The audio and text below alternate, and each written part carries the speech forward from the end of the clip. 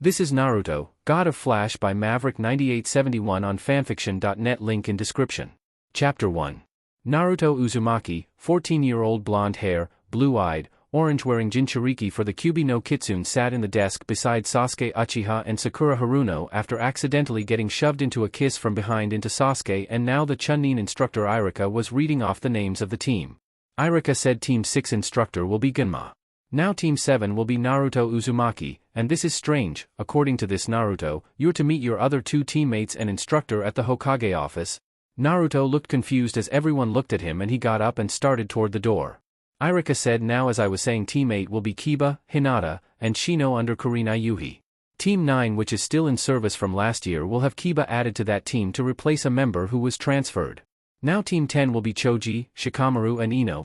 At this point Sakura and Ino, who both had brain farts, recoiled and said at the same time, wait, what about Sasuke Kun? Irika blanched at their screams and said, well, it says here that Sasuke will be taken as an apprentice. Now everyone, your instructors will be here after lunch, and Sasuke, I would get a book to read if I were you. As he left, Naruto walked up to the Hokage secretary, who smiled at him as one of the few who liked him, and said, the Hokage is waiting to see you, Naruto, go on in. Naruto nods and walked to the door and opened it before stepping inside, and the third looked at Naruto and said, Naruto, good to see you got my message. Sorry to pull you away from the academy, but you see, I was requested by two different individuals to have you placed on a partner-trained team under them, and after much debate I agreed. Your team has already gotten everything from your apartment you will need and are waiting for you at the front gates. I asked you to come here before you met them because the two who asked for you are both very skilled fighters, even if they don't look it. I got this scroll for you as well with some jutsu for you to work on while you're gone. Naruto said, wait, what do you mean gone, and who are my teammates? The third said, Naruto, for the next 9 months you and your team will be gone on a secret training trip. Even I do not know where you are going, but both men are very trustworthy and have treated you well over the years. You won't be returning until then. In fact, you're only returning for the Chunin exams and then most likely leaving again. Naruto was shocked and said, but what about my apartment, and my friends? I am, old man ramen, you. I won't see you all, and I won't be able to eat a Chiruka ramen. Why? The third sighed and was silent for several moments and said, because you're going to learn about your parents, as he sat down in his chair. Naruto froze and was wide-eyed and whispered, my parents? The third said, the two men who are going to be your senseis are probably the only two other than Kakashi, Jiraiya, Tsunade, and myself who knows who they were. I was not supposed to tell you until your 16th birthday, but both men told me that if I did not give in to their demands to have you on their team, then they would kidnap you and take you away from Konoha, never to return, because they are sick and tired of the way you have been treated. They waited until now because before now the council could have stopped them and you, but now that you're a ninja you fall under my control and not the council, so I really did not have a choice on the matter. I am sorry I lied to you about them before now, but because of who they were your life would have been in even more danger than having Kyuubi in you. Naruto swallowed and asked, who were they? I assume by talking in the past tense they're dead. The third nodded and said, the two men who are taking you on this trip will tell you who they were, Naruto. That was the final request because they know more about your parents than I do. They want you to know everything, so they asked me not to tell you. Naruto looked down and said, do you really trust these men? The third said yes. If they were like Mizuki, they had more than enough chances over the years to harm you if they wanted to, but they never did. I trust them. Naruto nods and looked at the third and said, thanks for finally telling me a little about my parents. At least I know that the reason they're not here now is they are dead. The third sighed as he got up and walked around to Naruto and wrapped him in a hug and said, now Naruto, please listen to them well and do as they say.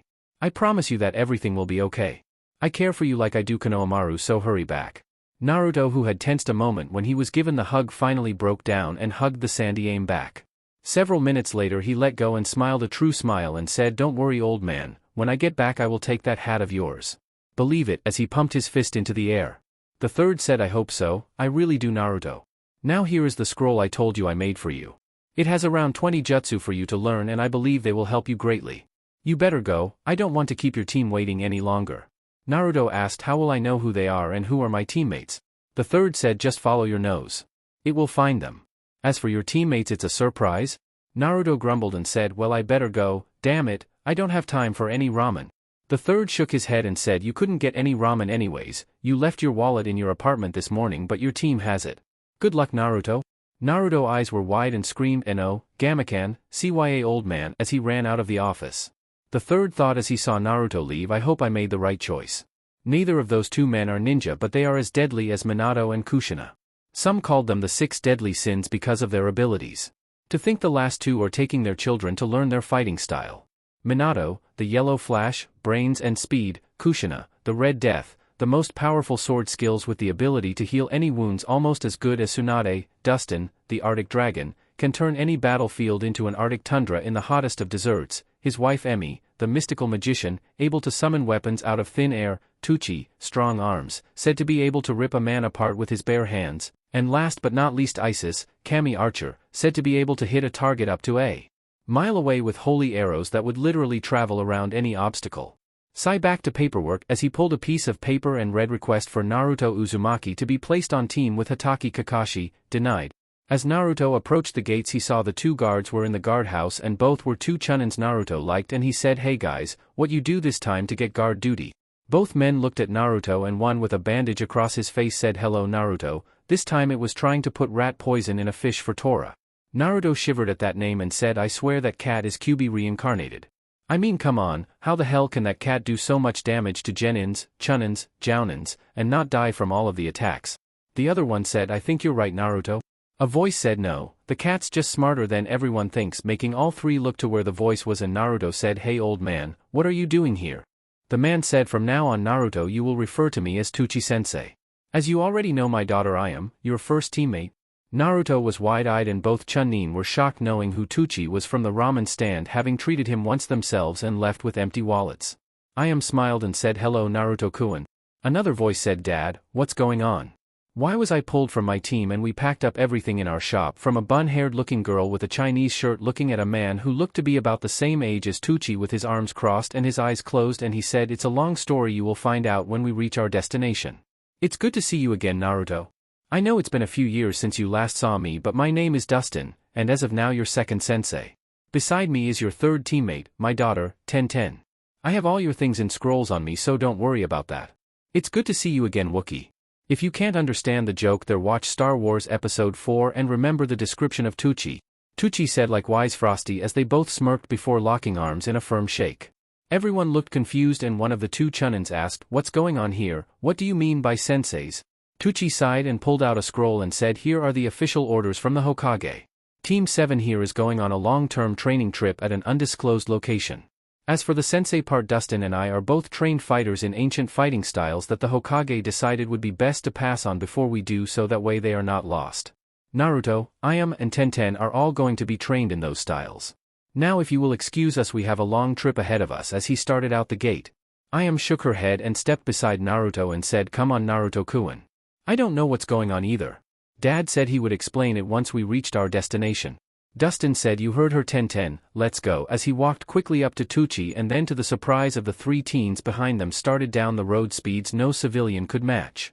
The three teens quickly caught up to the two men and Naruto looked at Ayam a little shocked and she saw the look and said, "I may not have went to the academy but I do know how to use chakra and Dad makes me run all our deliveries on time limits. If I make it to a house in 12 minutes today there and back, the next time I deliver there I have to be back in 11.5 minutes. I can outrun Lee and Guy in a mile run however I don't have super stamina like they do. My speed is all short burst." Ten was wide-eyed at this and said, "No way." Naruto blinked and said, "You know Fuzzy Brow and Super Fuzzy Brow?" Ten snickered and said, "Yeah, they were my teammates."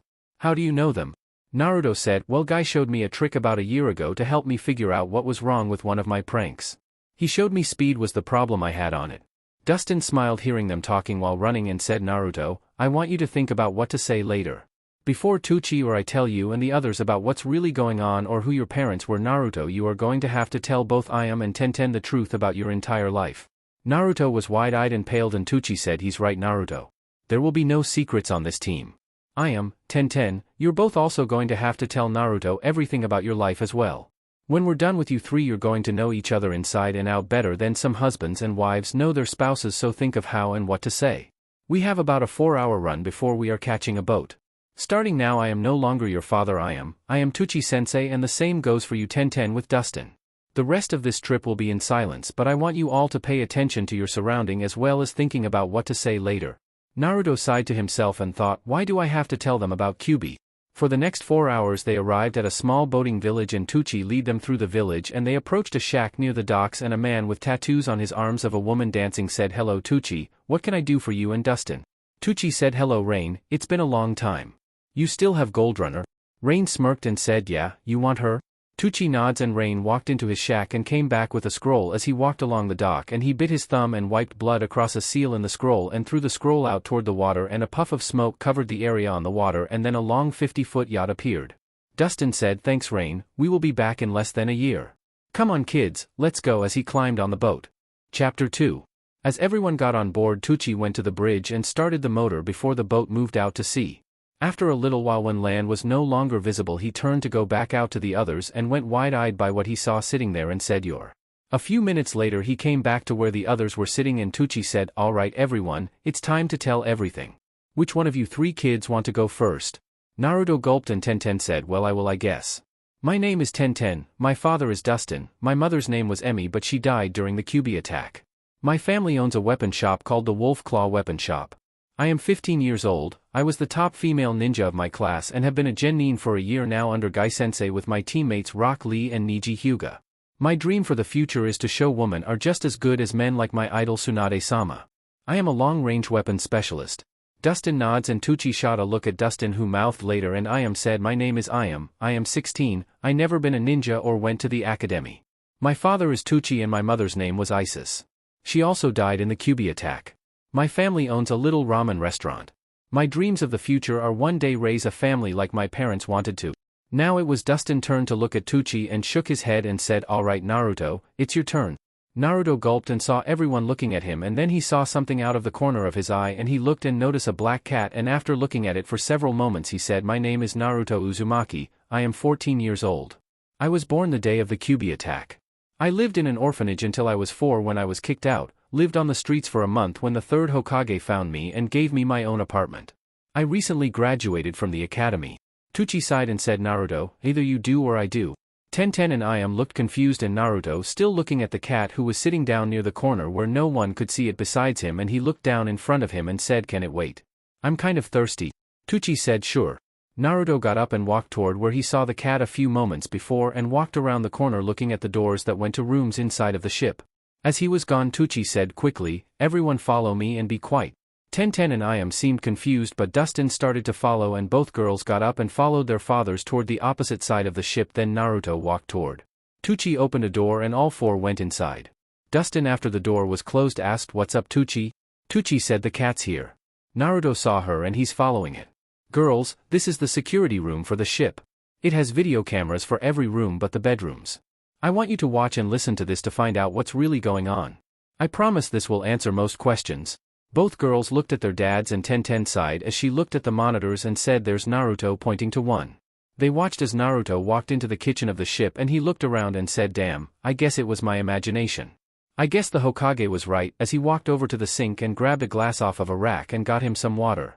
As he was drinking the door behind him slowly closed. Naruto heard the door click behind him and he turned and saw the door was closed and he walked over to it and tried to open it but it would not open it. He tried to push his body against it several times and it did not work. A voice said I locked the door making Naruto jump and looked around.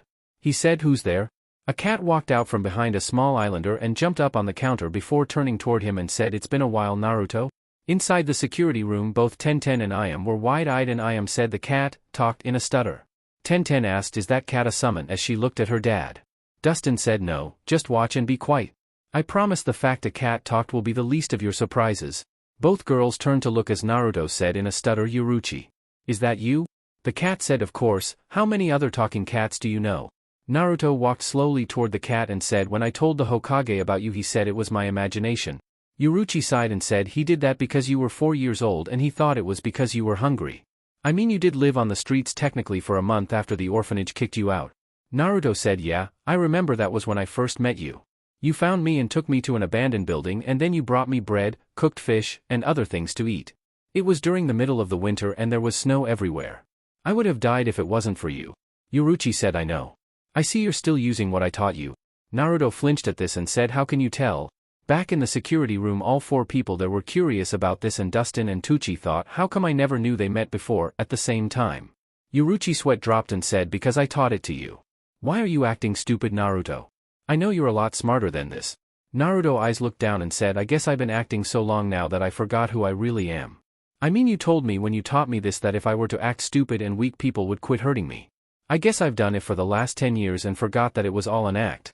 Yoruichi sighed and said, well, why don't you start showing who you really are? Naruto looked at the cat and said, I don't know how to. Yoruichi said, well, start with me. Change back to what you really look like. Naruto's eyes glossed over and said, I haven't done that since I first started to use it. I don't even know what I look like anymore, are you sure? I mean, what if the others come looking for me? I am not ready to tell them everything. Yoruichi asked why. Naruto snorts and said, because what am I to tell them? Hi, I lied to you and everyone else my entire life. I'm not an idiot but a genius. Oh, by the way, the day I was born the yondaime sealed the creature that killed your mothers in my belly sarcastically.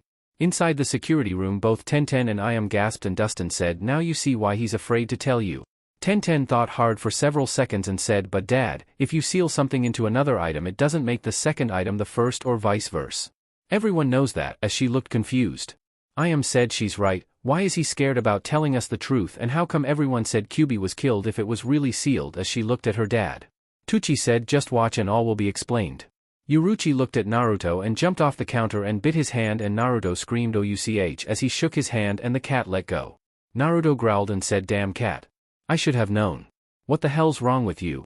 Both Tucci and Dustin flinched at this, both looking at each other and then Naruto. The cat sat down in front of him again and asked, what makes you think those girls are going to be like the rest of the villagers? You already know their dad see you for you and don't hate you because of Kyubi. They both glared for several minutes and the cat said drop it. Naruto gulped and said Yoruichi. Why are you here? As he was shaking a little from the cold voice the cat spoke to him in. The cat sighed and walked behind Naruto where nobody could see and two really tanned arms stretched over Naruto's shoulder and a purple-haired woman laid her head on Naruto's shoulder and said I'm here because I am going to help you in your training as well as telling you the truth about you parents in a different voice that was definitely female where the other voice was more male. Tenten gaped and said who is that as she was wide-eyed seeing the woman behind Naruto. Dustin said that girl's is the real Yoruichi. Now watch. Yoruichi smiled as she pulled Naruto closer to her and said drop it Naru-chan. I want to see what you really look like. Everyone looked confused and Naruto said do I have to? Yoruichi put her mouth by his ear and bit him on the ear and he screamed ouch damn it. She let go and said now do as I tell you. Strip to your boxers and show me what you really look like. Naruto grumbled and said fine, but why do I have to be in my boxers as he stood up with Yoruichi changing back into a cat. He took off his jacket and then his shirt and Yoruichi said I want to see your real looks little Naru-chan. Not that ugly orange outfit here. Everyone looked at him as he pulled his pants off and Tenten and Iam giggled at his frog boxers and Naruto said fine you happy now as he glared at the cat. Yoruichi said no, show your real looks. Naruto sighed and closed his eyes and his body distorted a little and everyone looked as his skin darkened a little to a golden tan and his height changed about 4 inches making him 5 feet 9 inches. His chest became more defined as a six-pack formed on his stomach. His legs got a little longer. His hair became less spiky and it was blonde mostly near the roots but then it slowly turned to orange and then move into red and finally the tips turning purple like Yoruichi hair. His eyes became more angled and the whisker marks on his cheeks became more defined. What caught everyone's attention though was the scars on his body. Tenten gasped as she saw them and asked what happened to him. Nobody said anything in the security room all in shock. Yoruichi sighed and said I can see traces of your parents and grandparents in the real you where before you looked like a carbon copy of your father, getting everyone's attention. Naruto sighed as he felt Yoruichi looking at him and he said are you happy now, can I get back dressed? Yoruichi said no, I want to see your real looks when I talk to you. Naruto sighed and said alright fine, what do you want to talk about? Yoruichi asked I can understand hiding how smart you are because people would be more afraid of you if they thought you were smarter but why did you put up all your other acts? Naruto asked what do you mean? Yoruichi sighed and said I guess this is going to be a long talk. Fine let's start with the first thing, why did you quit getting your weapons and cloths from Dustin's store and started wearing that ugly orange outfit? Naruto said hey I like that outfit. Yoruichi walked behind the counter and changed back human and slipped her cloths on before standing up and Naruto looked at her and said you haven't aged a day since I was 4 years old. Yoruichi said quit trying to change the subject. Now quit lying to me and tell the truth. I have watched you all your life and I know you're lying about liking that outfit. I seen you sitting on the yondaime's head crying so tell me the truth. The doors won't open unless I open them and we're not going anywhere till I say so and remember, you drank that water and with your super digestive tract you will have to use the bathroom sooner or later. Don't worry about the others. I got a clone keeping them company so they won't be walking in. Naruto sighed as he sat down and said fine. To answer your question when I was 6 and the Hokage signed me up for the academy and I heard a couple of Chunin talking about how the Hokage got me some nice cloths from their shop and how Dustin said for me to come back anytime for my supplies. One of them said that if Dustin keeps giving the demon child weapons he was going to burn Dustin's store to the ground and give his little girl a nice little surprise.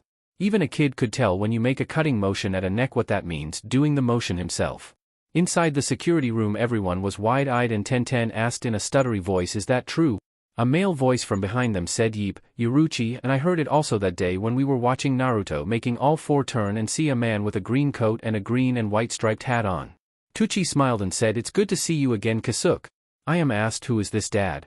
Tucci said, "I will explain later, let's watch Naruto for now." All five turned back to the video screen but Tenten and I am shoot glancing looks at Kasuke. Back with Naruto said, "I see, so you figured that if you stopped shopping there then you could protect them, huh?" Naruto sighed and said, "Yeah." Yoruchi asked, "But how did you know that you were the demon child they were talking about? I mean you only learned about Kyuubi last night, right?" Naruto flinched as he looked at her eyes and said, "I guess you really do know everything, don't you?" "How did you know?" Yoruchi said, "Like I said, I watched you your entire life. When I was taking care of you that month you talked in your sleep. You started singing the song I sang to you when you were still an infant when the people in the orphanage put you in their room." Naruto snorts and said, "You mean their broom clo?" Yoruchi smirked and said, "Got you." Inside the security room everyone was confused and Dustin asked, "What does she mean got you?" Kasuke, who was sucking on a popsicle, said, "Naruto has a photographic memory. He remembers everything from about 2 weeks old on in his life. That was when the seal that holds the Kyuubi finished setting itself. It runs on his father's side of the family." Everyone was stunned at this and Dustin paled and said, "Then that means?" Kasuke said, "Yeah, he remembers everything that has happened to him his entire life." Tenten asked, "But if that's true then how come he failed the academy 3 times? Surely he could remember the lesson to pass." Kasuke said, "Simple, you already know the answer. If people thought he was smart they would have tried to kill him more often. You can tell from the scars on his body he's been attacked a lot." I am said, "Wait, if Yoruchi has been watching him his whole life why has she not helped him more?" Kasuke sighed and said, "All will be explained now, watch, his brain should finally have caught up with his mouth now." Naruto sighed and said, "So you know I have a good memory." Yoruchi actually laughs and said, "Good, listen Naruto, I know it's a photographic memory so don't try that shit on me, you know you saw me a lot before we officially met when you were 4. Naruto said, "Fine, I remember that you would bring me food, change me, and also sing me to sleep and also treat some of the wounds that I would receive, but what I don't understand is why I never saw you after I was 4 and why now you have returned and how have you been watching me if I have not seen hair nor fur of you." Yoruchi sighed and said, "I will get to that in a few minutes, I want to know a few more things first." Naruto asked, "Why, you already obviously know the answers." Yoruchi said, "Me knowing the answers about you and you knowing the answers about yourself are 2 different things. You said it yourself, you have hidden yourself so much you don't remember who you are. I want to help you understand that first before we continue." Naruto nods and thinks, "It's not like I have much of a choice." Yoruchi said, "Good, now next question. What about Ayam and Tucci? If you were willing to protect Tenten and Dustin by avoiding them why not those 2? Naruto sighed and said, "Well, that's actually a hard question. As you know I first started eating there with the Hokage who footed the bill for some of my meals. I learned quickly Tucci was actually changing the recipes so I could actually get vegetables and meat while changing the noodles recipe to be healthy for me. He made separate meals just for me but did it where everyone would think it's the same stuff he normally serves." Tucci and Ayam gasped and Ayam asked, "How did he know that?" After hearing the same question from Yoruchi, Naruto said, "I used the shape-shifting ability you taught me to make myself look like different people and I went there to try some of the meals and see if they were double or triple charging me like almost everyone else. Turns out they were actually cutting the price for me. That shocked me a lot. I realized when I went grocery shopping using my shape-shift that if I were to be seen cooking for myself and eating healthy that people would find out how I got the stuff in the first place and then that would make people realize I was smarter than I appeared which would have most likely got me killed so since Ayam and Tucci were working so hard with giving me real food while making people think it was just unhealthy noodles it would allow me also to get a few supplies from the store to learn to cook and eat as well any emergency supplies I needed. I really do like their food also and I know that feeding me has hurt their business also but there is just something about when I am around them it feels like, I don't know, this weird kind of energy that protects them. I felt that way around Dustin as well as Tenten but Dustin and Tucci felt like they were suppressing it. It's the same with you. I can feel you're a lot stronger than both of them put together somehow but I can't tell for sure how." Back in the security room Kasuke said, "Well that's interesting, he can sense his spirit energy already." Tenten looked at him and asked, "Spirit energy? What's that?" Kasuke said, I will tell you later," as he went back to watching the screens. Yoruchi said, "So you went to the ramen stand for cover?" Naruto sighed and said, "No, it's not just that. I went to the Hokage one day and told him I was worried about my precious ramen stand, that someone might destroy it because people always talked about how bad ramen was for you. He then said to please me that he would put a ANBU on duty to watch the stand to make me happy, and I waited until I saw the ANBU watching the stand, and I used the shape shift again and made myself look like one of the guys who said they would hurt Tenten, and went and started to throw kunais at the stand sign. I know that was awful of me to do, but I needed to make sure they would be okay, and since the Hokage often eats at the stand with me, I knew the ANBU would have to act, so when the ANBU appeared and tried to get me, I quickly ran around a corner and turned myself into a cat like you, and he ran right by me.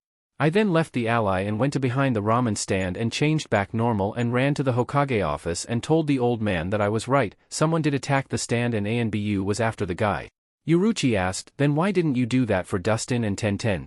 Naruto said because the Hokage does not get his supplies from there and he can't afford to help a weapon shop, but a ramen stand he could without the council catching on that it was for me. When Irika and a few of the ninja of the village that actually liked me also took me for ramen, I knew they would help Ayam and Tucci.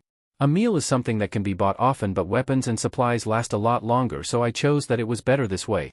Yuruchi said not to mention that if Tenten was around you more, she might have found out that it was you who saved her that day, it would have caused trouble. Tenten looked confused at this and thought, what's she talking about? Naruto glared at Yuruchi and said, you're too damn nosy. I thought no one knew of that. Yuruchi smirked and said, well, I was actually going to visit you, but then when I saw you come across the training ground where Tenten was, I saw you run up to her when she was passed out from blood with a kunai in her stomach, when it looked like one of her weapons bounced back and stabbed her. Tenten's eyes got wide and thought, but I thought that was Niji who saved me. Naruto said, yeah, I had just pulled the prank that guy helped me with and was going to find him to brag about it when I found Tenten laying on the ground with a stomach wound. I remembered seeing a Hyuga pass by me a little earlier, so I changed myself to look like him and took her to the hospital. I know already that if I would have took her as myself, they would have automatically said I attacked her, even if Tenten later admitted that it wasn't me. So do you have anything else you want to ask? Yuruchi put her finger to her chin and said, for more questions and I am done. 1. How long have you actually known about Kyubi?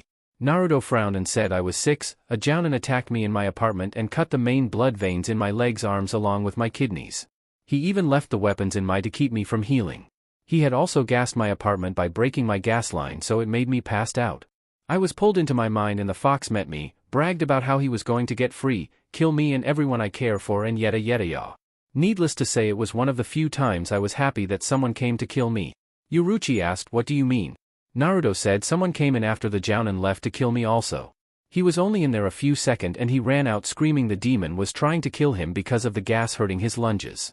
A few of the ANBU who hated me came in to attack me, and when they walked in they smelled the gas.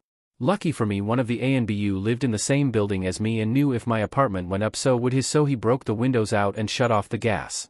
When he broke the windows out, it drew the attention of another ninja who was passing by. He came to see what was going on, and when he smelled the gas he quickly looked for me and found me and took me to the hospital. About a week later those 4 ANBU who came to attack me went on a joint mission with another team and never returned. The guy who saved me that day did return from that mission. He wore a weasel mask. He disappeared about a year later though. I think he was an Uchiha who died with the rest of them, as Naruto mind rambled on without staying focused. Inside the security room Kasuke sighed and said, and that he got from his grandfather on his father's side, as he licked on a lollipop. Tenten glared at him and said, quite, I am trying to listen. Kasuke smirked after Tenten turns around and thought, I will have to teach Naruto to put a lollipop in his mouth to shut up sometimes. It helps with running mouths. At least that's what his grandmother said to me. Naruto said, alright, what is the third question, in an upset voice. Yuruchi said second. Naruto said third. First was how long I knew about Kyubi, second was when you asked what did I mean. Yuruchi slapped her head and said, that was not one of the questions I wanted to ask and you know it. Naruto smirked and said, to bad, you said 4 and you used 2, now ask. Yuruchi glared at him and said, fine, do you like that pink-haired girl, and if not what about the blue-haired girl? Naruto sighed and said, no, I don't like either. Hinata is in love with my mask and also she can't stand peer pressure, so she would turn on me in a heartbeat. As for Sakura, I use Sakura as part of my mask because I knew she hated my guts. The fact I get to annoy her for all the times she beat me is that much better. Not to mention it's payback for all the insults she gave me as well as other things. No, if you're wondering if I like anyone right now, the answer is no. I realized a long time ago if I was to ever actually fall for anyone they would leave me the moment they found out about Kyubi or be hurt. I was born alone, lived alone, and will die alone. I have accepted that fate. I wonder, if Tenten was on Team Fuzzy before and she was moved from her team, that means her team was Team 9, That means Sakura is now on their team. That would be a good team for her, maybe destroy her fangirlism. Yoruichi, who was frowning at Naruto's speech, said, back on track. My last question. Say if you had a child, and if in order to save 1,000,000 lives including your child would you be willing to put your child through a life like yours rather than have your child and everyone else destroyed forever? Naruto blinked as he thought the question over and said, I don't understand. Inside the security room, Kosuke asked, what about you girls? The same question as Naruto. Would either of you be able to put your child through a life like Naruto was in order to save 1,000,000? Ayam, who was extremely confused, said, I don't know. Tenten said, I can't understand why you would ask that question. I mean, it doesn't make any sense, as she looked at him. Yoruichi sighed and said, let me tell you a story. It will explain my last question and also help you understand why I am here. Okay. Naruto nods and she said, it starts a little over 400 years ago. Anyways, 400 years ago, this world here was not as you see it now. This world did not have a single human being living here. You see, this place is actually a pocket dimension that exists outside of the normal world. It was created by Kami to be a home for the first creatures Kami made back at the beginning of creation. You know them as the summons that are used now? Naruto asked. Wait, how can that be? I mean, if there were no humans here, then how are we here now, and how come if summons live here, then why do we have to summon them here from wherever they live? She sighed and said, if you would let me continue I would have answered both questions. Now to answer your questions, why there are humans here now when they were not 400 years ago is because of a war.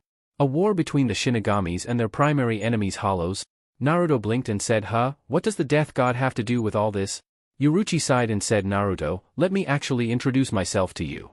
My name is Yoruichi Shihoin, former Shinigami captain of Squad 2 of the Gotai 13. You see, I am a death god as you call them. There are 13 main squads in the Shinigami with 12 seated officer and up to 100 non-seated officer per squad. My squad were the Stealth and Assassination Squad. Shinigami were created to help souls pass on to Soul Society where they wait to be reborn, protect those souls from creatures known as Hollows and keeping the balance of living souls and dead souls. Nearly everyone you will ever meet is a reborn souls hundreds of times over. The only new souls are created when a Shinigami has a child. After someone dies a second time in Soul Society, or as you might know it as Heaven, they are reborn in the living world with no memory of their past lives. Our job was to help keep the balance of the cycle of death between death, afterlife and rebirth. However, there are souls who become corrupted and they change and become what we call Hollows. They feed off the souls that are waiting to be sent to the afterlife as well as those of living souls. Shinigami kill Hollows and purify their souls so they may eventually be reborn. Now, as I was saying, about 400 years ago 3 fellow Shinigami betrayed us and joined the Hollows and attempted to break into Kami Kingdom and take over all of creation. During this time they had stolen an item that allowed a soul to change and become something more powerful than a Shinigami or a Hollow. A group of living souls who got involved in the whole mess helped turn the tide of the war we were fighting, and the Shinigami who was mostly responsible for the betrayal and the plan to take over named Aizen was nearly defeated, and in a last-ditch effort for his plan to work he used the item in a city where we were fighting. The city had nearly 400,000 people living in it. The item, when it blew, sent a massive amount of energy through the city and every soul that was hit by it was changed. Before that moment physical energy and spiritual energy were always separate. When it changed the souls it was the birth of what you call chakra. Naruto, who was gaping, looked at Yoruichi and asked, can you prove all of this? Inside the security room Tenten and Ayam were not faring any better and Kosuke said, yeah, we can prove it, but wait till you three hear the rest. You're all going to flip.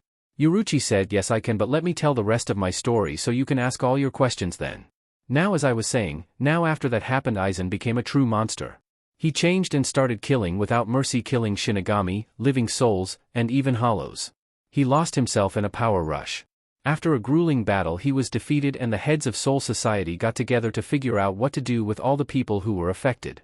Even the Shinigamis who were there in the city at the time were affected like myself. The leaders of Soul Society were split about what to do.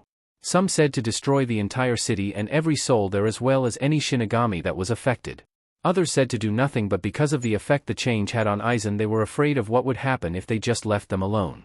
They thought each soul that was affected would become a monster like Aizen. It was a time of great despair for us, and the living souls who had helped us to defeat him lived in that city, and so was their friends and family. They argued against the idea of destroying the village and the souls. Nobody knew what to think. You see, before this happened spirit energy and normal human energy were completely separate, and then suddenly they were mixing together forming chakra, and this never happened before. Finally someone came up with an idea. You see, there are several planes of existence. One plane for living beings, one plane for hollows, one plane for the souls who are waiting to be reborn, one plane for demons, and many more that Kami created. Now the Shinigami knew about most of the planes being able to go to them, and they knew of one place where Kami put the original creatures that were created, as I stated earlier. Hollows don't know about this place because there has never been enough spiritual energy released at one time to attract them. The plan was to put the souls that were mutated separate from the regular souls until we could figure out how to turn them back to normal, and so in one night the leaders of Soul Society erased all traces of the city from the normal living world and brought everyone here. Shinigamis have the ability to alter memories to help conceal the truth about hollows, Shinigami, and the afterlife. We made it look like a natural disaster destroyed the city. We broke the city apart into sections and put them all over the elemental countries, and then changed their memories into believing the smaller city they lived in then was the ones they grew up and lived in, and that this was their world. At first no one really believed it, but since they could not prove it, they just started their lives as best as they could. Whenever people started getting too nosy, we erase whatever evidence they had and then changed their memories again. As they eventually died out and their children took over, all memory of what really happened was erased again and again, so finally by the third generation all knowledge of the other world was nearly completely lost to the people here. A new section of Soul Society was created for the people here with a lot of security to prevent them from interacting with the other souls from the other world. Only those who are actual Shinigamis know about the second world here in this plane of existence. The Shinigamis that were also affected have been doing what we originally did, protecting the souls to be reborn, while we also work on a way to change the souls back to normal souls and keeping the amount of spirit energy released down to the point where hollows won't be attracted to this world. This about this. Hollows get stronger off of spirit energy, and normally humans only make around enough spirit energy before they die to do a simple henge. Now imagine if a hollow would suddenly get, say, a jounin level amount of chakra. It could bring about the total destruction of all life in this world and the other human world. By this time Naruto was getting irritable and said, "Well, this story is great and all, and I believe that if it's true then I can understand the precautions that your Shinigamis took, but I want proof and also to know why you're telling me all of this and why I am actually here, and who my parents were," sarcastically. Yoruchi said, "I was getting there, Naruto. Damn, you take after your grandfather on your mother's side in attitude?" Naruto growled at her and she said, "Now as I was saying, we worked to try and change the souls here to normal souls but have not been making much progress. Now here is what you're all been waiting for, what this all has to do with you. Now in order to keep hollows from finding this world, I told you we kept the balance by limiting the amount of spirit energy released. Well, during the first Great Shinobi War the amount of lives lost made it where we actually had one hollow show up here. Luckily we killed it quickly and sent all the people who died to Soul Society fast enough to stop from drawing any others. When the first war ended we started keeping a lot closer tabs on this world than we were, and when it showed that a second war was about to start, Soul Society decided to send a team here to stop the war from progressing too far and to keep the number of people who died down to controllable numbers. They could not send a regular Shinigami though, because the only way we can be seen in this world is if we are in a fake body called a Jigai, and if they are wounded they don't bleed, and there was no way we could cover that up before having to wipe everyone's memory again, and most likely it would happen often. Yoruchi sighed and said, so they decided that if they could not send a normal team of Shinigami then they could send someone who was trained to be a Shinigami who were still alive, who also could use chakra to fight in this world normally without drawing attention to their Shinigami abilities. They chose to send some children of the Shinigamis. There was 6 of them they sent. Each of the children were born from parents who had been changed. The 6 children's names were Minato, Kushina, Isis, Emi, Dustin and Tucci. At this point 3 teens' eyes got wide. Tenten and Iam both looked at their dads, who smiled softly and said, "Surprise." Both girls were shocked and could only move their heads, and Kasuke said, "Watch this, you're about to get the final surprises." Everyone turned back to watch Naruto and Yoruchi. Naruto said in a stutter, "Tucci and Dustin are the sons of Shinigamis?" Yoruchi said yes. Each of them were less than 7 years old and we made them all orphans and gave the orphanages fake memories for them.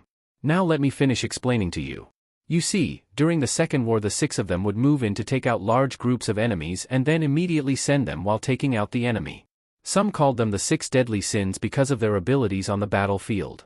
Minato Namikaze, the Yellow Flash, Kushina Uzumaki, the Red Death, Dustin, the Arctic Dragon, Emi, the Mystical Magician, Tucci, Strong Arms, and last but not least Isis, Kami Archer.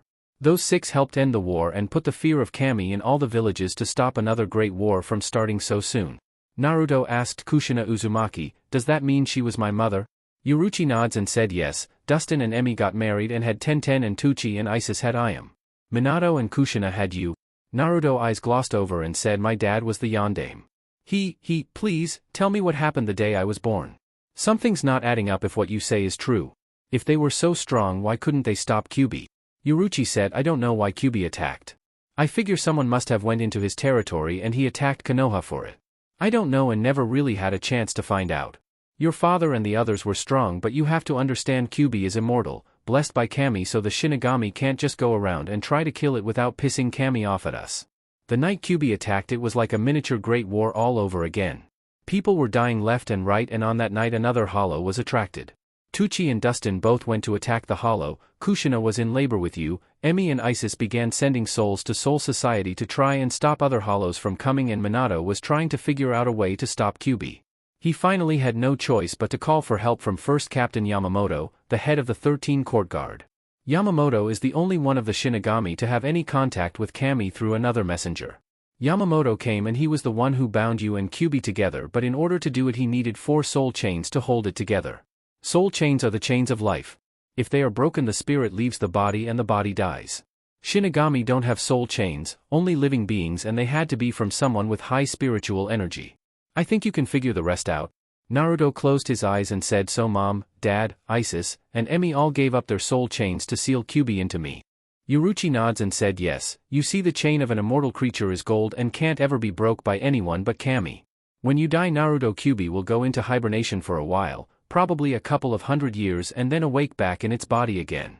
Its soul is and will always be connected to his body, but what Yamamoto did was knock him out of his body and then use the 2 chain links to make like a lock to one of yours, while reinforcing the 2 chain links on each side of the one with the last 2 links to make it harder for Kyubi to break free until you die. Naruto sighs and said, I understand. It makes sense, I guess. So why are we here? I mean, there has to be a reason you would show up here and now to train me, I am and Tenten. Yuruchi said, you're right. You see, one of our observers have learned that someone is planning to try and capture each of the bijus as some sort of weapon. If that happens, then there is no way we could stop the fallout from that, and hollows would appear here in the millions. After that, the other world would be attacked and most likely destroyed. Naruto frowned and said, then the answer is simple, kill me. I die and get to see my family. Kyubi would go back into hibernation, and then you can put a watch on the other demons, and when someone comes to get them, stop them. Yuruchi said, if only it was that easy. Unless it's a direct threat on the souls of people, Shinigami are not allowed to interfere with normal human events. We can't kill humans unless they are attacking the souls of people directly. That's the first problem with your plan. The second problem is, even without Kyubi they can get the other 8, and 5 of them are sealed into humans like you, making it that much easier to get. The third thing that is a problem, Naruto, is? Right here she backhands him across the back of his head and said, I am not going to kill, or let anyone else for that matter kill, my grandson. Naruto's eyes got wide and said in a stutter, grandson, as he looked at her. Yuruchi nods and said, surprise.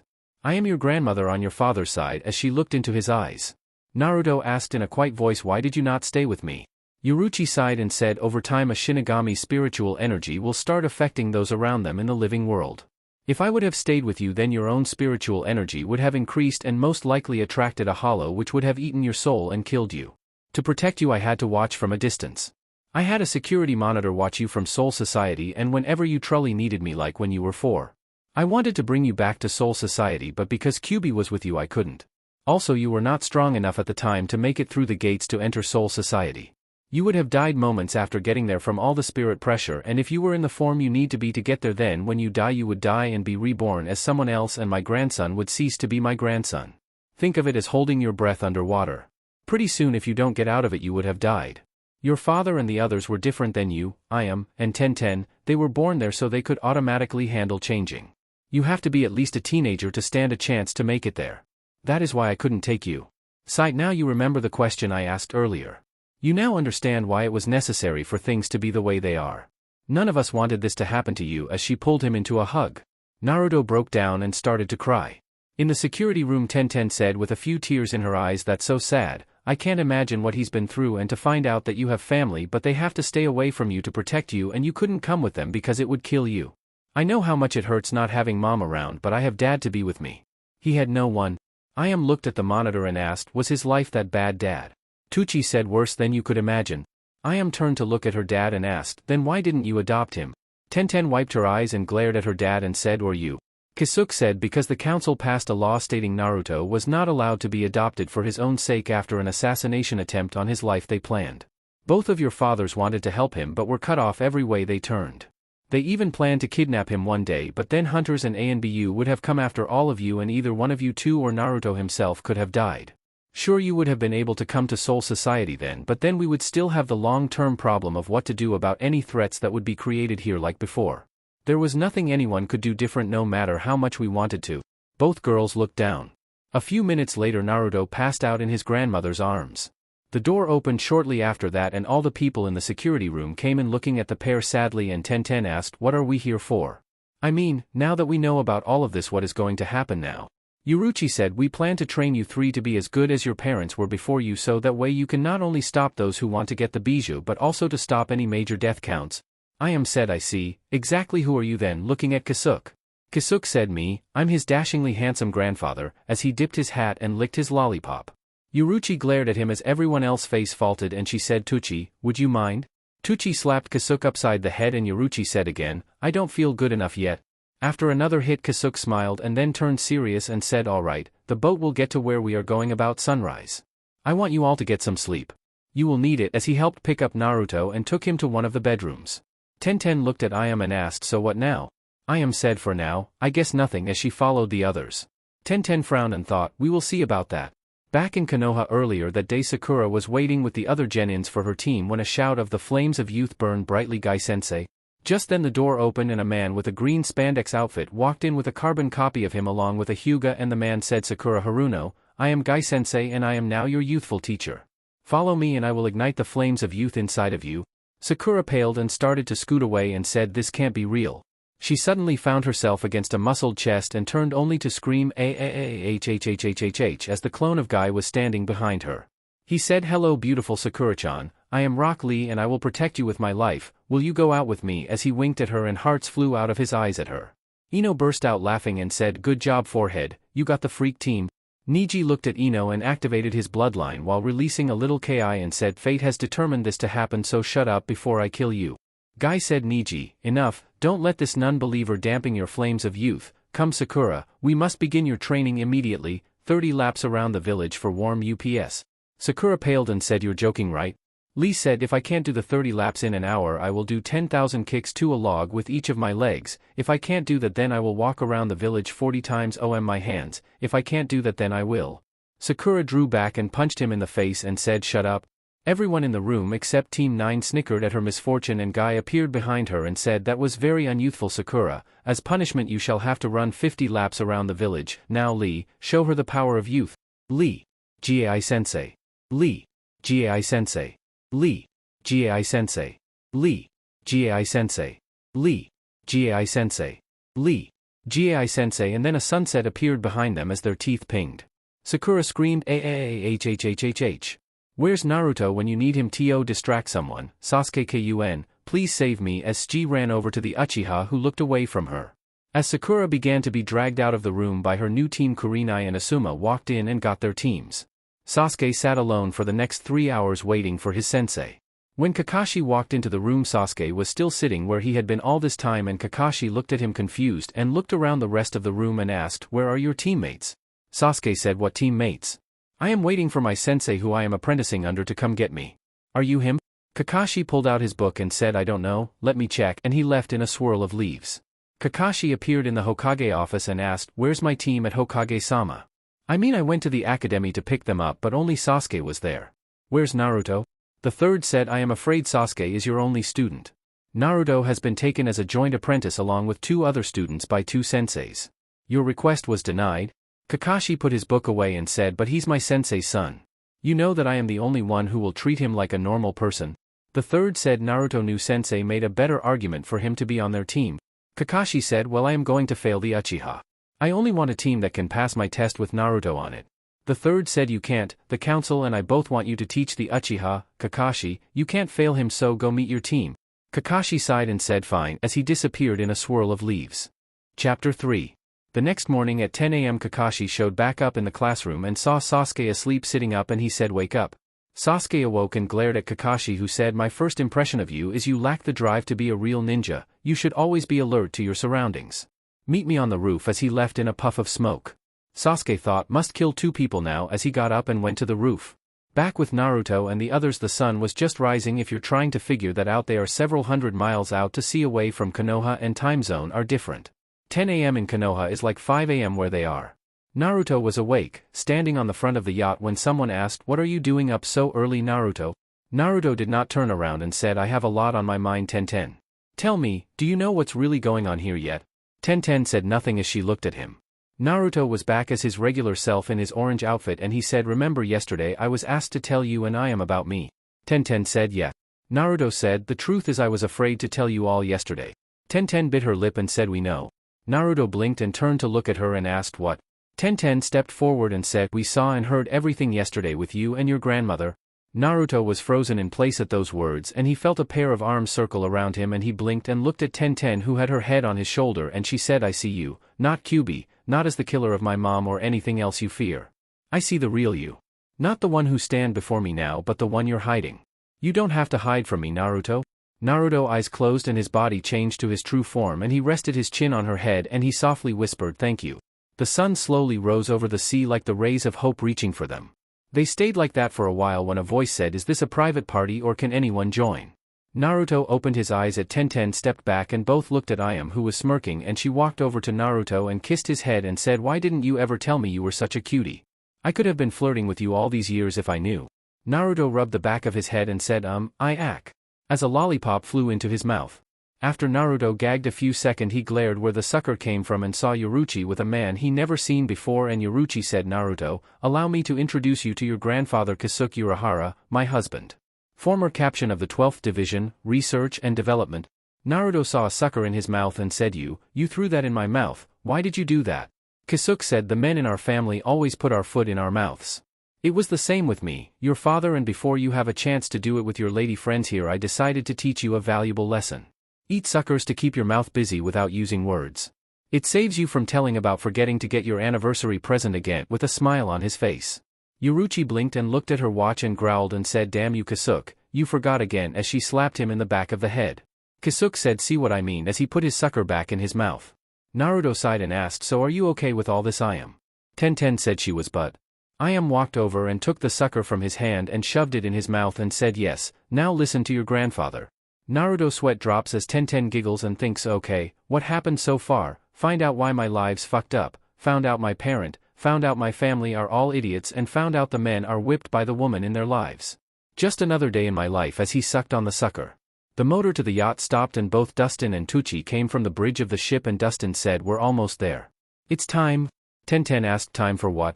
Kosuke walked forward with his cane and he said, "Naruto, come here." Naruto walked toward him and Kosuke raised his cane and said, "Hold still." Naruto asked what, as Kosuke hit him in the stomach, and the girls were wide-eyed as Naruto's body fell to the ground, and they asked what happened. Naruto growled and stood back up and asked, "What the hell was that for?" Kosuke said, "Okay, all three of you, time for your first lesson. Naruto, you said you felt a strange energy from each of us. That energy is spiritual energy. I want you all three to close your eyes and try to locate that energy around you. Not just in your body." Naruto said, "It's like a mixture of cold and hot put together. I can't really explain it further than that if it helps." The four adults watched the three teens close their eyes, and then after a few minutes around Naruto streamers began to appear. Yoruichi said, "Good, Naruto." Ayam opened her eyes and gasped and asked, "What is that?" causing Tenten to open her eyes. Dustin said, "Spirit ribbons. Each ribbon is connected to a specific person's spiritual energy. You see those red ones? Those are Shinigami's." Naruto opened his eyes and said, "The gold one is Kyubi, right? So what about the white ones and the green ones?" going to Ayam. Tucci said, "The green one is a Quincy.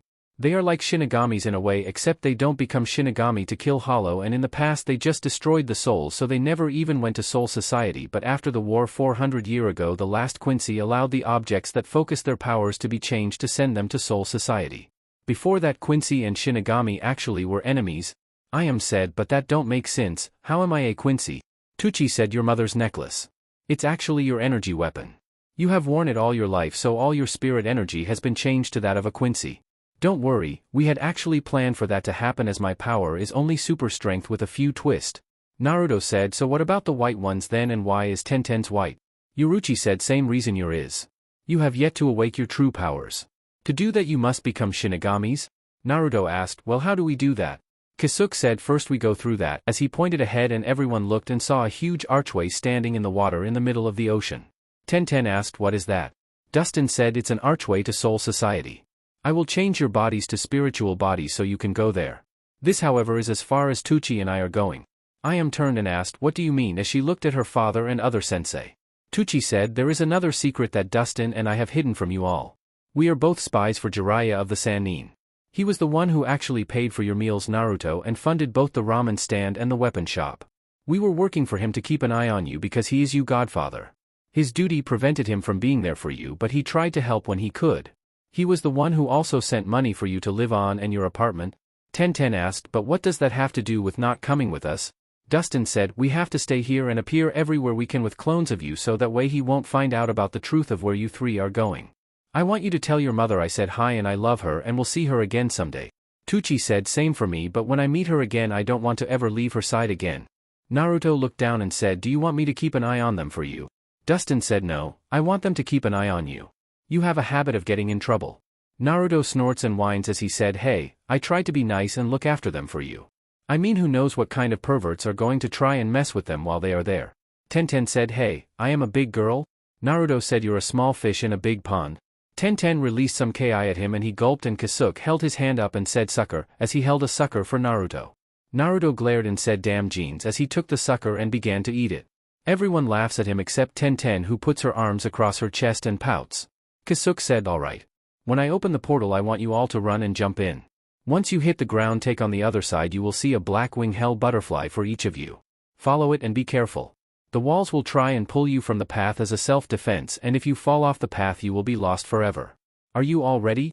Each of them nod and Kasuke jumps into the air shocking the teens as he began to walk in the air toward the archway and then he put his hand on the side. A few seconds later a doorway appeared. Kasuke said alright, go on in. Yoruchi jumped into the portal first. Tenten and Naruto went next. Ayam tried to jump through but since she was not as good using chakra as the two ninja her jump was short but Kasuke grabbed her and both jumped through. Moments later the portal closed. Dustin sighed and said well that's that. You think they will be okay? Tucci said yeah, they got Naruto with them. He may be the youngest and a little reckless but I wouldn't ask for anyone else to watch my daughter. Dustin thought a moment and said I guess so. So why did you really not want to see your wife? Tucci said you want to be there when Minato and Kushina along with our wives find out how Naruto lives been. Dustin said glad I am not the only smart one here my friend. Both men laughed before getting the boat started and heading toward an island to the south to catch another boat back to the mainland. Inside the portal Yoruchi landed and saw the hell butterflies and she turned to the sound of feet hitting behind her. She saw Tenten and Naruto land but the moment Naruto did he immediately gasped for air and fell to his knees holding his stomach. As Yoruchi started to move for him Kasuke and Ayam came in and Kasuke asked what happened. Naruto screamed out ahhhhh as his body was covered in red energy. Ayam asked what's wrong with him. Kasuke said get them out of here Yoruchi, I will tend to him. Go. I know what's wrong. Hurry. I don't want any of you hurt by the backlash, go as he screamed the last part. Yoruchi frowned and grabbed both girls and took off down the tunnel. Naruto was on the floor in pain and Kasuke said Naruto, listen to me, can you hear me as he grabbed Naruto's face with his hands and looked at him in the eyes. Naruto nods as he ground his teeth. Kasuke said earlier when I hit you in the stomach I broke the chains that your parents and the others sacrificed to hold Kyuubi. He can't come into Soul Society.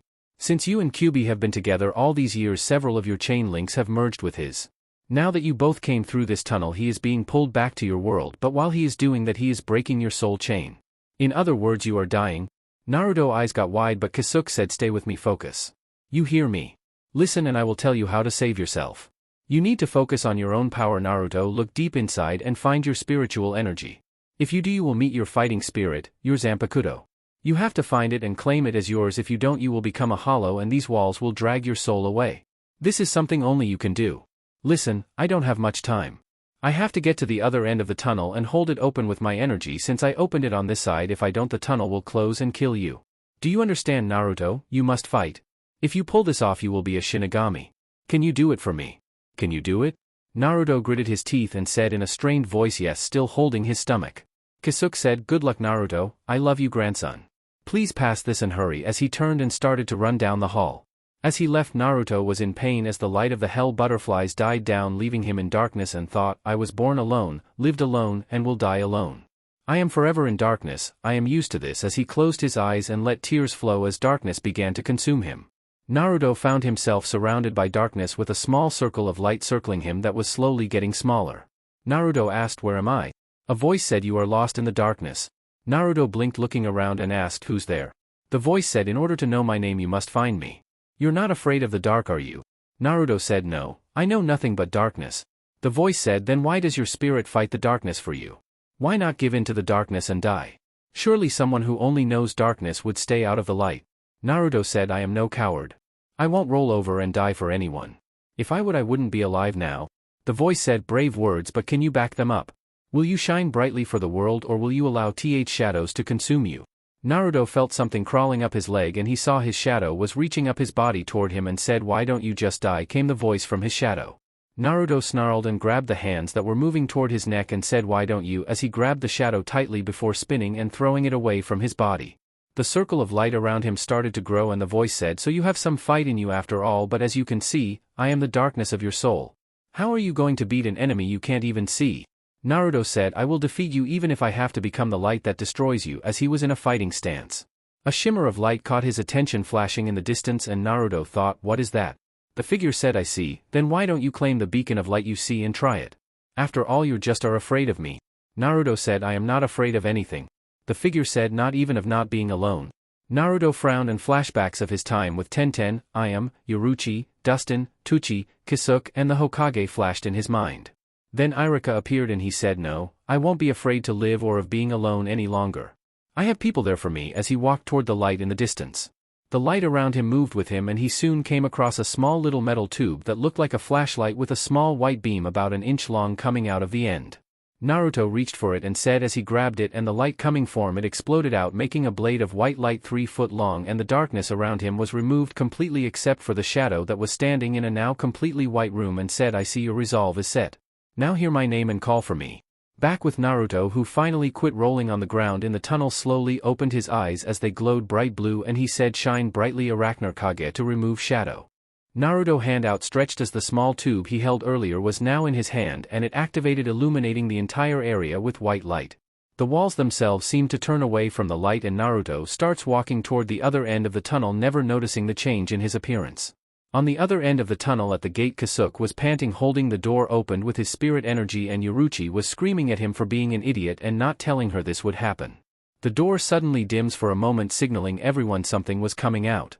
Nearly all the captains of the Gotai 13 were there in case Naruto turned into a hollow or worse. As they all tensed, a figure slowly stepped out of the tunnel, and everyone gasped because Naruto now appeared, and he looked around and said, "So this is heaven," as he fell flat on his face. Tenten ran over to him along with Ayame and turned him over, and Ayame sat his head in her lap, and Tenten said, "What happened to him?" Kisuke said, "He's become a Shinigami now. He passed his trail," as he was down on one knee. Yoruichi walked over to him and said, "What happened to him?" Kisuke said, "Weren't you listening? I just told what happened to him." Yoruichi turned to glare at him and said, "That's not what I was talking about. I was talking about the fact his entire body has healed and his whiskers are gone now. He also looks like he's a little older now." Kisuke got up and slowly walked over and said, "Well, that's interesting." Tenten said, "Will you shut up talking about Naruto like he's some kind of experiment?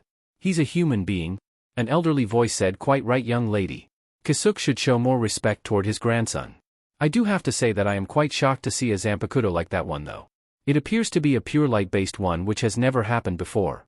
I would like to talk to him once he wakes up, but for now I think the 4th Division should take him and check him over to make sure there are no injuries with Kyuubi being yanked from him. All captains, please return to your normal duties. Saifon, please see to the needs of these ladies and put a guard on the boy until I can talk to him. I wish to make sure that Kyuubi did not slip in here in the boy's body before I release him to your care, Yoruichi. I am sure you understand." Yoruichi said, "Yes sir, but may I request that it be a seated officer that stays with him? He's been through a lot in his life, and I don't think waking up to one of the assassin guards would be a good first impression of Soul Society." Captain Yamamoto. Yamamoto said, "Very well, I trust you can handle that, Saifon." Saifon said, "I will take care of it personally after I get the girls settled in, sir." Yamamoto nods and walks away as the captains all walk away except Retsu Unohana, captain of the 4th Division, and Saifon, who said, "If you all would please follow me," as she helps Unohana pick up Naruto and they carry him toward the 4th Division. As the group follows them, Tenten asked, "What happened to his cloths though? I mean, why is his pants now ivory in color?" Kisuke said, "That's not uncommon. Shinigami sometime manifest their fighting spirits by imitating their clothing, so don't worry about it." Tenten sighed and said, "Though I do wonder how this will change him. Kisuke smirked and said don't worry, you have your own trial soon as he disappeared before Tenten could turn around to ask what he meant. About an hour later after leaving Naruto with the 4th division they walked into a strange compound away from the rest of the city and Ayam asked what is this place? Yuruchi said this is the Shihoin clan compound. Tenten said wait, you mean that you're a member of a clan? Saifon said don't speak to Lady Yuruchi like that girl in a warning voice. Yuruchi said relax Saifon, after all, Tenten and Ayam have gained favor with the next heir of the Shihoin clan. Saifon said my apologies lady, I was under the impression these were just common souls. I was not aware of their relationship with Naruto-sama. So what are they if I may ask, concubines or consorts or betrothed? Tenten sputtered and Ayam was gaping and Yuruchi burst out laughing along with Saifon who said sorry, I couldn't resist. You see, unlike most nobles Yuruchi-sama is. Yuruchi said she's trying to say I don't have a stick shoved up my ass as most nobles. Now allow me to explain a little history about this place for you both. This is the noble house of Shihoin. I am the current head of the Shihoin clan. Minato, my son, though I love him is not going to be the next clan head after I finally decide to step down. You see, Minato has lost something a long time ago that I want my successor to have. Do either of you girls know what that is? It's something that Naruto has? Ayam said I don't know, I am still trying to get used to this new Naruto. Tenten said I don't really know him that well. Yuruchi said that's fine, I would have been surprised if either of you did figure it out. The answer is simple, under everything that has happened to him Naruto has kept his childlike innocence in his heart. Minato lost that when he was fighting in the last war, he killed it when he steeled his heart to do the right thing. Naruto I believe will always have that. Ayam asked but why do you want that in your successor, it doesn't make sense to me. Yuruchi waved her hand and said when you see this place what do you see? Both girls looked at the yard and saw trees, flowers, birds, and a small stream. Tenten said I see a lovely personal garden. Ayam said I see a peaceful relaxing place. Yuruchi said those are both true but there is one other thing that is here, nature. You each looked at the flowers, the birds, the stream, the trees and focused on one point. Naruto when he looks at things like this takes in everything, not just the things that catch your eyes but the things that are also here that don't draw your attention, like the fish in the stream, the short grass to lay on, the way the wind blows through the leaves. There are all kind of things that are here that you would miss unless you look for it. That is the childlike innocence that I want my heir to have. In our lives where life and death are a cycle, to be able to see the world for its true beauty. That is the way I live and the way I want my clan to forever be remembered like, as she closed her eyes during her speech and felt the sun on her skin. Both girls were shocked and Yuruchi said well, I guess that's it, I am sure our guest want to see you both now looking toward her left. Both girls followed her eyes and got wide-eyed seeing their mothers there along with 8 other people. Saifon said I trust you both will stay here in the compound until I return. Both nod before running over to their mothers. After they were gone Yuruchi whispered what are you after Saifon? Saifon smirked and said that is my secret Yuruchi-sama. Well I must go, someone needs to be there for him as she stepped away. Yuruchi watched her leave and frowned and thought what is your game Saifon, you haven't been like this since before I left everything behind to go with Kisuke. When Saifon arrived where Naruto was resting peacefully she took a seat beside him and then she whipped the hair away from his face and thought my secret indeed, it is my secret, my burden, and my joy all wrapped in one. Someday it might be revealed and it could destroy me but for now I will sleep comfortably with it in my mind. Chapter 4. The next day when Naruto awoke he found himself in a white room with a black-haired girl sitting beside his bed asleep and he looked down and saw a sword beside him in a standard sheath and he frowned and thought, was that real yesterday? He felt a voice in the back of his head say I am as much a part of you as you are of me. You are my tower and I am your light shining forever in the darkness to reveal what is hidden. Naruto smiled as he stood up and put the sword across his back. A female voice said impressive, already up and about in just a day. Naruto turned and saw the girl awake and looking at him and he asked who are you and where am I? The girl said is it not courtesy to introduce yourself first Naruto-san? Naruto narrowed his eyes and said true but since it appears you know me already I don't know if the rules still apply. The girl smiled and said I am Captain Saifon of the 2nd Division of the Gotai 13. Naruto frowned a moment and said that means you're part of the Stealth and Assassination Department. Saifon said I am impressed you knew that. I suspect Yuruchi-sama is the reason having been my mentor before she left and I took her place. Naruto asked where am I Saifon? Saifon said you are currently in the 4th Division which is the medical corps of the Shinigami. I am afraid that is all I can answer for you at the moment as Captain Yamamoto is expecting to meet you. Naruto back flipped in the air and turned into a cat and Saifon smirked as she picked him up by his fur and said I see you are more like her than I thought. Naruto changed back and said strange. Saifon asked what as she lead him out of the room he was in. Naruto said I feel different. Lighter. Saiyaphon said it's because you have awakened your spiritual energy and also you are no longer bound to Kyuubi. Naruto glanced at her as they were walking and asked, does everyone here know about that? Saiyaphon said no, only the 13 captains do along with a few close friends of your family.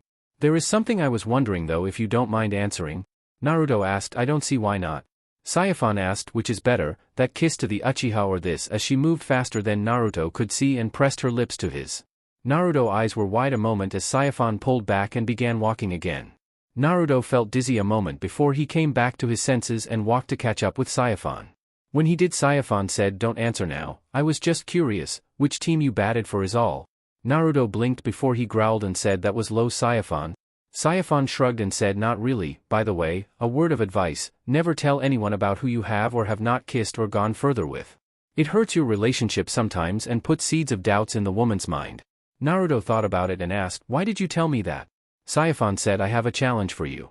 The day you complete it will be the day I answer your question. Deal? Naruto said deal. Saiyaphon said defeat me in a fight. Naruto said the only thing he could Saiyaphon said you will understand later. We're here now, please show respect to Captain Yamamoto. Naruto, I know it's not your style but he is not only very powerful but also his duties weigh heavily on him. Also don't lie to him. Naruto said alright geez, I will try to be on my best behavior. Happy? Saiyaphon said yes. Also one last thing, don't tell anyone about our challenge or what I told you. It is a test of my trust. If you betray it then I won't fulfill my part. Naruto asked, but it was just a simple kiss wasn't it? Saiyaphon just smirked and knocked on the door before walking away. Naruto watched her go when the door opened and a man with a funny look on his face said, welcome Naruto-san, I am Chojiro Sasuke, Captain Yamamoto Lieutenant, right this way please, as he stepped aside and let Naruto walk in. Naruto waited until he closed the door and followed him into another office where Naruto saw a bald man sitting in a chair and he said hello Naruto, I am Captain Yamamoto, and Naruto felt the air get hot in the room and Yamamoto said surprising, you are able to stand 5% of my power being released, no one under a 7th seat has ever done that. Naruto asked, was that why it got hot in here? Yamamoto nods and said please, take a seat. Naruto sat down on the mat that was placed for him and Yamamoto asked your Zanpakuto Naruto, what is its name? Naruto said my what? Oh yeah, he said his name is Arachnarkage. Yamamoto said please, release it for me so I may take a good look at it. Naruto stood up and said shine brightly Arachnarkage as he pulled his sword out of its sheath. The sheath disappeared and the sword changed shape to form a small handle and a beam of white light shot out of the end. It's a lightsaber. Yamamoto looked at it and then at the area around Naruto and said interesting, your sword is true to its name, every shadow in this room is gone. It's like it consumed the shadows in the room. There has never been a light-based Zanpakuto before, there has been ones made out of shadow before but yours is remarkable. I look forward to the day you can use your bankai but for now I wish to ask a few questions. Naruto said is that all for now or do you wish for me to keep it activated? Yamamoto said active, I am judging your strength because I can tell that unlike other Zanpakutos your feeds off of your spirit energy which means to effectively use it in battle you will have to greatly increase your release time. I can already see you're sweating. Naruto nods and Yamamoto asked what are your plans Naruto? Naruto said I don't really know sir, I mean before now I always had to just live from day to day. Now there seems to be some hope for my future. Yamamoto said good answer. Had you talked about revenge or anything like that I would have killed you on the spot. I will not tolerate someone who is only interested in gaining power for evil purposes. The girls you came here with are already beginning their training. I know you want to spend some time with your family but at the current moment that will be a distraction. I have recently discovered some things that could be just as bad as the Kyuubi attack on Konoha. War is coming to your world Naruto, I can't tell you when for sure because people are only just starting to prepare but the threat from the Bijou is very real also. I am giving you an assignment that you are not allowed to tell anyone else about, do you understand? Naruto said yes. Yamamoto said good, now as you have heard from the report Kasuke and Yoruchi made, your parents and the others were sent to your world to prevent high release of spiritual energy from others. Now originally I had planned on you and both girls to do the same thing but because of something else that has gotten my attention only the girls will be responsible for that. You, yourself will be different? Naruto asked what is it you need of me as he heard the dead serious voice of Yamamoto. Yamamoto said your mission is the total destruction of all the hidden villages. Naruto's eyes were wide as if the world was ending and he asked quietly why and thought this can't be happening, why? Yamamoto said because of the wars and the fear of another war people have been getting as powerful as they can and pretty soon unless it stopped a single individual would start drawing hollows the moment they die and if another war broke out with that high of spirit energy release we could not get there in time to stop hollows. In order to stop this, I have decided that it is time for the world to have its memory erased again.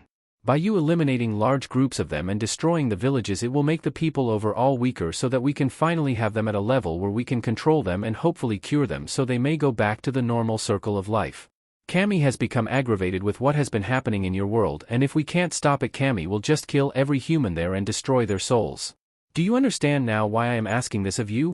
Naruto closed his eyes and shook his head yes. Yamamoto said, good, now remember, you may not tell anyone about this until I say so. Do you accept? Naruto gulped and said, may I ask a few questions? Yamamoto said, very well, considering the circumstances. Naruto asked, what is to happen to me after I do it? I mean, I know that people in the living world will hate me, but I am used to that, but I finally have a few people who accept me for me. I can't go back into the darkness now that I have been shown the light. Yamamoto said, I understand, don't worry, before you leave I will call a meeting with all the captains and your family and allow them to know the truth so that way you won't feel like I am trying to betray you. I will be sending you help, but until you are strong enough I cannot tell you who or what. You are to begin training. You will not learn Kido, you will be training under the 11th squad as well as the 2nd squad. You will not see the girls again until your training is halfway over. In fact, you will not be even training with your family until that point. I need you as strong as possible because when you go back we may not be able to help you. Only the team that is to go with you will be able to help you. Do you accept? Naruto said, I will do what must be done. I understand that whatever these hollows are that cause everyone such fear that you would worry about them in face of demons like Kyuubi, it must be terrible. Yamamoto said, good, Saifon should be waiting for you to begin your training. Let nothing distract you, Naruto. I believe that you are the only one available to do this. Dismissed. Naruto got up and left after he resealed his sword, and after he was gone Yamamoto said, it's done, the boy is pure and should not have to stain his hands like this. A figure stepped out of the shadows and said, we must each play our part in the larger picture. This test will determine if he is the one before fading away. Naruto walked out of the office and saw Saifon, who said, I was just notified, follow me and try to keep up, as she took off running. Naruto began running after her but was getting further and further behind. 4 hours later Naruto was panting and Saifon had led Naruto to the woods and said, from now until I say otherwise your Zanpakuto cannot be used. Your training starts here. Your jutsu will not work here. This training will work on your stealth, speed, endurance, stamina, and hand-to-hand combat. This is the training ground of the 2nd division. You are not allowed to speak, you are to try and use as much stealth as you can. Every noise you make will be when you are attacked. You won't know when or where you will be attacked or by how many. If you break any of the rules I have just stated, your punishment will be 1,000 lashes with a bakken. You are also not allowed to leave the woods here. Ready, begin. As she disappeared, Naruto looked around and said, well shit. He was immediately attacked by 3 men dressed in black outfits with the only thing you could see are their eyes. Naruto immediately began to fight back. While this was happening, Ayam was sweating as her grandfather Uryu Ishida was off to the side and said, good, again. Ayam groaned as she pulled back the bow and fired at a target. Uryu said again, keep going until you hit the bullseye every time. Ayam thought, all I wanted to do was settle down with a nice man and have a family, but knew, I had to get kidnapped by my own parents and then given to my perfectionist grandfather. Tenten was sitting across from a white-haired teen who was wearing a long white cloak, and she finally asked, so what am I doing here, shorty? The teen said, my name is Toshiro Hitsugaya and I am your grandfather. You will do well to remember that. Now as for what you are doing here. We are waiting for someone. A figure with orange hair stepped forward and said, so Iceberg, what do you need my help with? Toshiro glared at the orange-haired man and said, I originally wanted Kasuke here to do this, but he's gone somewhere again, so I need your help. How do you turn a human into a Shinigami without giving them your own powers? Since you did it, I have no choice but to ask you, Ichigo. Ichigo said, ah, that's easy, as he walked toward Tenten while pulling the sword off his back. He then said, all you have to do is kill her, as he hits Tenten with the butt of his sword, knocking her out of her body. Tenten was on the ground and saw a chain connecting her to her body and asked, what the hell was that for Carrot Top? Ichigo said, well, I am making you a Shinigami, now find the spirit inside of you, as he cuts her soul chain. Just then Kasuke walks into the courtyard and said, my, what's going on here, as he looked around. He then looks at Ichigo and then Tenten and Tenten's body and her broken soul chain, and he said, Ichigo, you do realize that when you did this you were already able to detect spirit energy a little, right? Ichigo said, yeah, why? Kasuke said, well, she hasn't gotten that far yet. Toshiro screams Ichigo as he pulled out his sword and began chasing the orange-haired teen. Tenten, who was panting from the spirit energy Toshiro and Ichigo were releasing, asked, what am I supposed to do? Kasuke said, die, of course. She glared at him and he said, relax, you still got time, now listen. Do you remember when we were on the boat and Naruto was able to show everyone spirit ribbons? Tenten nods and Kasuke said, well, do you remember what they felt like? Tenten said, barely. Kasuke said, good, that will hopefully be enough. Now I want you to sit down and meditate, and like when you first felt your shaka in the academy, I want you to search for where both those energies were mixing before in you. When you find them now, they should be separate. I want you to follow the spirit energy in your body and face your fighting spirit there, but you must hurry. If you take too long you will become a hollow and I will have to kill you. Naruto had to go through this already, so I believe you can. Tenten nods and closes her eyes and begins to meditate. After she was meditating, Kasuke stepped back and walked over to the wall and asked, so Yururu, do you think she can make it? A woman steps out and said, I believe so, sir. She is my granddaughter after all. Kasuke nods and said, yes. Have you learned anything new from me? Yururu said yes, he is to be trained exclusively by Squad 2 and Squad 11. Kasuke frowns and asked, why would they put him with the two most hands-on fighting squads? Something big is going down. I just don't know what. Yururu said, I don't know, sir. Yamamoto-sama is playing it close to the chest, so to speak, and also Saifon is up to something as well. I observed her kissing him as they were leaving the 4th squad compound. Kasuke nods and said, well, if Tenten passes this test, I want you to begin training her in close-range weapons. She already can summon weapons with her spiritual energy even if she does not realize she's doing it, but she mostly believes she has to be a long-range fighter. If she has to ever face hand-to-hand, she will be in trouble. Yururu said, yes, sir, I will have Jintakuin help me. Kasuke said, right, well, I need to prepare. She seems to have found her soul center, as he saw energy coming off of Tenten. Yururu smiles as she turns to leave and thinks, I can't believe how we all paired out. It's strange, really. Ichigo and Orihime had Kushina, Kasuke and Yoruichi had Minata, Toshiro and Momo had Dustin, Jintakuin and I had Emi, Ishida and Nimue had Emi, and Chad and Tatsuki had Tuchi. What's strange is each of our children and grandchildren had some of our abilities. Tenten appears to have my ability to summon weapons with our energy. Ayam seems to be a Quincy like her mother and grandfather, and as for Naruto, his skills are unknown at this time. Tenten was walking down a long passage with fireflies all around her, and she came across a lake that reflected the night sky. She looked around, did not see anyone. She said, hello, anyone here? A blonde-haired man with a ponytail and a red coat walked out and said, hello, Tenten. Tenten said, hello, who are you? The man said, my name is? Tenten asked, what? I couldn't hear your name. The man said, you're not ready to hear my name and you are not in need of my power yet. In time you will be, but for now walk with me by your side, as he stepped aside and showed a sword in a stone near the lake. Tenten walked toward the sword and pulled it out, and her world went black before she opened her eyes and found her Zanpakuto sitting on her lap. Kasuke said, well, that was anticlimactic. I thought I might have to get scared for a moment, but you just brought forth your Zanpakuto. So what's its name? Tenten said, I don't know. The man said, I was not ready yet. Kasuke said, well, it's for the best. Come, now that you have your Zanpakuto, we can begin your real training. For the next 2 months Naruto was training with Squad 2, Tenten was training with her family, and Ayam was training with her family. Naruto was standing in front of a circle of bodies all laid on the ground, and Saifon said, very good, Naruto, you have become a master at hand-to-hand combat. Your stealth skills have increased to where no one except for me can track you, as well as your other abilities. Today is the day I turn you over to Squad 11 to begin learning the proper way to fight with a Zanpakuto. I request that you don't use it, however, until we meet again. Naruto nods and turns before walking away. As he was walking, Saifon thought, you have made me proud, Naruto. You have reached a level only a select few could reach. Just then a water balloon fell on her head, drenching her in ice water, and she screamed Naruto as she looked for him, but only could hear laughter as it faded away. When she made it back to the second squad's compound, she saw a smirking Yoruichi leaning against a wall and said, so tell me, what have you been training him in? Saifon looked around and said his final test was to fight the entire second division except for me, which he did and won. He good? Yoruichi said, really, so has he reached bankai yet? Saifon said truthfully, I don't know. I would not let him use his Zanpakuto. Yoruichi's eyes got wide and said, wait a minute, you're telling me that he beat the entire second squad in hand-to-hand? What did you do, train him 24/7? Saifon said, actually, yes. He never took a break. We only stopped when he passed out, and after he had 6 hours to sleep we started all over again.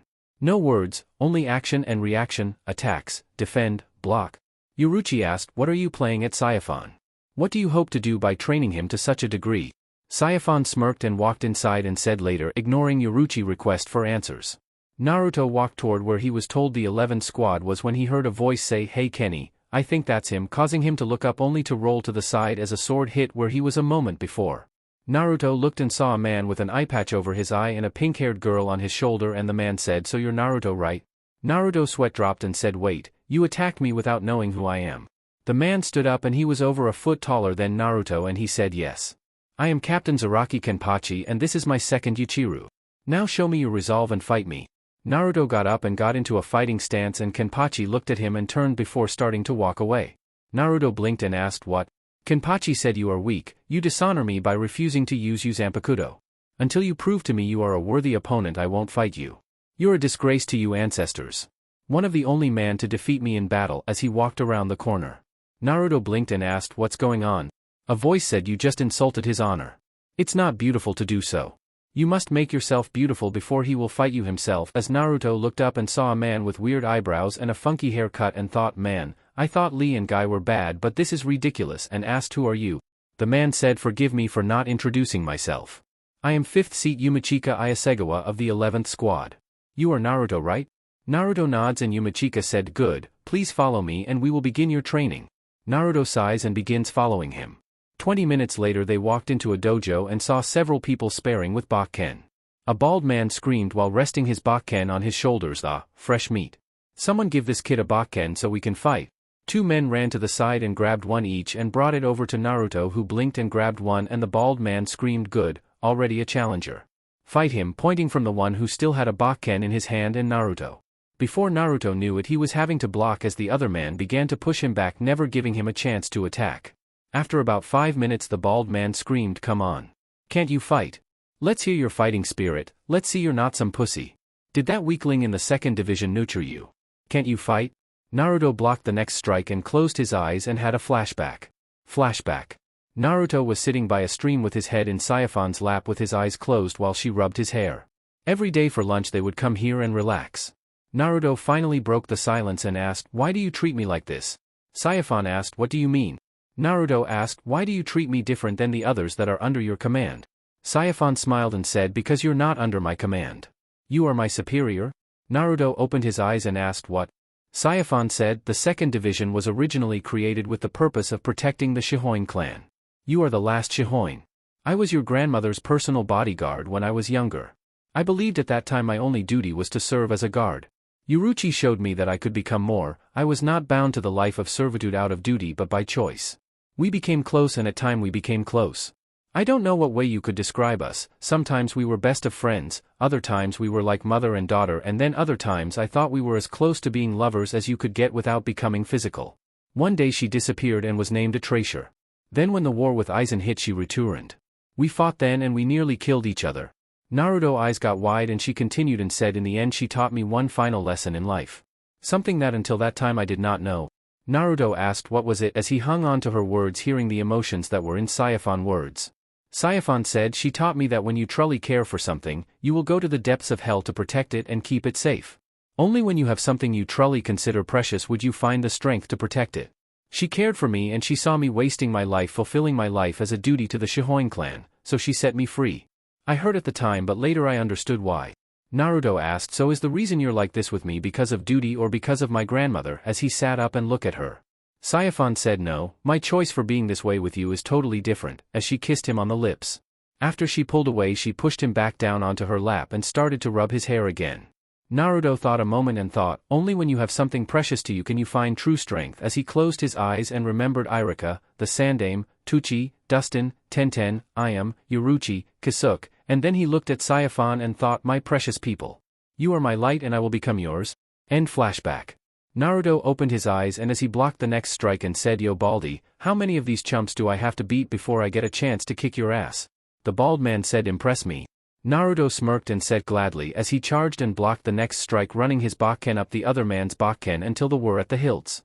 He then headbutted the other man and spun both his and the other Bakken to the left, and as he finished the swing before the other man could defend, Naruto had his Bakken up against the side of the man's neck and said, "That's one, who's next?" Another man stepped forward and said, "That would be me." Naruto smiled an evil smile and said, "Let's dance." Before the man knew what happened, Naruto was on him like a man possessed. 20 men later Naruto said, "Who's next?" The bald man said, "I am." 3rd Seat Ikaku Madarame as he walked out the middle of the ring. Naruto said, by the way, next time you call Saiyaphon a weakling, I will kill you, as he charged forward toward Ikaku at a quick run and baseball slid under Ikaku, thrusting his Bakken up as he did, connecting with said man family jewels. Everyone winced at this as Ikaku fell to the ground holding his groin, and Naruto stood up and said, "Do I make myself clear, Baldy?" A unseated officer screamed, "Who are you to attack third seat Ikaku that way?" Naruto stood tall and said, "My name is..." A voice said Naruto Shihoin, causing everyone to turn and look, and Naruto went wide-eyed and said in a stuttery voice, "Dad." There stood Minato Namikaze and he said, "Hello Naruto?" Naruto said, "What are you doing here, Dad?" Minato said, "I am 4th seat of the 11th squad, Naruto. Mom informed me that you had been told about us." Naruto asked, "Dad, where's Mom and why did you call me Shihoin?" "I mean, I know that's Granny Yoruchi family name, but..." Minato said, "Your mother and I both were given our last names when we left the orphanage we started from. I wanted to prove myself in the human world, so I changed my last name. As for your mother, she's in the 5th seat in the 4th squad. Your mother was the same as me, wanting to prove ourselves. Now that we have returned to Soul Society, we reclaimed our name, and so if you want you can claim our family name now." Naruto smiled and said, "I would like that." Minato said, "Good, now prepare, I can't let you do a cheap blow like that to my squad member son, or not so." As he charged Naruto with a Bakken. Naruto was forced on the defensive Aegean and Minato was gaining speed with each attack he used while Naruto was matching him on even footing. The others watched as they battle, and then Naruto's feet were swept out from under him and he fell down, and Minato held his Bakken to Naruto's neck and asked, "Do you yield?" Naruto sighed and said, "Yeah." Minato smirked and said, "You heard him, men, he yields. What is the rule of the 11th squad?" Everyone said, "Never surrender." Minato asked, "What do we do about anyone that does?" They all yelled, "Punishment." Naruto paled as everyone pulled out Bakken and began attacking him in mob brutality. He found out that somehow he could not use his spirit energy at that moment and saw the floor glowing, and Minato said while Naruto fought, "This is the way things work in the 11th Naruto. We never surrender, believing it's better to die in battle than live in disgrace, and anyone who disgraced themselves by running has to fight everyone who saw him or her disgrace themselves without the use of spirit energy." Naruto glared at him and said, "That's it, I hate every male in my family. They're all idiots." Minato shrugged as he got ready and said, "It's hereditary," as he hit Naruto across the back. Over the next hour Naruto gave as good as he got, but in the end mob brutality won. When he was on the floor passed out, Minato said, "All right, let's take him to the 4th squad to heal and see if he learned his lesson." An unseated member picked Naruto and asked, "Do you wish to come, sir?" Minato said, "And face my wife when she finds out how I was involved. You must be new."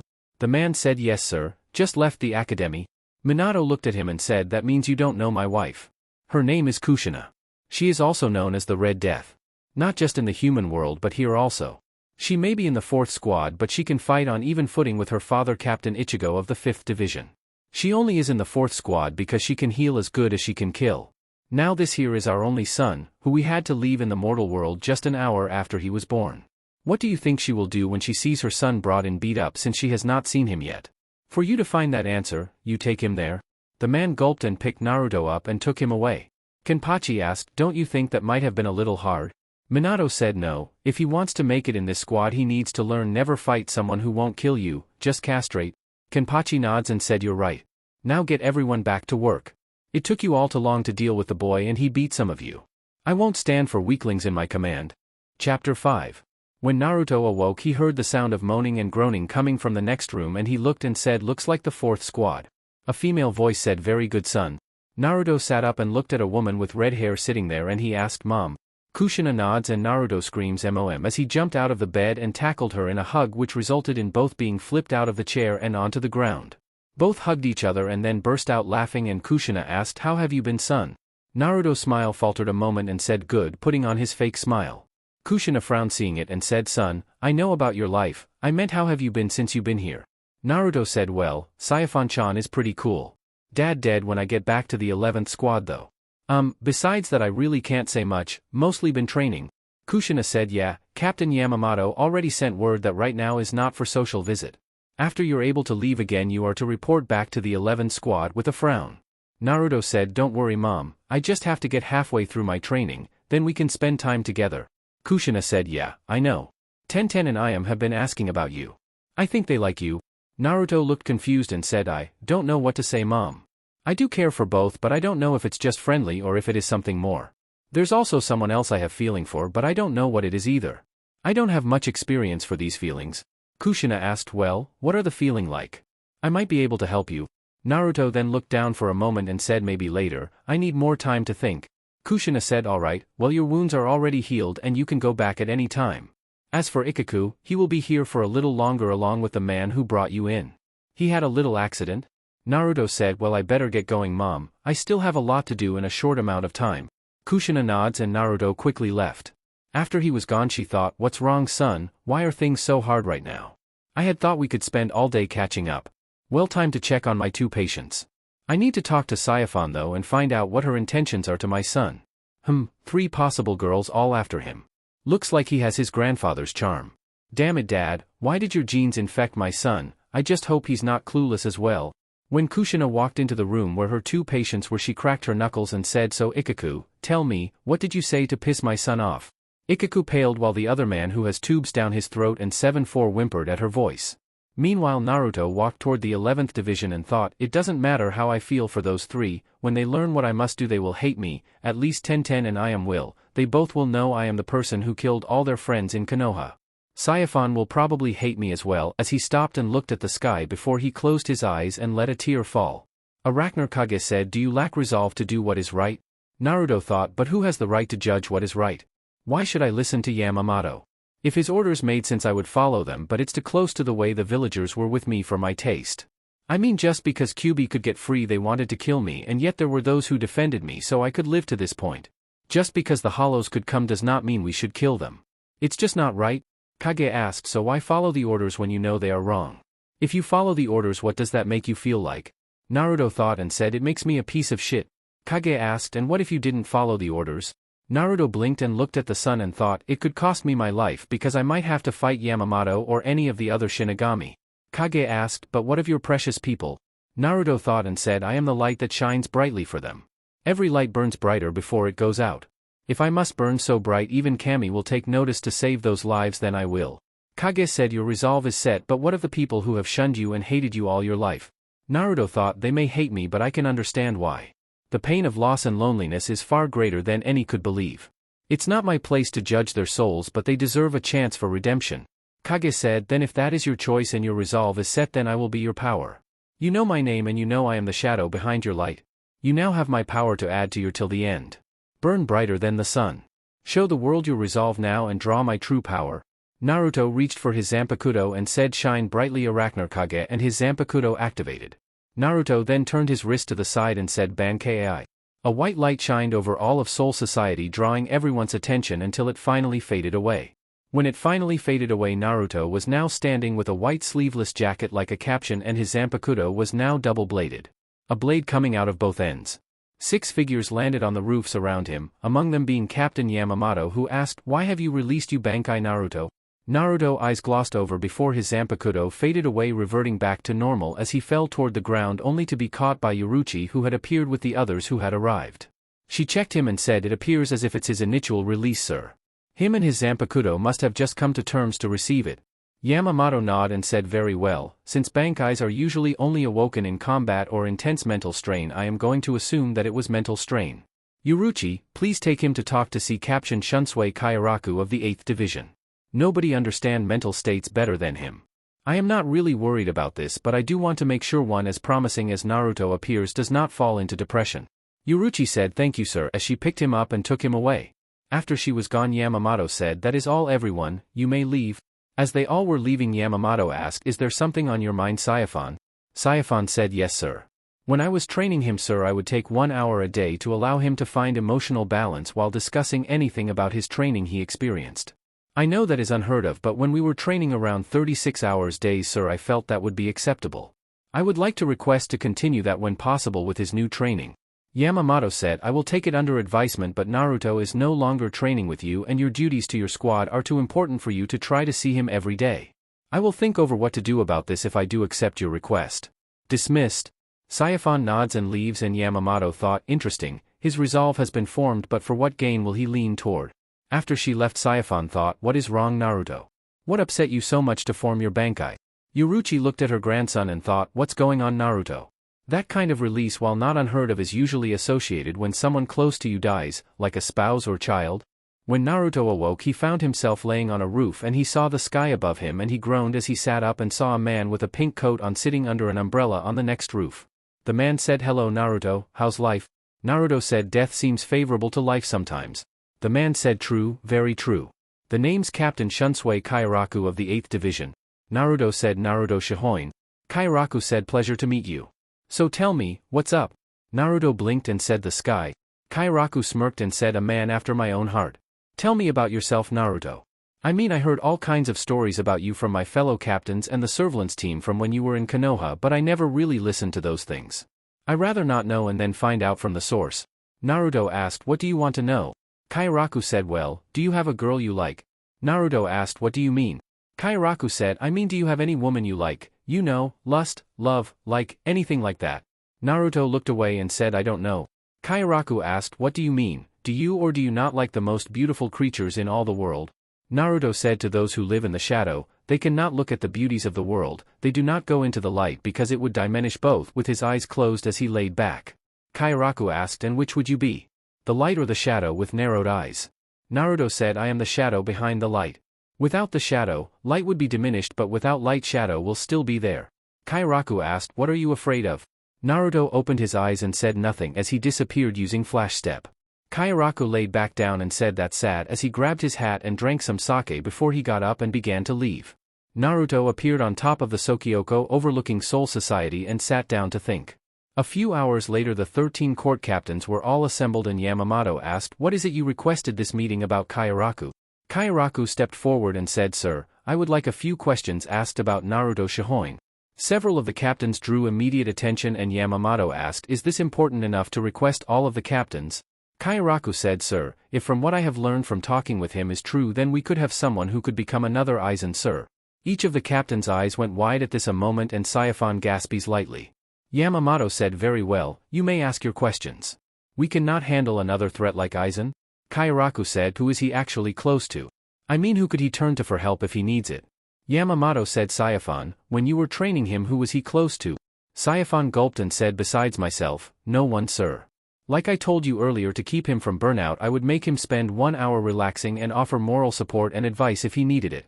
As for anyone else, he has a few he consider precious to him, but besides 2 he feels as if he's been betrayed by them on some levels. Yamamoto asked, who are the 2?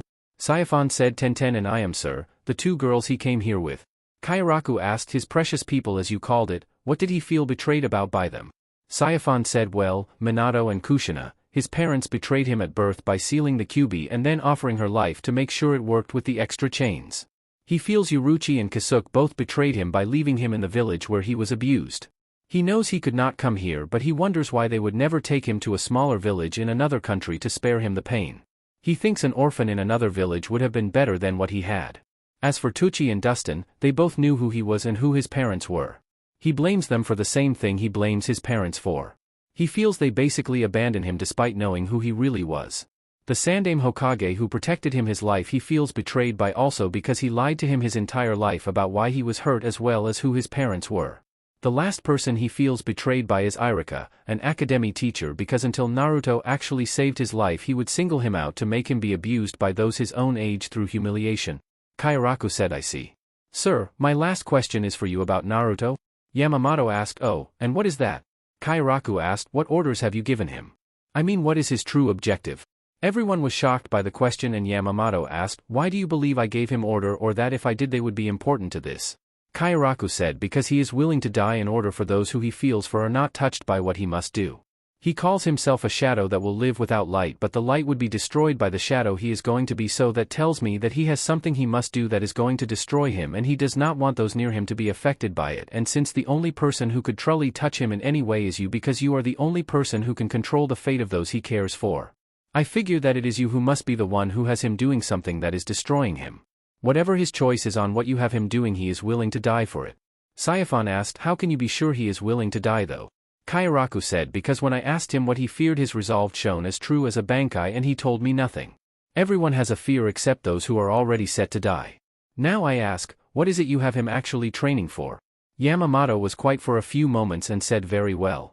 I was not planning to tell any of you this until his training was complete. The 2 girls that came with him are going back to control the amount of spirit energy that is to be released like their parents. Naruto though has a different mission. His mission is the total destruction of all of the ninja villages along with every ninja in them. All the captains gasped at this and Saiphon asked why him? Why do that? It doesn't make sense. Yamamoto said the humans in the elemental villages are becoming too powerful. It won't be long before they are able to draw hollows from a single death and we can't get there in time to save them. Kami also is getting upset with what is happening there with the creatures who own that world. If we don't take drastic action soon I am afraid Kami will. As for why him, he is the only one I can see who could do it without raising too many questions while we wait to wipe out the memories of everyone there. Now does that answer your question? Kairaku said in a soft voice yes. Yamamoto asked do you still believe that Naruto will turn into another Aizen? Kairaku said I don't know sir. I only believe that because I was afraid that he was going to go all revengeful on the villages and anyone who got in his way for what happened to him. For that to be his orders I withdraw my remark. Yamamoto said very well, I want you all to keep an eye on him and I want you all to keep quiet about this until I say so. I don't want any more pressure to be put on him than there already is. You're all dismissed. As they left Yamamoto watched them go and when the door closed he slumped into his chair and said so it has begun my old friend. The figure from before appeared and said yes. The boy's resolve is set and only time will tell if he is truly ready for what is to come. While the meeting with the captains was taking place Naruto was in deep thought when a figure appeared and said hello Naruto. Naruto sighed and said does everyone here know me? The figure said only those of importance. Naruto turned to look at the man who looked to be in his early 30s with brown hair and brown eyes and looked plain actually and Naruto asked who are you? The man said just someone with some information. Naruto asked what kind of information? The man said I know that you need to get stronger for whatever reason you fight. Like all Shinigami do. Naruto said and, what, you're going to train me also? I got enough teachers already. The man said no, you see I know about what Yamamoto asked you to do. Naruto said I don't know what you're talking about as he now looked at the man while getting into a ready stance if he needed to fight. Past experience when people have information like Mizuki have been bad. The man said I know he wants you to destroy all the hidden villages. To save all the people there from the hollows because of fear of what could happen. Naruto said nothing and the man said what if I told you there was another way to deal with this problem? A way that would be better for you in the long run but one that meant if you fail will mean certain death however if you win you would still have to prove your power. A way that would mean you would not have to kill all those people. Naruto asked suppose I was interested, what would I have to do? The man said if you don't want to kill the body kill the disease. Naruto thought a moment and his eyes narrowed and said so you're saying that instead of killing the ninja I need to kill the hollows. If it's that simple then why doesn't the Shinigami do it themselves? The man said you're smarter than you pretended to be. The answer is simple. In order to defeat the hollows you would either have to wait for them to come after humans or go after them where they live. You would have to go into darkness where evil thrives and light is destroyed. You would have to conquer an enemy in eternity in the making. You would have to conquer the evil of the heart and the fear that creates it. Naruto said so I would have to go to Hueco Mundo. Is that what you're telling me? And do what? Surely I could not kill every hollow there. The man said true, but you don't need to kill all the hollows there. Tell me, have you not figured out what your Zanpakuto power really is? Naruto blinked and said actually no, I have not really had a chance to use my Zanpakuto yet, how do you know what it does when I don't? The man said don't worry about how I know that. You will learn that answer only if you survive. Now do you remember what happened when you first released your Zanpakuto in the tunnel and then in Yamamoto office? He even commented on it if you remember? Naruto thought back, flashback. Yamamoto looked at it and then at the area around Naruto and said interesting, your sword is true to its name, every shadow in this room is gone. It's like it consumed the shadows in the room. There has never been a light-based Zanpakuto before, there has been ones made out of shadow before but yours is remarkable, I look forward to the day you can use your bankai but for now I wish to ask a few questions. End flashback. Naruto said I remember, he said that it was like it consumed the shadows in the room.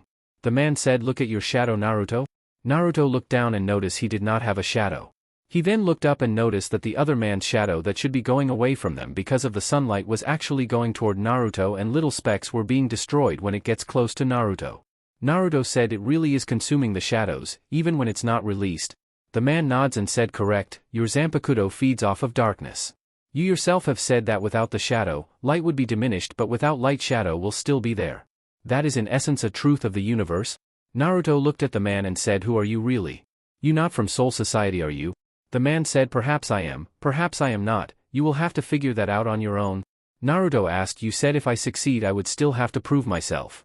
What do you mean? The man said what I mean is that even if you were to go to Hueco Mundo and made it back then you would still have the problem of Yamamoto. He is determined to destroy the hidden villages. He will use Soul Society against you. The only way to stop him is to kill him. Naruto said no, Killing him won't change anything, going to Hueco Mundo won't change anything besides possibly get me killed. I could not kill all the hollows there, so I would not be able to save the people.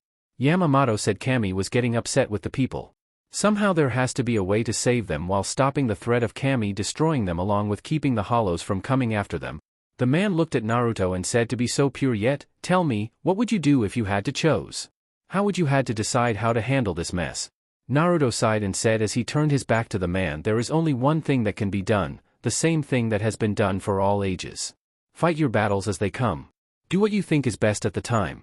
Save what you can and remember what you lost. As he sat down, the man said, the truth is only that the truth. Deep down you know that this has to be done, but you fight against it. Do you think you can win? Naruto said, I must fight my fights as they come at me. I don't know if I can win, but I do know I won't go out without a bang.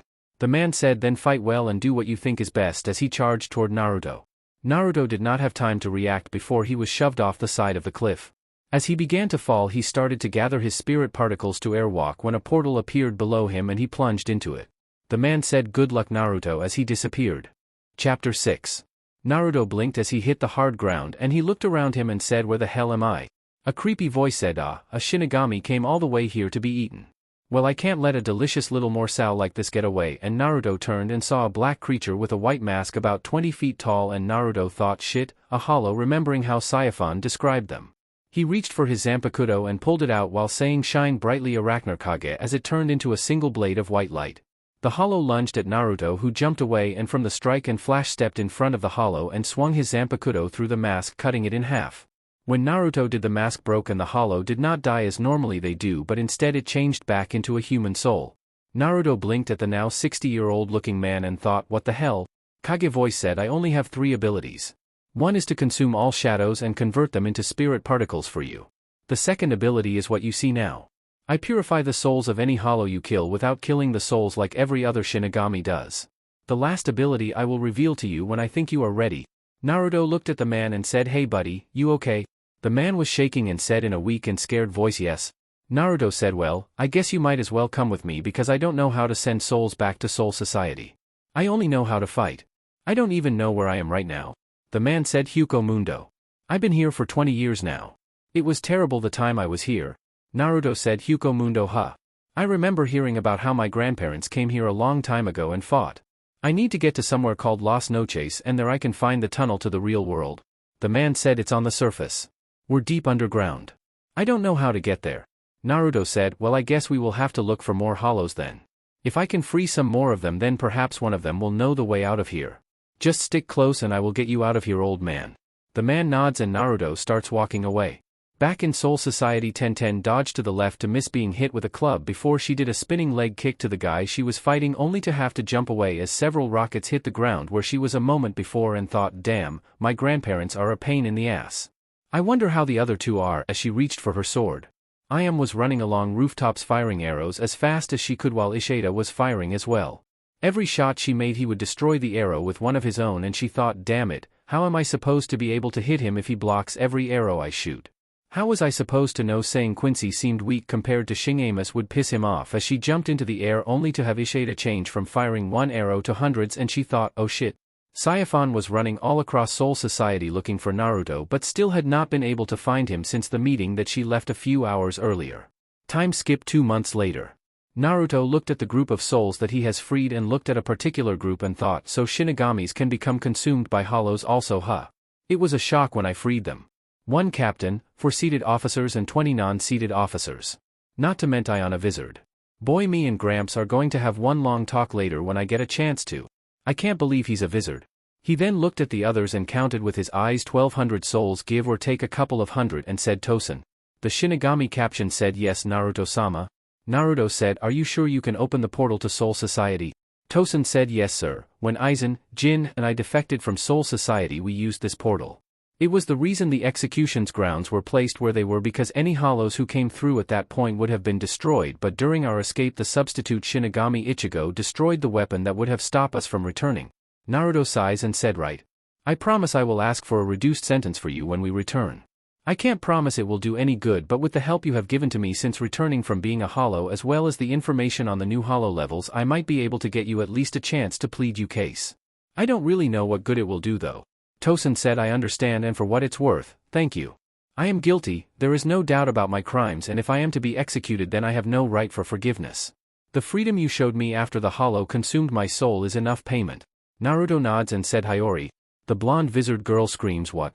Naruto said, remember what I told you, if the shit hits the fan, find Kasuke and tell him I sent you and tell him to get your ass out of there and for him to get that damn sucker out of his mouth. Hiyori smirked and said, can I slap him a few times? Naruto said, if you can get by Granny Yaruch. She laughs and said, can do. Naruto nods and looks at everyone and said, alright everyone listen, when the portal opens I want all the Shingamas to wait until at least half of the normal souls have passed over and then every other Shinigami to pass over and alert whoever is in charge the Naruto Shion is bringing freed souls and to have Yamamoto come and bring the second division to arrest a surrendering traitor by the name of Tosen. He and I will be the last ones through since he has to stay to open the portal and I will guard him in case any hollows try to get through to Soul Society. If asked to surrender your Zanpakuto, do so and don't put up a fight. Don't worry about Yamamoto, I will deal with him. Does everyone understand? After seeing everyone look like they heard him he turned to Tosen and said, whenever you're ready. Tosen nods and walks to an archway and plunges his Zanpakuto into the side of it and it begins to glow before showing Sokyoko, the execution ground. Naruto said, alright, move out. Inside Soul Society it has been a long 2 months to those who have met or cared for Naruto. Each person took his disappearance hard. Tenten and I am both cracked down on their training, both swearing they are going to find him. Saifon was a different case. She closed off herself from everyone and only appeared when summoned to. Yamamoto ordered a complete search of Soul Society for him but no trace could be found. Above the Sokyoko the sky began to swirl with black clouds as a gold portal opened above the ground. Alarms started to go off as people were seen slowly floating down from the portal. Everyone in Soul Society heard the alarms and could see the portal opening and several squads of Shinigami began to head toward the Sokyoko in order to prepare for an attack.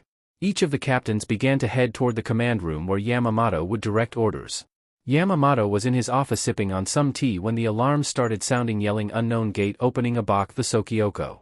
He sipped on his tea and thought, there's never a good time to drink tea, as he sat the cup down and stood up before flash stepping to where the captains had all assembled. When he appeared he saw a very shocked Kamaru, and Saifon, who both flash stepped away before he gave orders, and a few captains who were also in a state of shock but not as much as the two who left. Yamamoto said, report. Kairaku said, it seems that Naruto Shihoin has returned and has a group of freed souls as well as freed Shinigamis who had been turned into hollows but have been returned back somehow. Among them is a surrendering Tosen. The portal is directly from Hueco Mundo. They are requesting that you and the second squad to come and handle the situation while taking Tosen prisoner. The Shinigamis who came through already said that Tosen has information of new hollows that he wishes to give information on before his judgment is issued. He will surrender his Zanpakuto the moment they step through. That's all we have at the moment, sir. Yamamoto frowned and asked, any indication as to how Naruto got to Hueco Mundo? Kairaku said, no sir. Yamamoto said, very well. For the moment consider Naruto a possible hostile target. I want each squad on the standby until I give the orders. Dismissed.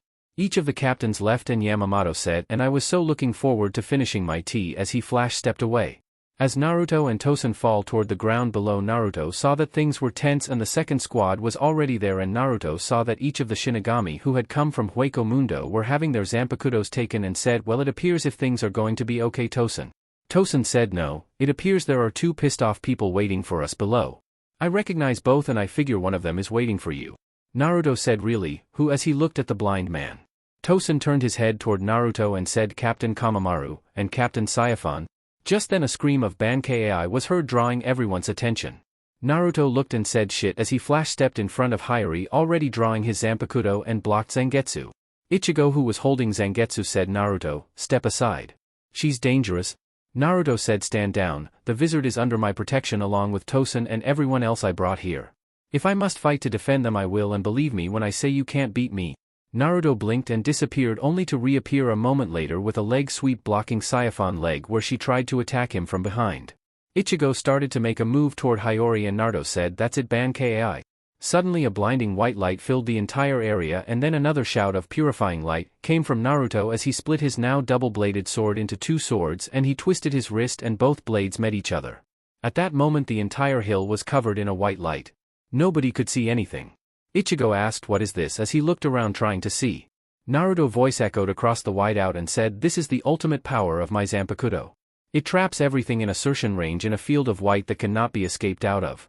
The only thing any of you can see is white while I see normal. It also has other abilities while in this state, but I won't tell you all. I see that Yamamoto is here now, so if all of you would kindly stand down and not move, nobody will be hurt and we can settle this without combat. If you try to attack, you may wind up killing an ally, so be good little kitties and place nice. Everyone's sweat dropped and Tosen said, I think you spent too much time fighting the new hollow Naruto. Naruto laughed and said, hey, that guy's a hoot, I tell you. Now have you surrendered your Zanpakuto yet, Tosen? Tosen said yes. I just finished handing it to Kamamaru when you released your bankai. Naruto said, good. Now Captain Yamamoto, would you ask everyone to refrain from attacking so I may seal my Zanpakuto again?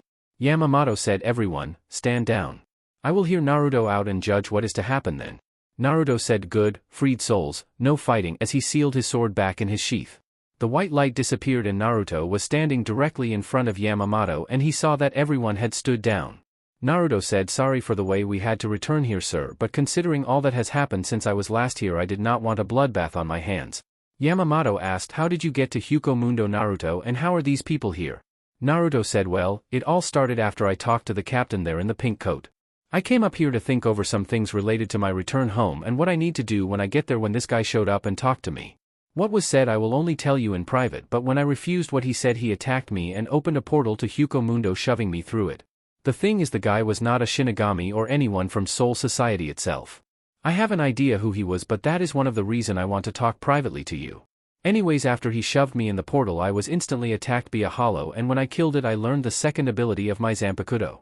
Instead of killing hollows, it purifies them and returns them to normal souls. Each of the people behind me were at one time a hollow or a spada. Since I did not know how to return but remembered hearing about how Gramps and the others went there years ago, I searched for Las Noches.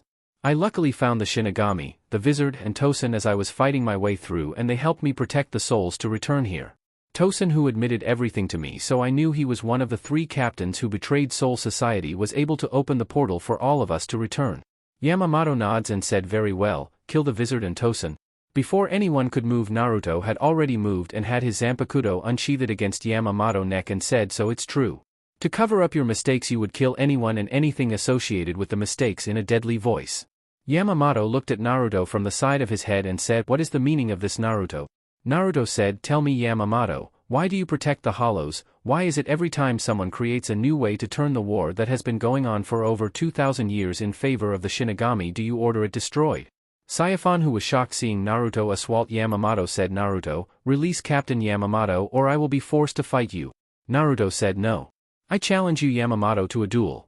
If I win, you will surrender your seat as captain of the 1st squad and commander of the 13 court guard. Yamamoto said, looking at Naruto, so you want to take over my position, Naruto? I never thought you would be the power-hungry type. Naruto said, I'm not, and I don't want your spot. If I win after you step down, I want the 12 remaining captain to elect a new leader. One who is not secretly betraying Soul Society for years. After all, it was you who created the first hollow in the first place. This froze everyone in shock. Yamamoto said, I don't know what you're talking about. Naruto raised his voice high enough for everyone to hear and said, I met her, your wife, the first hollow. She told me how you and her wanted to find the key to immortality and Kami cursed you for it. Kami turned you into the first Shinigami and turned her into the first hollow and made it where you are both mortal enemies. How she would have to feed on the souls of the dead to live and how you had to protect them. That's why every time someone created a new way to finally win against the hollows, you ordered the research on it destroyed and anyone associated with it killed for treason or forced them to flee. The Bount, the Mod Souls, the Wizards, even the Quincy. Yes, I know about that as well. It turns out Shinigami were having trouble getting to the humans fast enough to save them, so one of the captains decided to train some humans who could sense spirit energy how to hunt them, giving birth to the Quincy. That's why you ordered all the Quincy killed. That was why you wanted the Bount killed, that was why you ordered the Mod Souls destroyed, that was why you ordered the Wizards destroyed. The only reason Ichigo was not killed was because he was too valuable to you against Aizen, who was a threat to her. It's why you automatically called Orihime a traitor when she was forced to go to Hueco Mundo. You were hoping they would all get killed when they went after her because they were a threat to your wife. It's also why you want me to do that mission for you when I return to the elemental country. You fear the power the souls from there can create toward her. You met her, Ichigo. In fact, she saved your life? Ichigo's eyes went wide and said no. It can't be, as everyone who was ready to attack Naruto and the new arrivals were also trying to figure out what Naruto was speaking of. Naruto said, that's right, little Neleal 2 Oderschwank. She's not so little now though. She retained her memories again. Yamamoto said, I don't know what you're talking about, and if you think you can beat me, young man, you're a 1,000 years too young. Naruto smirked and said, really, I don't think I can beat you, I know I can. Now since everyone here has heard why I don't see you fit continue to lead the 13 court, guard the balls in your court. You can accept my challenge and then. Naruto stopped talking just a moment and suddenly the body of the second seat of the first squad was seen flying and hitting the ground in front of Yamamoto, and Naruto said, now as I was saying before, he tried to attack me. You can accept my challenge and then if you win you can have your 46 chamber court to deny everything I have said, though we both know that you control that as well, since no one can become a member of the 46 chamber court without your approval, so you decide the judges. Then let's not forget what your academy teaches the Shinigami, don't go to Hueco Mundo because it is suicide. I admit it's dangerous to go there, but that's not why you don't want them there. You're just protecting her. A voice said, that's enough, Naruto. Naruto saw Minato standing there and said, not until he accepts my duel. 1-on-1. If I win he steps down and the captains elect a new leader. If I lose then I lose my life. At least I would die for an actual purpose besides protecting a lie. I rather fight the disease than kill the patient. At this most of the captains flinched as they knew what Naruto was referring to. His mission in the elemental countries. Yamamoto said, very well, I will accept you duel. When and where? Naruto said, now's fine with me, 1-on-1 and no one here can take a hostage to try to force me to lose.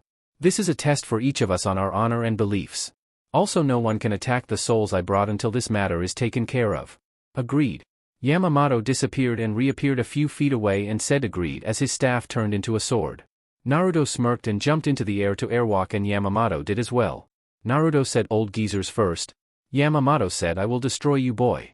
You have been corrupted by lies and are to lost to be saved, as he pulls his captain jacket off showing his muscled body, and he pulls his sword out and said, all things in the universe turn to ashes and the entire sky turns to flames. The people below are already gasping because of the spirit pressure that is being released by Yamamoto. Shiofan thought, Naruto, why have you done this, with worry in her mind.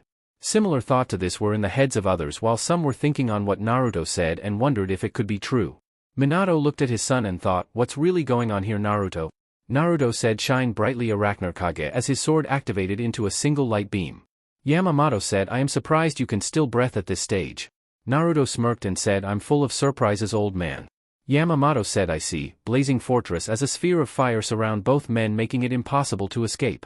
Naruto said, I am the light that destroys darkness, Yamamoto, you can't defeat me, as he flash steps to attack Yamamoto, who also begins flash stepping. Naruto sliced at his head, ducked under the reverse strike, parried the thrust and kicked Yamamoto back away. Yamamoto charged and sent a slash at Naruto as an arc of flames shot out toward him.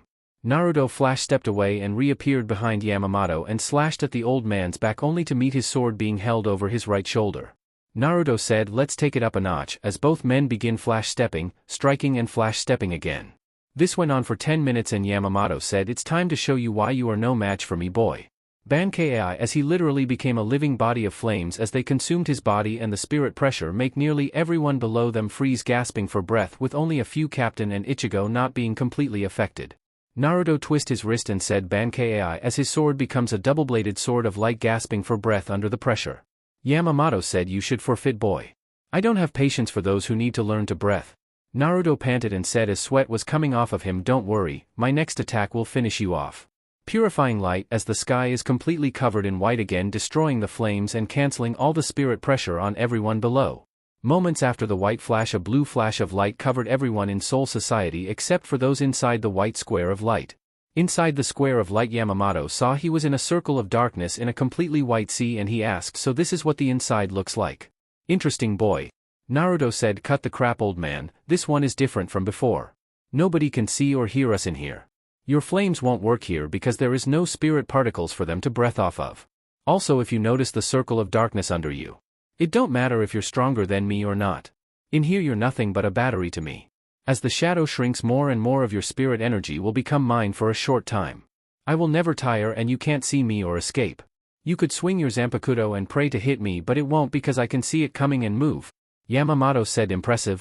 Naruto said, now spill it, old man, who was the man who attacked me? I know you know who he is. We were the only two people in your office when we discussed that mission, as well as when you commented on my Zanpakuto absorbing shadows, so you had to tell him. Yamamoto asked, why should I tell you anything when I am going to destroy you? Naruto said, because you don't know if I killed your wife or not.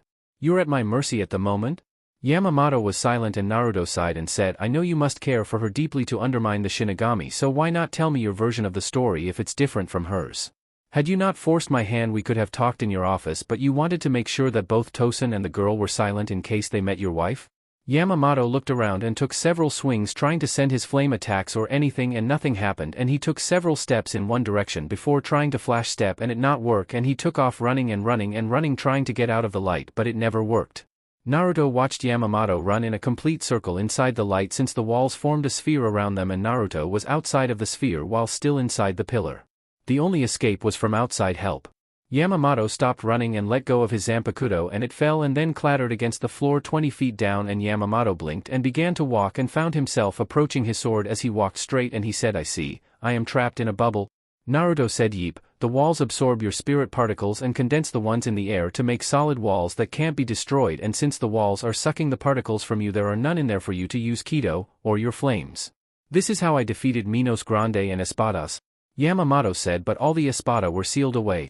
Naruto said the original ones were, but you see, the hollows who were affected by the blast when Aizen was fighting also became Espadas. From what I was told they're not as strong as the original ones thought that you guys sealed. Yamamoto frowned and another voice said, that's enough Naruto, making Naruto turn and look as the man who shoved him off the mountain stood there. Naruto asked, who are you and how did you get in here, as he held his Zanpakuto. The man said, relax, I am not here to fight. I have already changed everyone's memory below us so no one will remember anything you said or done since you got here. Yamamoto, what do you think? Yamamoto said, he passes. I can feel myself getting weaker by the moment. The only chance I have is if he were to max out on spirit energy. Naruto said, doesn't work. You forget that my Zanpakuto uses spirit energy to keep active, so it's constantly drawing from me. It don't matter how much energy my enemy has as long as I can get close enough to use it on them. The problem is to use its true power. I only can hold 2 prisoners at once, but there is a time limit as to how long I can keep it up. I only have 15 minutes tops, and why am I telling this, as he shut his mouth. The man said, I gave your mind a command to tell Yamamoto about your power. Naruto asked, who are you really? The man said, I am Jericho, the messenger from Kami. The one who informs the commander of Soul Society about anything Kami deems fit to alert the Shinigami about. Naruto looked at Yamamoto and asked, what's really going on here? Yamamoto said, ever since you first arrived here Naruto, you have been having test after test after test. Forcing you to become a Shinigami, the mission I assigned you to put you at odds against me, your resolve forming, your dedication to stop what you know is wrong even if it's against the rules. It all came down to this moment when you would fight me. Truthfully, we were not expecting this until right before you left to return, but you surprised us. Naruto asked, why have I been getting tested? For what? Jericho said, you were right about Yamamoto. For over 3,000 years he has been trying to protect his wife. Their punishment was 3,000 years of loneliness as well as duty, but now it is over. I have returned Nell her regular spirit body and she is with the others below. Yamamoto is stepping down, but in order for him to step down someone must take his place. That person is you, Naruto? Naruto said, me, but why me? I'm not strong enough. I barely was strong enough to use my final attack against Yamamoto. Any slower and the pressure would have been too much for me to breath and move, and I am nowhere near strong enough to actually defeat him. I was bluffing, trying to get him to see reason and step down. Jericho said, Kami saw how you have remained pure through all your trials in life and decided you would make a fine leader for the Shinigamis.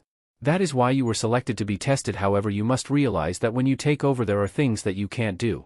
You can't go and wipe out Hueco Mundo. Everything has a reason. The Hollows are a counterbalance of power against the Shinigamis, and the Shinigamis are the counterbalance for the Hollows. As for your strength, you are still young. Yamamoto has 3,000 years of power and experience to aid him. Truthfully, you're only about as even in base power as the weakest captain, but you see your other skills put you above them. Naruto was floored hearing this and asked, what about the mission to the elemental country? What do we tell everyone about how I become the new captain? What am I supposed to do? Getting floored with the responsibility that he is being given. Jericho chuckled and said, relax Naruto. I have everything taken care of and you won't remember any of this or your mission. And just like that, the man was gone and the white light from Naruto's Zanpakuto shattered as blue light covered the sky again. As both Naruto and Yamamoto started floating toward the ground, Yamamoto looked at Naruto and said, very good, as both passed out. Note, if you want to know why I basically reset the tension between Naruto and Yamamoto, I was thinking that if Kami wanted to test them and make it believable, he would not make it where either could screw the test up by telling them and then afterwards it was as simple as changing a few memories like the Shinijigamis do in the human world. Chapter 7. Naruto blinked as he slowly woke up and rubbed his head and asked what happened. A voice he recognized said you were an idiot and overexerted yourself. Naruto blinked and saw Kushina standing in the door and asked, what do you mean? My mind is all fuzzy right now. Kushina said, what do you remember, Naruto? Naruto said, I remember there was a hollow attack in the real world. Captain Yamamoto and I went to deal with it so he could evaluate my skills in actual combat, and I remember that several others hollows started appearing as we fought. I was chasing the original one while he dealt with the new threat and I accidentally followed it to Hueco Mundo. I then learned about my second ability of my Zanpakuto allowing me to actually free hollowed souls. I don't remember how long I was there, but I freed a lot of people as well as a former captain who told me he knew how to leave. I remember then returning to Soul Society on top of the Sokyoko, and Captain Yamamoto appeared along with the other captains. I remember one of the souls I freed ran over to Yamamoto and he said it was his wife. He said she was the reason that he formed the Shinigami Academy so that her soul could be freed. He then had the souls that I freed would be helped to settle in and that he would pass judgment on Tosen and the Wizard Girl, but she would not be killed and Tosen would get a fair trial. He then turned to me and said he wanted to test my progress and skills since I was in Hueco Mundo for 2 months and we fought. I don't really remember all that happened because it was too fast to think, and then he said it was enough and then I passed out. Kushina said, well, you remember everything then. We made several requests to Captain Yamamoto to send a team after you, but he said with us not knowing if you were still alive or where you were in Hueco Mundo it would be a suicide mission. Unlike Orihime, who we knew was alive, and where she was you were another story. Do you think you could stand? Naruto said, yeah, I feel fine now. How long was I out? Kushina said 3 days. Tenten, Ayam, and Saifon have all been here checking on you. Naruto smiled at this and a hell butterfly came flying in and landed on Kushina's finger. She looked at it and said, Captain Yamamoto has requested you to appear before him and the other captains when you woke up. He has something he wishes to discuss with you. Naruto sighed and said, alright, I guess I better get going then, as he sat up and blinked and asked, where are my cloths? Kushina said, most of your cloths were destroyed in the fight. You will have to wait to get a shirt, but your pants are in the dresser. I will give you a few minutes to get dressed. Naruto nods as she left. He quickly got up and dressed and went outside where Kushina said, do you need me to help you get there? Naruto said, Mom, I remember how to get there. Kushina squealed and pulled him into a hug, and Naruto tried to get away from being suffocated, and Kushina said, you called me Mom. When Naruto said, Mom, my meeting, Kushina blushed and let go of her son, who smiled and said later, as he flash stepped away. Naruto appeared outside of the captain's meeting chamber and he knocked on the door. The door opened and Yamamoto second stepped out and said, go on in. They're expecting you. Naruto nods and walked inside and saw Yamamoto sitting in his chair with the other captains all lined up in 2 rows, and Naruto bowed and Yamamoto said, arise Naruto, and step forward. Naruto walked forward and Yamamoto said, Naruto, I will skip the please entries and get right to the point of asking you here. I first wish to thank you again for returning my wife to me. You have no idea how thankful I am for that. Now for the official reason you are here. After taking the reports from all the people you saved as well as your display of fighting ability, the captains of the 13 Court Guard have all decided that you are to become a seated officer. Naruto said, thank you sir, but if I may ask, what about my life back in Konoha? I have responsibilities there along with Tenten and Ayam. After all, isn't that the reason we were brought here in the first place? Yamamoto said, quite right Naruto, but the decision still stands. I have discussed it with the other captains and I realize that I can't last forever. I am an old man, and when we went to the normal world to deal with those hollows I realized that my age is catching up with me. I have decided to retire to the 46 Chamber Court and spend the rest of my time with my wife. You Naruto have been chosen to be my successor. Naruto blinked and said, but sir, I am nowhere near as strong as you are, and Yamamoto raised his hand to silence Naruto, and after Naruto shut up, Yamamoto said, I know that as do the other captains, but you are only 15 years old now Naruto. I am nearly 3,000 years old. I have years of experience that you don't, but you were able to fight with me on even terms for a while. You even forced me to use my bankai. Only 4 other captains can brag about that. You should feel honored to have forced me to use it. As for any other doubts you have, we each have reviewed your character, compassion, and strength. We have decided that you have what it takes to be a great leader to entrust Soul Society to. The fact that you do not wish for revenge against those who have wronged you shows true strength. I know that you do not have experience, so the other captains have all agreed to help you with advice when you need it and will back up your orders. Well, let me rephrase that. 10 of them have. 2 wish to test you themselves before they give you their full support. Captain Kenpachi and Captain Saifon wish to fight you, and if you can defeat them then they will support you. Naruto looked at both, who looked at him serious, and Naruto nodded slowly and Yamamoto said, very good. Now as soon as you have your match with those 2 captains I will begin to teach you what you must know while gradually stepping down. Naruto asked, what about Konoha? Yamamoto frowned and said, Tosen informed us about the new hollow you met in Hueco Mundo. We believe that he has been feeding off of souls from there. I can't be for sure, so you will return to Konoha and live your life there. You only have possible 100 years at most there, which is not very long, and between me stepping in to deal with the paperwork and the other captains, we can handle your absence. However, your power will be reduced to 50% of your max while in the human world. That will put you at just above Kage level, but we have found out a side effect of Kyuubi breaking free from you is that you are no longer able to use chakra, so you will have to rely on your spirit energy. You bankai will be affected by it also. However, if you encounter that new hollow, you will be able to break the restriction seal to take care of him. You will also be able to contact me if you need any help. Do you have any questions? Naruto thought a moment and said no sir. Yamamoto nods and motioned toward the corner of the room, and Yamamoto second stepped forward with a captain's coat and handed it to Naruto as he bowed and said, "It will be a pleasure to serve you, Naruto-sama." Naruto took the coat and threw it on and frowned for a moment and took it back off and threw it in the air and in one fluid motion sliced both sleeves off of it before catching it and putting it back on and said, "Much better." A couple of captains snickered at this but said nothing, and Yamamoto said, "I see that you have decided to follow after the two captains that you trained under, even if it was a short time." Naruto said, "Yes, to use my Zanpakuto correctly as well as other things I must have my arms free of clothing." Yamamoto said, "Very well, everyone but Naruto is dismissed. You may approach him at your leisure, Kenpachi and Saiyaphon, for your fights." Both nod and walk out as Saiyaphon glanced at him. After the room was empty beside Yamamoto and Naruto, Yamamoto said, "You may come in now." Naruto looked toward the side of the room where a door opened and a brown-haired man stepped in, and Yamamoto said, "Naruto, this man is very important to Soul Society, you will trust his counsel above all others. His name is Jericho and he is the official messenger from Kami to Soul Society. If he orders something done, you will have to ensure it happens. He has also approved of you through his own test, which even I do not know of. You are not allowed to tell anyone except your eventual successor about him. The other captains know there is a messenger along with most of the Shinigamis, but none have ever met him besides myself and now you. He will not show up unless you are alone. Do you understand?" Naruto said, "Yes sir. Hello Jericho-sama." Jericho smiled and said, "It's good to see you, Naruto. I trust we will have a very interesting time in the future. Now that my business is done, I must return to Kami, so until we meet again, have a good life," as he faded away. Yamamoto saw the shocked look on Naruto's face and said, "You will get used to it. Now if you have no other question, then you may go. I understand your family and a few friends are waiting to speak with you." Naruto asked, "What will happen to Tosen and the wizard girl I brought?"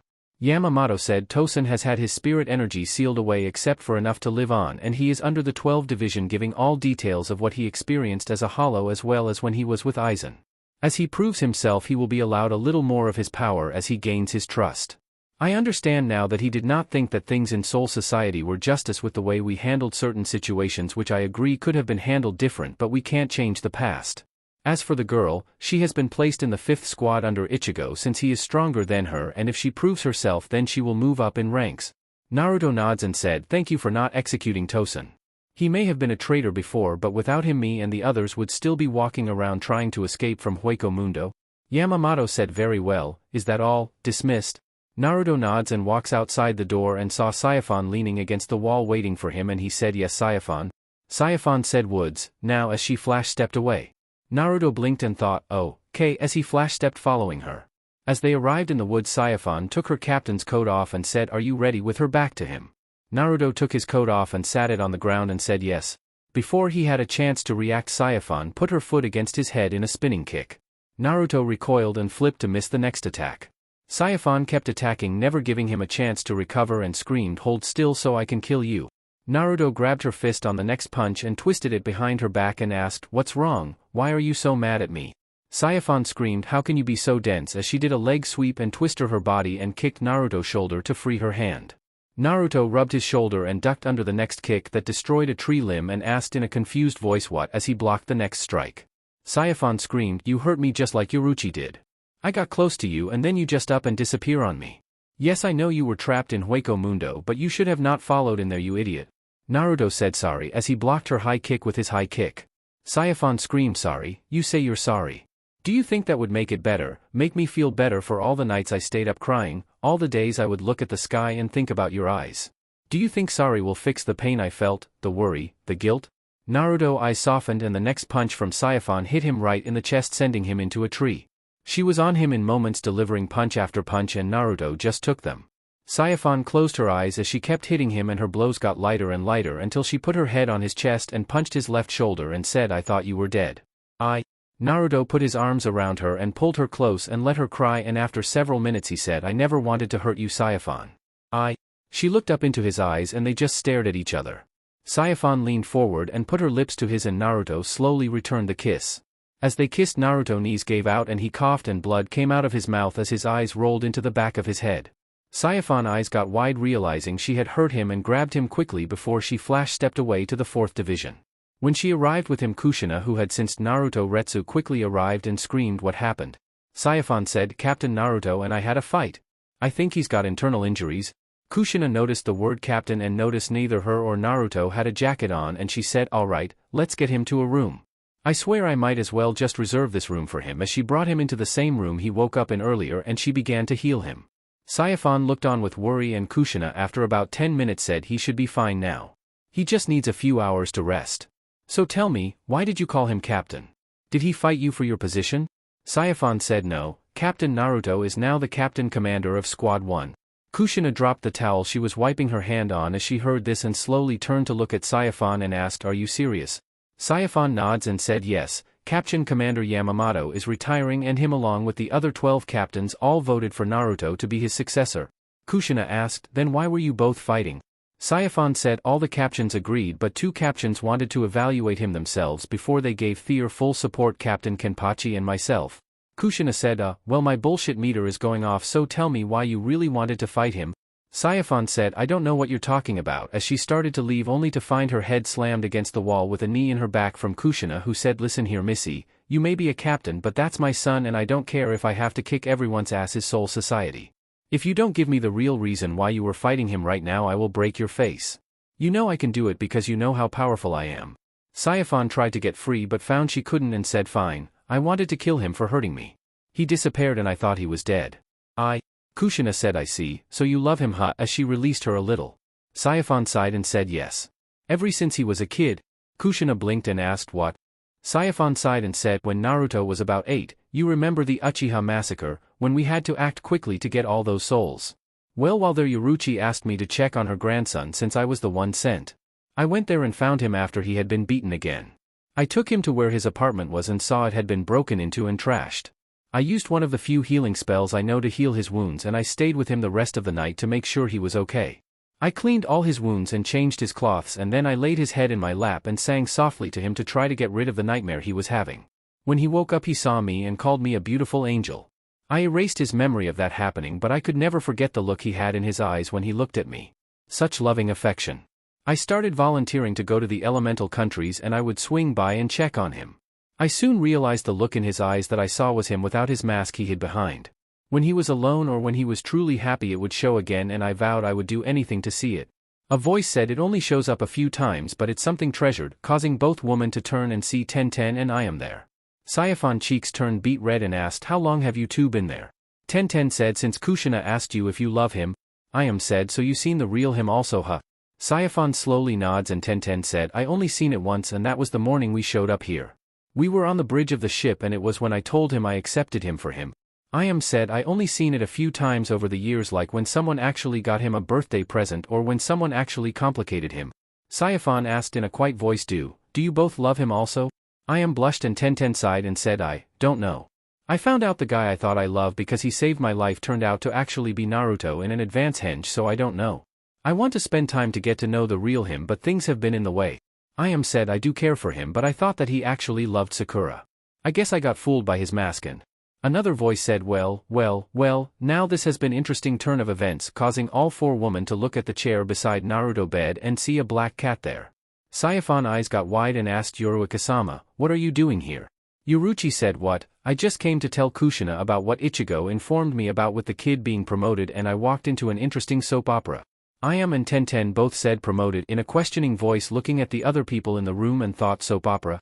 Yoruichi said yes, Naruto here is the new captain of the 1st squad and commander of the 13 court guard, replacing Yamamoto. Both girls' eyes went wide hearing this, and Saifan asked, so? Yoruichi jumped off the chair and landed on Naruto's stomach with her claws out, and Naruto screamed ouch, damn cat, as he jumped up, throwing her off of him. All the women looked at him and Kushina asked, how long have you been awake, Naruto? Yoruichi said, since you shoved Saifan into the wall. At this 3 girls turned beet red and Naruto glared at Yoruichi and said, shut up. Sayafan cracked her knuckles and said, so you heard everything, huh? Naruto scratched the back of his head and smiled and said with a small chuckle.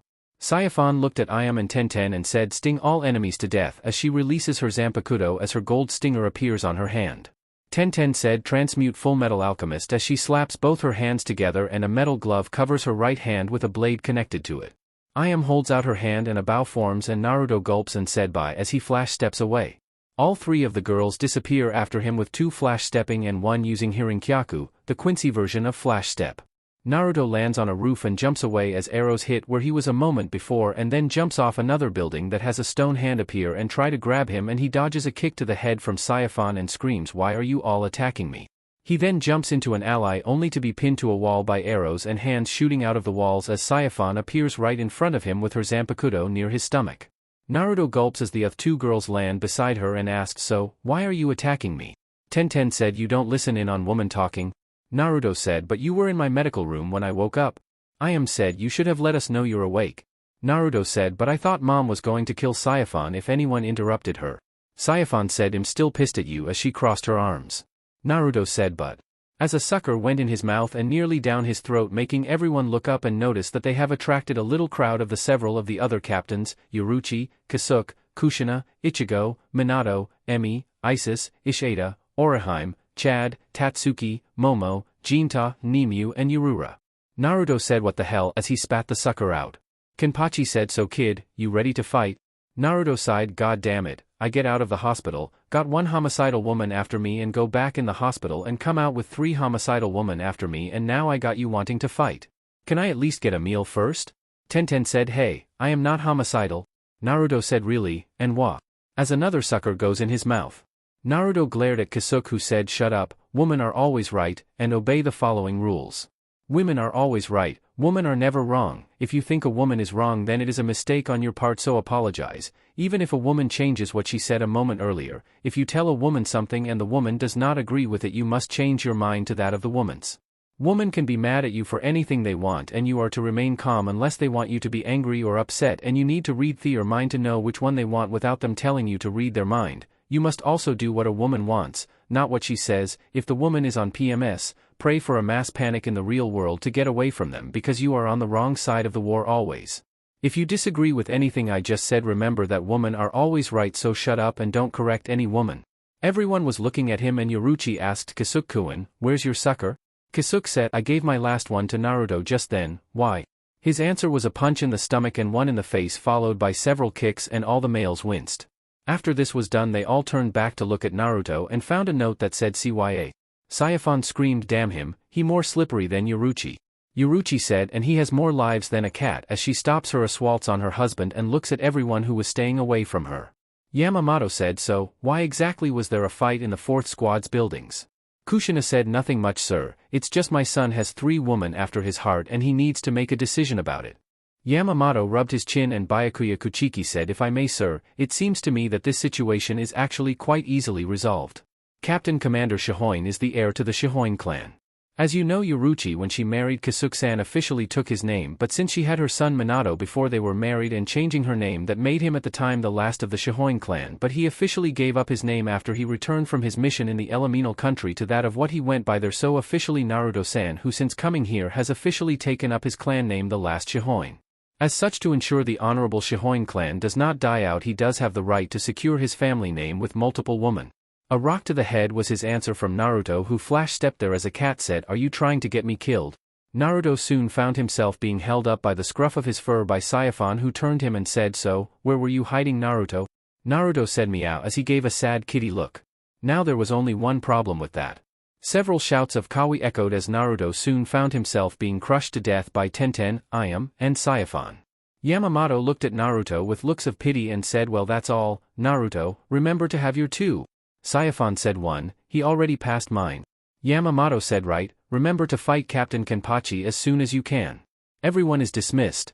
Naruto screamed help as the girls crushed him. Rukia looked at Ichigo and said, it's been a while Ichigo, I see your grandson has as much trouble as you did huh? Ichigo looked at her and said, appears so, how's Renji? Rukia said, same as always. He's in the real world right now though? Ichigo nods and said, I'm surprised you both don't have a kid yet.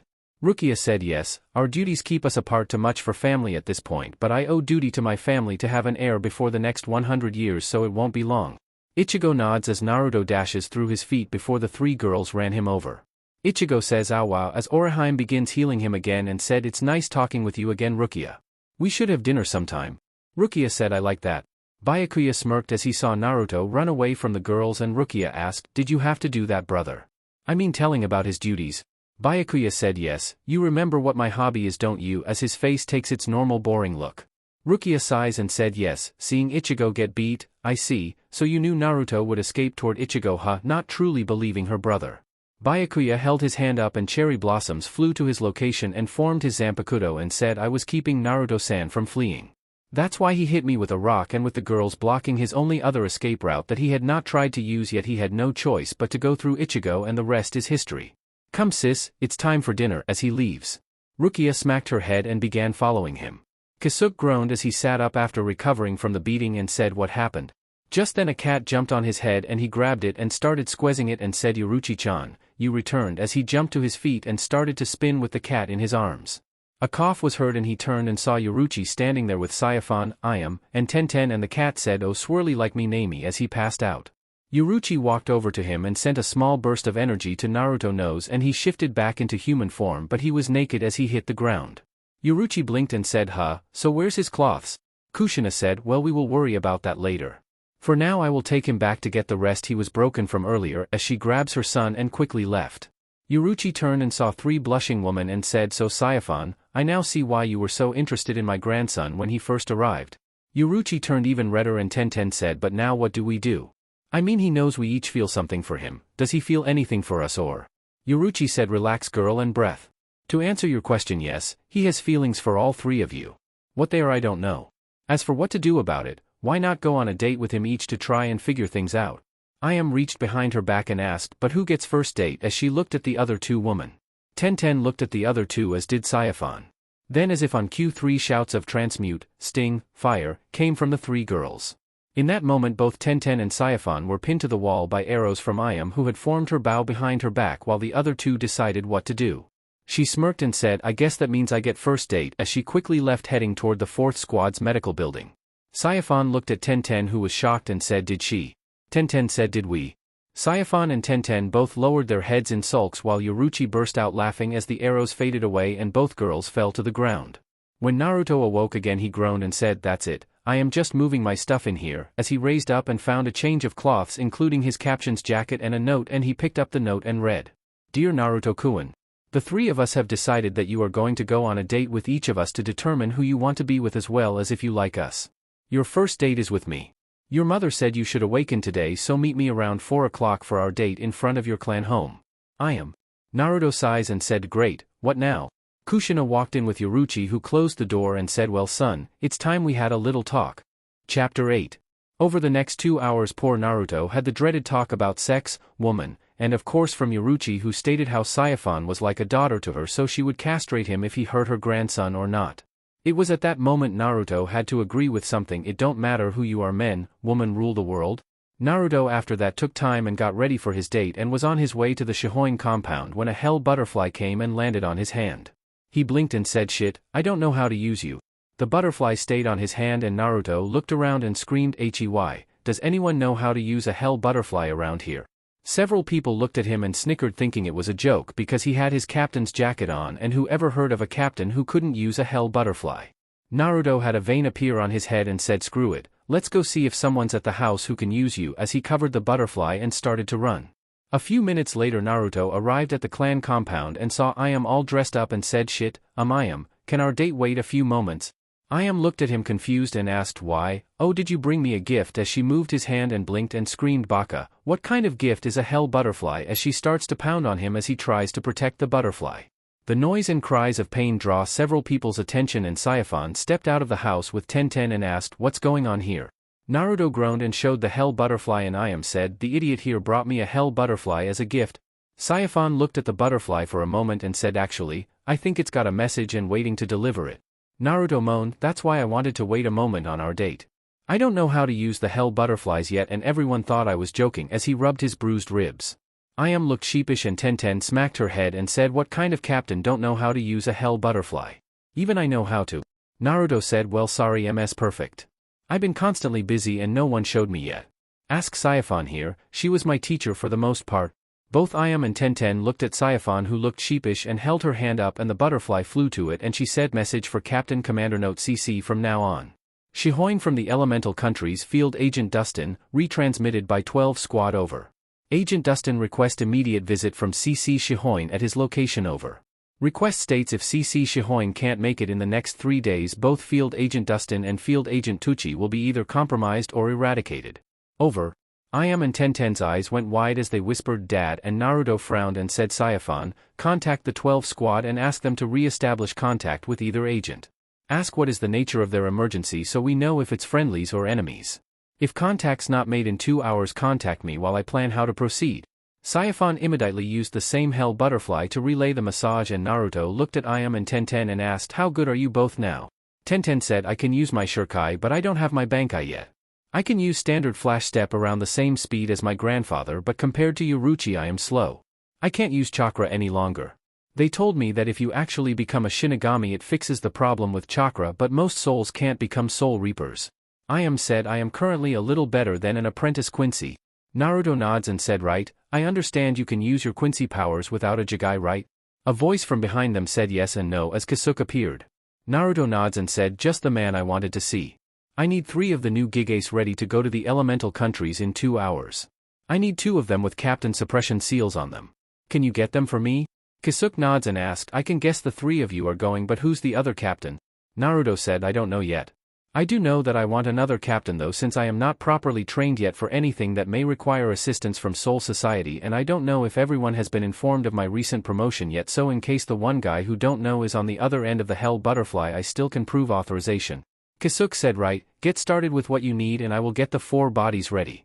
Unless you use a special gate Ayam won't be able to use her powers either so I will have one ready for her as well as he walks back into compound. Naruto turned to Ayam and Tenten and said both of you get ready in case it's a trap. Tenten asked do you really think it could be one? Naruto said maybe, remember I am not the most popular guy around and since I was told there were some people after the tailed demons they might be after me and found out your dads were our sensei and using them to find me. Let's hope it's just something simple though. Saiphon said sir, I can have the 2nd squad on standby in case it's a trap.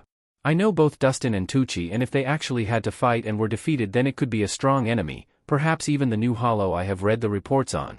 Naruto said I don't want to be showing favoritism by having an entire squad ready if in fact it's just something simple. Saiphon said I understand sir but let me be the other captain who accompany your group. I am a stealth expert and I am nearly as fast as you sir so. Tenten said wait, what, you mean Naruto faster than you? Naruto glanced at Tenten and Saiphon said Naruto may actually be faster than his grandmother Yoruchi. I know he's faster than I am though. Naruto said very well Saiphon, I will accept you coming along but I want you to remain hidden unless I call for you. You will be our backup should the need requires but first let me warn all 3 of you about this new hollow. I know Saiphon has read the basic report on it and we are still trying to gather data but he has a colored spiral mask with one eye. In fact he looks like he would be human if it were not for the fact I saw him consume 3 grandes after his form changed. Anyways I do know he's from the Elemental Countries because he used ninjutsu when I fought him. If you encounter him run, do not fight him, run. That goes for you as well Saiphon. Saiphon was shocked by this and asked why. Don't you want us to stop him? Naruto sighed and said Saiphon, with 10 of us including the wizard girl, Tosen, the seated officers and myself only one of us was even able to scratch him and that was Tosen with a small nick on his arm. He stood in front of me never moving that I could see for over 10 minutes with me swinging my Zanpakuto through him and I never once touched him all the while he was laughing and joking like it was a picnic. Think about it. I don't know how he did it but if we can't touch him, we can't hurt him so until we get more info on him and figure out how to stop him I am placing orders for a flea on site from him. Hopefully we can get some info on him and take him out before more like him come along or hopefully keep him attacking only hollows. As of yet he seems to be leaving Shinigamis and regular souls alone. Saiphon was shocked and both Ayam and Tenten seemed scared by this and all nod showing they accept his orders. Saiphon said for a new leader you seem to be covering your bases with this plan. Naruto rubbed the back of his head and said actually, it's not my plan. The Sandaime Hokage told me about a situation like this when I was younger when the Nidaime Hokage was tricked into an ambush when he thought he was meeting allies and was killed. They tried it also against the Sandaime, but he came up with this plan to protect himself and wound up capturing the leader of a smaller nation who allied with the enemy and made an example out of them. I don't plan to go that far, but at least covering my bases should sound like a good leader, I think. Saiyaphon nods and Tenten said, I think with you taking other people's advice is going to make you a great leader, Naruto, but we need to get ready in case Dad and them are really in danger. Naruto nods and said, Tenten, I want you both to listen to me and don't make any rash decision that could get us all killed. Well, at least the three of us. You're dead once before, right? Saiyaphon said, actually no. I was born in Soul Society. Naruto said, well, that's interesting, then I don't want any of us to die, so let's be careful, as he quickly left to get ready. A little later, Naruto, Tenten and Saiyaphon were all in the new Jigai and asked, what's special about those Jigai, Naruto, and why can't you use your regular bodies? Saiyaphon said those were designed specifically for the elemental countries. At the time your parents were sent we had not created them, but now we have, but since you were each born there you had a real body instead of an already spirit body like we have been using. Unless you go through the same gate you came through to get here, your bodies would be invisible to people unless they were highly spirit-influenced people. That particular gate was made so you could use your spirit attacks in the elemental countries, but if you use the regular one to get to a specific place quickly like we are doing, then you need these gigates. They will act just like your real bodies and feel like a bathing suit over your entire body, but if you wear it too long then you start merging with it, which is another reason we don't use these that often. Now let's go. As she walked toward the main gate, Naruto approached the guards and asked, has the gate been set to the location we asked? The guard said yes, Naruto-sama. Naruto nods and the gate opens and a hell butterfly starts leading them quickly down the tunnel. While they were running, Saiyaphon asked, I meant to say something earlier, Naruto, but why did you say the guy who was using the hell butterfly? Don't you know how we keep contact on missions? Naruto said, actually no. I only was in the real world for about 2 minutes and we were in the woods when I accidentally walked into Hueco Mundo. Hell, I don't even know the right way to do the soul burial yet. Since my Zanpakuto frees souls, I could have had started sending souls from Hueco Mundo if I did. Saiyaphon frowned and said, I guess that makes sense. You were put in the express lane to learn combat. I was more worried about teaching you stealth, speed, and taijutsu, and you really did not learn anything from Kenpachi and his squad, so you learned to fight directly in battle. I will help you fix the things we skipped over later. Naruto frowned and said, alright, but I don't really think Kibo spells are my thing. I mean, I use most of my spirit energy for either Shuinpa or my Zanpakuto. You know what my other use for it is? Saiyaphon nods and said, I see light up ahead. Were we coming out at anyways? Saiyaphon said, truthfully I don't know the name of the place we are heading. The only time I came here was in Konoha? Naruto said, we're here, as they stepped out of the tunnel. As the doorway opened up in the elemental country, Naruto stepped out first and saw they were actually in the air, so he began to airwalk. The others followed quickly and Naruto closed his eyes and Saiyaphon gasped and said, Spirit ribbons, as Naruto quickly grabbed a red one that was not from the four of them and said this way as they quickly started following the ribbon. About 30 minutes later, after following the ribbon, Naruto frowned and said, Tenten, I want you both to go first while carrying me in my cat form. I learned I can change my cloths in this form if I don't hold it for more than an hour. After that they dissolve. Saiyaphon, I want you to stay away. If you feel me release my bankai, send for help and get the others out of here. Saiyaphon said, but Naruto shut her up with a glare as she flinched and nods, and Naruto quickly changed into a cat and grabbed him and both landed not too far away from where their fathers were. As they approached they remained quiet and soon walked into a small clearing in the woods. As they did they saw both their fathers, who said, Tenten. Both girls ran over to their dad and Tenten sat Naruto down and said, what's going on, Dad? We got a message said you needed to see Naruto and us, and? A voice said about that, where is Naruto, drawing the girl's attention and seeing a white-haired man with red lines on his cheek, and powered up her bow and said, who are you? Tucci said, relax, this is Jiraiya, Naruto godfather, and the other two who are with him were sent by the Hokage to check on Naruto. Tenten looked around and said, I can tell one's in the trees to the right, but where's the other one, as she moved her hand closer together. The cat ran into the woods to the left. Jiraiya said, come on down, Uchiha, you've been caught. Sasuke jumped down from the tree and looked at Tenten with disgust on his face, and Jiraiya said, what's wrong, Kakashi, come on out. A body falling into the clearing was the answer to his comment as Naruto stepped out of the clearing behind where Kakashi's body was and said, sorry about that, but I didn't recognize him besides his headband from Konoha, and I only heard about you from the Hokage. As far as I know, this guy could have been one of the idiots back in Konoha, as both Tucci and Dustin went wide-eyed seeing the white captain's jacket but couldn't see which division, but could tell this was Naruto, having seen the real him before. Jiraiya asked, who are you and where is Naruto? Naruto ignored him and looked at Sasuke, who held a kunai in his hand, and said, first tell me, what is the team they're planning to do with a kunai? If you want answer, I don't take kindly to threats, as he showed that in his right hand he held his Zanpakuto ready to draw. Jiraiya said, stand down Uchiha. Sasuke sneered and said, why, he knocked out Kakashi sensei, so I don't think I should, and thought, this guy's powerful to take out Kakashi. I must learn his secrets. Kakashi started to groan and Naruto stepped away from him and said, I am, Ten, take you dads and go. I am sure you both have a lot to talk about. Team, you and your sensei here, whoever he is, can go also. I don't feel like talking about S-rank secrets with someone who doesn't have authorization to know them. I will stay and answer any questions Jiraiya here has. Kakashi looked at Naruto and Jiraiya frowned and said, Kakashi, take your student and head back to camp. I will talk to this guy and meet up with you later. Take the girls with you and? Naruto said, no deal. No more possible hostages. You want answer just you and me, or is it you're like most of the idiots in Konoha and didn't really care for you godson but instead just sent money to help your conscience, looking him right in the eye? Jiraiya flinched and said, fine, Kakashi, take your student and head back to camp. Naruto noticed Sasuke glance at the girls as they left and went wide-eyed a moment and said, before you go team, what's with your eyes, why did they turn red like that? Jiraiya, Kakashi who was standing now and Sasuke looked at him and Sasuke said, it's the Sharingan, my bloodline, with arrogance in his voice. Naruto said, interesting. I recently seen and I like that, but it was different. Instead of 2 commas in each eye it had a complete circle and 3 comma with also 3 lines coming from it. Is it the same bloodline?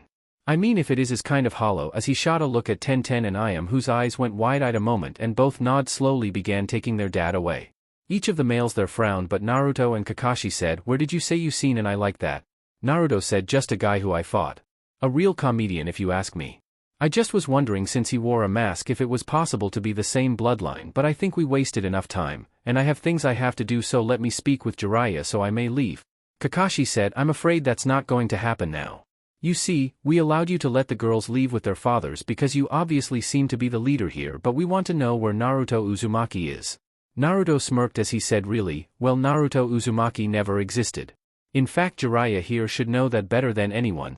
Kakashi went to grab Naruto and his hand phased through him and said, shit, Bunshin, as he started to look around. Sasuke began to run toward where the girls were, and to the shock of everyone, Naruto right foot implanted in his stomach, launching him into a tree, and he said as Sasuke fell limp, actually no, you're just slow, as he stood back up straight. Kakashi raised his headband and frowned as he looked at Naruto and said, who are you?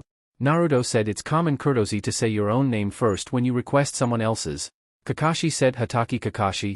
Naruto frowns and said, I see, Kakashi, you're also one of the people who know who my parents were. Kakashi went wide-eyed and Jiraiya said, Naruto. Naruto nods and Jiraiya said, prove it. Naruto said, and how do you want me to do that? Summon furball power, show you the seal, show you the scars from beatings I took. I don't have to play 20 questions with you. Point blank, you use 2 people I consider precious to me as bargaining chips to get me here. I don't believe either of you have ever stepped foot in my life that I can remember, and I have a photographic memory, so if you don't mind, I got things to do. I don't answer to either of you, so piss off, as he started to leave. Kakashi appeared in front of Naruto and said, wait, you say you have a photographic memory yet you failed the academy 3 times. Explain. Naruto said, simple, I can't perform Bunshin because I had too much chakra and not enough control, since nobody ever taught me any way to fix it because of QB. As for book grades, when your teachers take your books for asking a question or throw you out of class or put genjutsu on your test, even an idiot can tell nothing you do will let you pass. Now if you will excuse me, I have family to get back to and a date as well. Jiraiya said, wait, what family? Still not believing this guy. Naruto said, none of your business. Now if you don't mind, I still have several months before I have to return to that hell we call Konoha, so goodbye, as he disappeared before their eyes. Jiraiya frowned and said, do you think that was him, Kakashi? Kakashi said, no, in fact I can't be sure that he was even here. I mean, he didn't have a chakra signature. A female voice said, that's because he no longer can use chakra, making both men turn and see a black-haired woman with a white jacket, and Jiraiya said, well, pretty lady, what's your name? The woman said, I see Minato was not joking about how lecherous you are, Jiraiya. Kakashi asked, who are you and what do you mean that he is no longer able to use chakra? The woman said, I won't tell you my name, but I am currently Naruto-sama personal bodyguard. He does not care for people who he does not trust, but I do know that you saved his life on several occasions, Inu, so I will tell you a little info. I won't tell you about his family, but in the process to allow him to access his family bloodline, QB was forced from his body. We don't know what happened to it, and personally we don't care. If he survived and decides to attack Konoha again, it is what you deserve for how you treated the heir to the Shihoin clan. As for not being able to use chakra, it's required to be able to use his bloodline. Now please do not harass Tucci and Dustin again because they have served as informants faithfully for you for many years, Jiraiya, and just because they happen to allow Naruto to meet his remaining family as well as learn to use his bloodline, they should not be punished. Especially with what he's been through, going 14 years believing his parents abandoned him and living in hatred and abuse. Good day, as she disappeared like Naruto. Both Kakashi and Jiraiya were stunned by what the woman said, and Kakashi felt his eye was still uncovered and covered it up and said, "What do you think, Jiraiya?" Jiraiya frowned and said, "I think we should inform the Hokage that Kyuubi could be free. We won't know until we can talk to Naruto himself without him running off if that was him. I do have a few questions that I want to ask, but I think that if we try to force Tucci and Dustin to answer them, things could get bad pretty quick. If that was Naruto, he's gotten good enough to get a drop on you and took out the Uchiha as well as moving at speeds I think I might be hard-pressed to keep as was that girl. Also, if you notice, while all four of them were here, I never once was able to detect any of them except for Tucci daughter, and she felt like a civilian but she used a bow of energy. For now I think we should take your student back to get treated and inform the Hokage of this." Kakashi nods and grabs Sasuke as they start to leave. A few miles away, Naruto was leaning against a tree when Saiyaphon appeared and Naruto asked, "So what did you do?" Saiyaphon said, "Drew their attention elsewhere. For now they know you don't have Kyuubi and also you can't use chakra as well as having a bloodline. I figure your shapeshifting can qualify for that. I told them I was your bodyguard. That should throw their attention away." Naruto sighs and nods and looks over at Tucci, who asked, "So, what squad, Naruto?" Naruto smirked and Saiyaphon said, "It's Captain Commander Shihoin now." Both Dustin and Tucci were stunned and Naruto said also, "You're both going to be a grandfather." Both men paled as Tenten and Iam went beet red. At that moment Naruto burst out laughing and said, "Just joking. So, how's it going?" The beatdown Naruto received from all five people there made Tsunade beating Jiraiya look like a kitty slap. Chapter 9. Naruto groaned after everyone calmed down and stood back up slowly, and Saiyaphon snorts and said, "So, how much damage did you actually take from that?" Naruto said, "Not much actually. I made a shield around my body with Retsu that took 90% of every punch, so I might have a few bruises, but that many at one time still hurt." He then glanced around the clearing and said, "Weird, I could have sworn I just felt another person here." Everyone looked confused and Tucci asked, "So tell me, how the hell did you become Captain Commander in a little over 3 months, Naruto, and what's with calling yourself Shihoin now? I mean, technically it's true and all, but I thought you would have continued going by the other name you had." Naruto frowned and said, "My family name for all purposes is Shihoin. Just because my mother and father changed their names for the mission here does not mean that they actually gave up their real names. Besides, I got a new start in life and decided to get rid of that cursed name." Dustin nods and said, "So you're really the head of Godai 13 now?" Naruto sighed and said, "After I fight Kenpachi I will be." The rest of the captains agreed that I am to take over for Yamamoto after I fought and forced him to use his bankai. Not to mention I survived in Hueco Mundo for 2 fucking months. God, I hate that place, as he leaned against a tree again and winced as he felt a bruise on his shoulder. Naruto sighed and said, "Look, if you don't mind everyone, now that this is taken care of I need to get back to Soul Society. I got some things I need to take care of for the First Division. Tenten, Iam, you both can go ahead and stay a little while before returning." "Captain Saiyaphon, I got 2 requests." Saiyaphon asked, "What's with all the formality stuff now, Naruto? What's wrong?" Naruto said, "Nothing, Captain Saiyaphon, I just need to get back to Soul Society, but my 2 requests are, would you mind staying here and helping Iam and Tenten back after they have a chance to visit with their fathers, as well as inform them about the flee on site order I am issuing for the new hollow?" Saiyaphon said, "Sure, no problem," as she looked at him. Naruto said, "Good, my second request is, could you open a portal for me? I have not had a chance to learn to do it yet." Saiyaphon pulls out her sword and plunges it into the air in front of her, and part of it disappears and she twists her wrist and 2 doors opened up, and Naruto said, "Thank you, Captain Saiyaphon, and I will meet with you later at my earliest convenience to continue my training," as he walked through. As the door closed, Tenten asked what's up with him in a confused voice. Iam said, "Really, he wasn't like this before we met those guys earlier. Did something happen after we left?" Saiyaphon frowned and said, "Besides telling Jiraiya and Kakashi off and knocking out the Uchiha, no. He just seemed to have gotten hostile toward them the longer he was around them. It really got bad after the Uchiha kid looked at both of you with his Sharingan. Maybe it has something to do with the new hollow, but I don't know, something's not right." Inside the tunnel between worlds, Naruto was holding his chest and said, "No, not again. Please no," in a pained gasp breath as he fell to his knees and curled into a fetal position and whimpered in pain. The hell butterfly that was hovering around him to help guide to the end of the tunnel was suddenly killed by Naruto as he opened his eyes, which flashed a different color before he closed his eyes again in pain. Tucci sighed and said, "Maybe it's just he's finally happy and hates having to see a reminder of Konoha. Especially that Uchiha kid. If you remember, he's always hated him for his arrogance." Dustin said maybe it's just stress. I mean, think about it, he finally is with his parents, grandparents, and realized that he has to go back soon. You know how hard it's been for us all these years away from Soul Society. Tucci nodded and said, so, how's both of your training going? Tenten said, I have my shurkai but not my bankai. Mom said she's going to kick your ass for not coming with us though.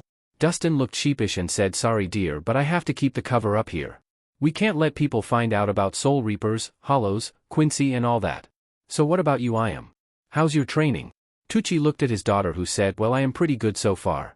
Grandpa Ishida said I am about as good as he was at age 13. Mom has also been teaching me a few things like her sure shot and things like that.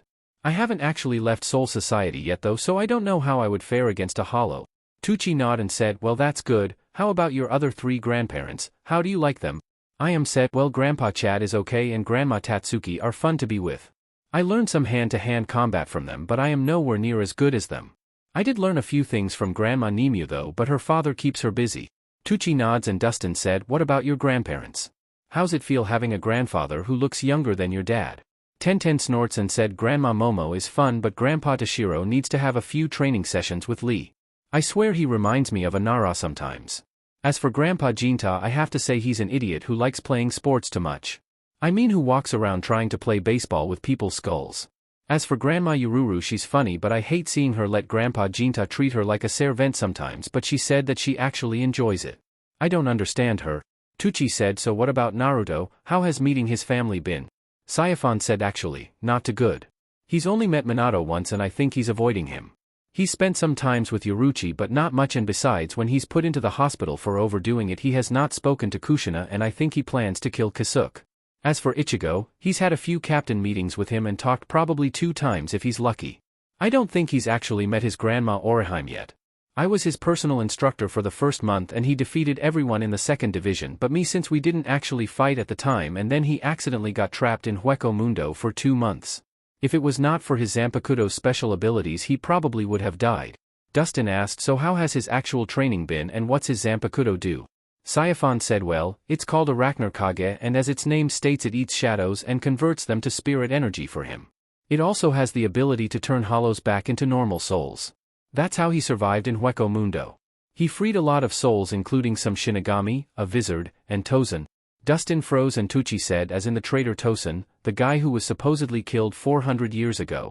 Saifon nods and said, one in the same. Apparently the last attack on him did not kill him but a hollow quickly found him and consumed his souls, turning him into one. Anyway, since he was the most help getting all those souls Naruto freed back to Soul Society plus giving us info on the new hollow, he's been placed in the 12th division with nearly no spirit energy until he proves himself. As for Naruto training, his flash step is faster than me and maybe faster than Yoruichi, but I don't know since I am keeping that a secret until his training is complete. He's reached his bankai already and his Zanpakuto is light-based. The first ever? Tucci asked, so what really happened with Kyubi? Saifon said according to Kisuke he weakened the seal before bringing them into Soul Society since Kyubi is not allowed there because he's one of Kami pets. He then finished breaking free the moment they stepped into the archway and Naruto was forced to either become a Shinigami or a hollow and die in the archway since it broke his soul chain. Kyubi gone back into hibernation and won't be back for probably around 200 years or so, and hopefully by then we can return everyone here back to the real human world. Dustin sighed and said, have they figured out any way to fix the problem with the souls here yet? Saifon said, not that I know of. 12th Division is working on it as much as they can. Kisuke has been doing his own research, but so far the only way we have come across is the traditional way by having a person who has enough spirit energy become a Shinigami, but since we got around 400,000 souls that's going to take a while since we can't let people get too strong or they will attract hollows to eat their souls. It's all a big mess thanks to the war with Aizen. Tucci nods and said, so how much longer are we going to need to stay here before the kids take over? Saifon frowns and said, for now I would say keep up your other work until we can find out what the humans are wanting the bijou for and stop them. If they cause a mass death with the bijou we won't be able to save everyone before the hollows devour their souls. That reminds me, if you see a hollow who looks human with a spiral mask and one eye hole with an eye that looks sort of like the Uchiha Sharingan, Naruto has issued flee on sight orders. When he fought the guy in Hueco Mundo it made fun of him and he was never even able to touch him, going full out with the other Soul Reapers' help, and only one put a scratch on him and that was it. He also said the hollow had the ability to use ninjutsu, so either he's been here or from here, but we don't have enough info on him yet. Both men nod and Saifan said, "Okay girls, I am going to give you both about an hour to talk with your dads while I do a patrol of the area for any souls who need to be sent. When I get back we need to head to Soul Society before we draw too much attention. Understand?" Both nod and Saifan jumps into the air and begins airwalking and flash-stepping, checking the area for souls. After she was gone the girls started visiting with their dads, and a frog that was in the lake nearby went underwater before going up in smoke. Jiraiya, who was traveling with Kakashi, suddenly went wide-eyed and said, "Well, that's interesting. I wonder." Kakashi asked, "Wonder what?" as they jumped from tree to tree with Sasuke in front a few yards still holding his ribs. Jiraiya glanced at Sasuke and said, "If what my Kagebunshin spy just overheard is real. If it is, then us and our grandkids won't have to worry about that in their lives," and the rest pretty much confirmed what the kid said. Kakashi said, "Really? Anything else?" Jiraiya said, "Oh yeah, but you wouldn't believe me. I don't want to believe it myself, but then again it could be true." Kakashi asked, "Oh, give me a clue." Jiraiya said the kid met his parents, alive. Kakashi stopped dead in his tracks and looked at Jiraiya with a shocked look, and Jiraiya said, "I will explain later," glancing at Sasuke, who had stopped and looked back at the two men as Jiraiya started heading toward Konoha again. Around an hour later Saifan returned to where the girls were, who looked completely embarrassed, and she asked, "What's wrong?" Dustin said, "Just in time, Saifan, could you get something for the girls when you return?" Saifan said, "I guess, why?" Dustin quickly wrote something down and said, "I want these items given to both girls and you might want some yourself." Saifan blinked and opened the scroll and went wide-eyed. Birth control, condoms, contraceptives, pregnancy tests. Saifan started to wave her hands in front of her and said, "Whoa, wait, what the hell's going on here?" Tucci said, "We heard about how all three of you are after Naruto. Since he's such a spontaneous person and probably never even had the talk, I want you woman to be prepared in case accidents occur. Dustin and I both don't want to be grandparents until our daughters are married, and you don't have time for it right now." Saifan looked at both men and said, "Sting all enemies to death," as she released her Zanpakuto and said, "Now, what was that?" as she blasted both with spirit pressure. Both men gulped and proceeded to be beat down by three very embarrassed and pissed women. After they were done, Saifan said, "I feel better now." Tenten said, "So do I. I am eeped," and said, "My date," as she looked at both girls. Saifan sighed and said, "Come on, let's go break Loverboy from the damn paperwork," as she used her Zanpakuto and opened the portal again. They stepped in and started walking toward Soul Society when a whimpering sound was heard, and Tenten asked in a scared voice, "What's that?" Saifan sighed and said, "Probably a soul that got lost on the way to Soul Society. Strange though, since I didn't feel anyone else from Soul Society back there in that world," as they continued to walk. A few minutes later they saw a figure in a fetal position, and all three instantly recognized the person as Naruto, and they ran to him. When they got to him they gasped at the sight of him, and Ayam asked, "What happened?" Saifan saw he was wounded, but the wounds looked self-inflicted, and said, "I don't know. Help me get him up and back to Soul Society." The Ayam and Tenten helped pick him up, and he whimpered even more to their touch, and they started to drag him toward the exit. Saifan looked back at the spot where Naruto was laying to see how much blood he spilled and went wide-eyed and thought, "What the hell's going on here?" She quickly followed both girls but took Tenten's place and said, "Tenten, I want you to run ahead and distract the guards at the gate. Draw their attention away from the door and toward the execution grounds until after we pass by. Then head to the Shion compound and have Yoruchi bring you to the hot spring. She will know what you're talking about. Tell her it's an emergency and don't tell anyone why, but only her. Do you understand?" Tenten said, "Yes, but why?" Saifan said, "I will explain later, but please go. When we get close I want you to use every ounce of speed you can and follow my lead with him and don't stop no matter what, understand?" Nod and Tenten took off ahead of them. As they saw the light ahead, Saifan started flash-stepping and Ayam kept up as best as she could but felt like she was being dragged. Tenten, when she cleared the door, screamed, "Man, what a rush, that was great. I can't believe it." The flames of youth burned brightly as she started dancing away from the gate but causing a scene while she saw Ayam and Saifan, who blinked at her as she said the last one before they were gone, and Tenten then said, "Better than sex," as she took off running toward the Shihoin clan house.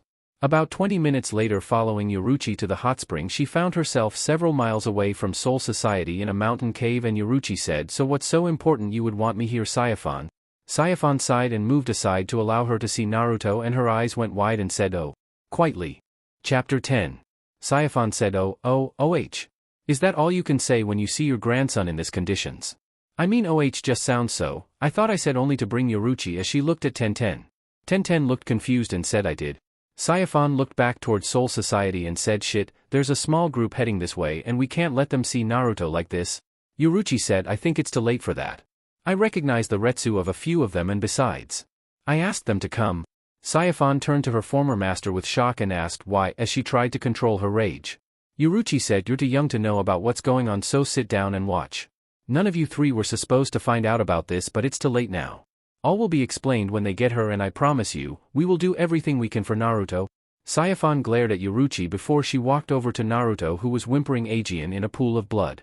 A few moments later a group of people arrived and Yuruchi screamed, "We're over here."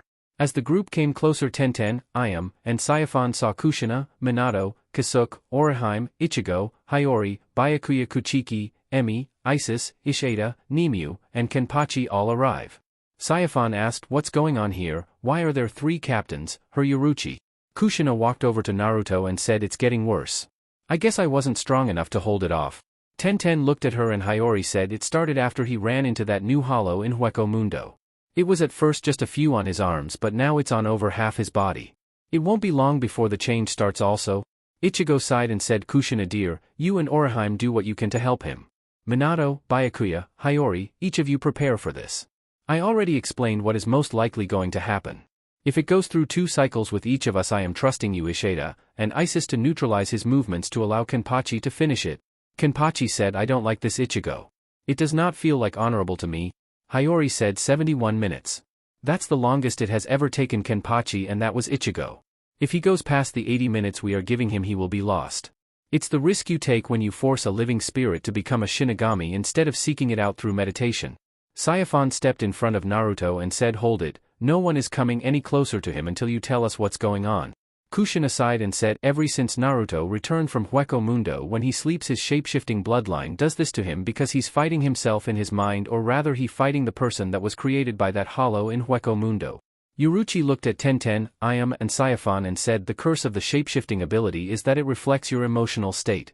I am sure you both remember Tenten and Ayam when you all first arrived here in Soul Society, how his scars he hid suddenly disappeared.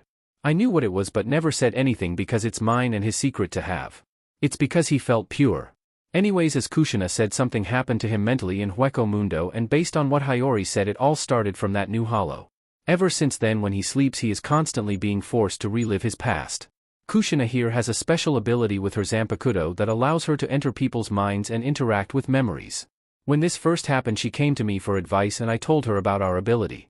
She then went into his mind and she tried to help, and it seemed to be working, but she can only do so much herself at a time, so every time he was sent to the 4th squad she's been trying to make things better, but it's obvious something has recently happened that gave the other thing a power boost in fighting him, and it looks like he's losing badly. As more and more of his body is covered in those wounds, you see the other thing is getting more power over his body. If it gets total control of his mind, then the Naruto we know will be gone." I am asked, "Is that why you're all getting ready to kill him?" Hiyori said, "No, that's only part of the problem. The other half is what's wrong with his fingers there, drawing everyone's attention." Tenten asked, "What is that?" as she saw white clay on his fingers. Hiyori said, "If you don't know this yet, I will try to explain it as best as I can. Shinigamis and hollows both come from a soul, and the soul can become either one. However, there has been theorized that there are natural stopper that keeps Shinigamis from turning into hollows and hollows from turning into Shinigami. Because of an accident several hundred years ago, 8 Shinigamis were turned into what is known as Vizard or Hollowified Shinjimamis. I am the last survivor of the original 8. We were originally ordered to be killed, so we fled from Soul Society to the human world, where we teamed up against Aizen in the end, and we lost our life and I was turned into a hollow. The accident was caused by an invention of Kasuke over here. Anyways, besides that invention that was destroyed that caused the birth of what you call chakra, there are 2 other ways to turn a soul into a Vizard. The first is to do a soul burial in the middle of a soul being consumed by a hollow at the exact moment the true change is happening. It has only happened once, and the soul that it happened to was immediately destroyed because its mind completely destroyed itself and it was a mindless beast. The other time was when a living soul was forced to become a Shinigami by having its soul chain destroyed while the body is alive. Ichigo, who was that person that became a Vizard, is the only other known Vizard, until now. The spirit that creates his Zanpakuto because of the emotional strain on Naruto's soul is changing from a Shinigami to a hollow. Nothing can stop that, and Naruto is going to have to face it in battle in his mind. While that is going on, his body will fight on instinct, so we are going to trap it inside a barrier and take turns fighting it at 10-minute intervals. Each of us have fought a Vizard before, so we know what to expect, pointing to the 4 who prepared to fight him. Kasuke stepped forward and said, "So in other words, Naruto is not only fighting the thing that is destroying his body as we speak, but is also fixing to start being attacked by his very own Zanpakuto inside of him." If the other thing wins and Naruto is destroyed, it will be the thing that will fight the Zanpakuto, and whoever wins will change either into most likely an Espada or a Vizard. If Naruto can't win within 80 minutes of the time the Zanpakuto begins his attack, then we will have to kill him because the Naruto we all know will be gone. Kushina sighed and said, I guess I am ready. Tenten said, ready for what? Trying to get all the information in her head about what's going on. Kushina said, I am going to go inside his mind and try to fight the thing that is taking over him so he will have a fighting chance against his Zanpakuto. I am frowned and said, but you have said that you couldn't do much on your own. Kushina said, you're right, I only can get so far before I have to turn back because of the emotional pain it causes me. You have to understand, I watched as my son was beat, starved, abused, and other things. Sayafon frowned and said, what is Nimue and Emi doing here? I can guess Orihime is here to make the shield, and I figure Kasuke is going to be using Kido along with Yoruchi to bind Naruto when he attacks to give you all more time. Ishida and Isis are to slow him down also. Kushina said, Thea going in with me. Hopefully the three of us can stop whatever it is. Sayafon said, wait, other can go in with you, as she turned to Kushina. Kushina frowned and said, yes Sayafon, and I know you care for my son like the other two girls here, but you have to understand. It's not a walk in the park. You will be interacting with the memories in a way, and if you die in there you will die. It's not pretty. In fact, I honestly don't know how he's even alive through just the little bit that I have seen, or at least sane. It's why Yoruchi and I decided we were going to keep this a secret from you, because we thought that each of you have feelings for him and would want to help, and the only way to help is in his mind, and if you change toward him it could cause a relapse. That is why we wanted to keep you three from finding out. Sayafon said, I'm going. I am a captain and I have seen some of his life, so I know it's bad. I can handle it. I am not going to leave his side, with strong conviction in her voice. Kushina sighed and said, alright, we got to hurry, he's losing fast. All you got to do is sit down around my Zanpakuto and channel Uretsu toward it. My healing spirits will deal with taking our souls inside, but you have to understand. It's not without risk, and though time runs different in the mind, if Naruto is killed with us inside we will die also. Sayafon nods and Kushina stabs her Zanpakuto into the ground and she sat down directly across from Naruto. Nimue and Emi both sat down forming a triangle and Sayafon sat down forming a diamond, and she began to channel her Retsu toward the Zanpakuto. Just then Ayam and Tenten both sat down, one on the right of Sayafon and one on the left of Sayafon. As they also began to channel Retsu. Kushina looked at all three and said, are you sure? Tenten said, he saved my life, I am going to return the favor. Ayam said, I felt helpless when he was lost in Huko Mundo. I have a chance to help him now, so I won't be left behind this time. Besides, he's not getting out of our first date by dying. Tenten looked at Ayam and said, oh sure, rub that in our faces, with a smile. Kushina sighed and said, they are definitely your daughters Emi and Isis. Well, let's go. Save my soul, Dreamcatcher. The Zanpakuto changed color from blue to red and Kushina said, Soul Drive. Just then 4 balls of light shot out of her Zanpakuto and formed a square around the 6 women before they disappeared as the light shot toward Naruto, who was still on the ground. As this happened, Minato closed his eyes to say a silent prayer and said, how long? Ichigo said, we will wait until 3/4 of his body is covered or the hollow begins to spread. It's all we can do now. Orihime, please be ready to put up that shield like you were taught. Orihime nods and she sats down and thinks, please be careful my child and bring your son back to us. Inside Naruto the 6th woman appeared and Kushina blinked as she looked around and said, it's changed, the last time I was here there was only one tunnel, as she looked around and saw they had arrived in what looked like a hub of some sort in a sewer where there were 10 tunnels. Emi said, we should split up and do what we can since we don't have much time. Tenten asked, exactly what do we do? I mean, how do we help a memory? Kushina said, you confront it and help the Naruto in the memory any way you can. I usually either comfort him or kill whoever's hurting him. It won't destroy the memory, but it will make the memory lose its power to hurt him. This is mostly emotional support to show him he's not facing all the pain alone. That's how I have been able to describe it over the years I helped others. Just be careful, like I said, these may just be memories but they can hurt or kill you. Everyone nods and Kushina looked at each of the tunnels before taking one. Emi and Nimue both took a tunnel each. Tenten looked at Ayam and Sayafon and said, for Naruto, as she put her hand out. Ayam smiled and said, for Naruto. Sayafon put her hand over the other 2 women and said, hi. A voice said, well, this is interesting, drawing all 3 women's attention. There stood a shadow with part of his face covered like a hollow and Sayafon asked, who are you? The shadow said, I am Arachner Kage. The boy's Zanpakuto. Why have you 3 come to this shadow? Sayafon said, we have come to save Naruto. Kage said, save him from what? Save him from the shadows or let the light demonish him? Which is chosen is far beyond me. Tenten said, we wish to stop the thing that's attacking him. Kage smirked and said, you wish to face that huh? Interesting, would you be willing to face the darkness of his soul to do so? Will you become his light or will you let his flames be consumed? As he looked at all three girls, I am asked, why do you speak in riddled questions? Kage said, I am but a shadow in this body, no matter who is in charge I will always be. Light cannot survive without darkness, but darkness can always survive without light. The boy you all come to find is but a candle flickering in the wind surrounded by darkness. Eventually the darkness will consume him. What is it you hope to do by coming here? You must realize that darkness will survive. Saiphon said, darkness can survive but eventually it will consume itself out of fear. Kage frowned and looked at her and said, true. Very true. The boy I can control but the other I am not sure of. He has separated me from the boy and weakened me. I would rather be a master in darkness than a servant. I will take you to where the boy is but then you must unite me with the boy. Return to me my power by letting me consume the darkness, returning the light. Do you agree? Chapter 11. Saiphon said yes. Kage said, very well, follow me, as he began walking down one of the tunnels. Tenten and Iam both began to follow along with Saiphon. Soon they came to a wall and Kage said, this is it, through this wall is the darkness where the light is being consumed. I have fulfilled my part of the promise, now it's your turn, and he faded away and turned into Naruto sheathed Zanpakuto. Iam reached for it and said, what should we do? Saiphon said, well, we need to figure out a way past this wall so. As she stuck out her arm and lightning began to form around her arm all the way up to her shoulder and she ran forward and slammed her fist into the wall and a hole about 10 foot wide appeared. Tenten said whoa as she looked at the damage. Saiphon waited until the wall quit breaking and she said come on and stay close as she walked into the next room that was completely covered in darkness. She stopped a few steps in and said stay close. I can't even see anything. Tenten followed a moment later and as Iam stepped in a small glow came from the Zanpakuto she was holding and it pulsed slowly as the room began to brighten. As the light consumed all the shadow in the room Saiphon frowned and said Iam, let me see that Zanpakuto, it looks like it's going to have to be our flashlight. We will have to take it slow and be careful. Iam nods and she hands the Zanpakuto to Saiphon and gasped and said look as she pointed to the side of the room.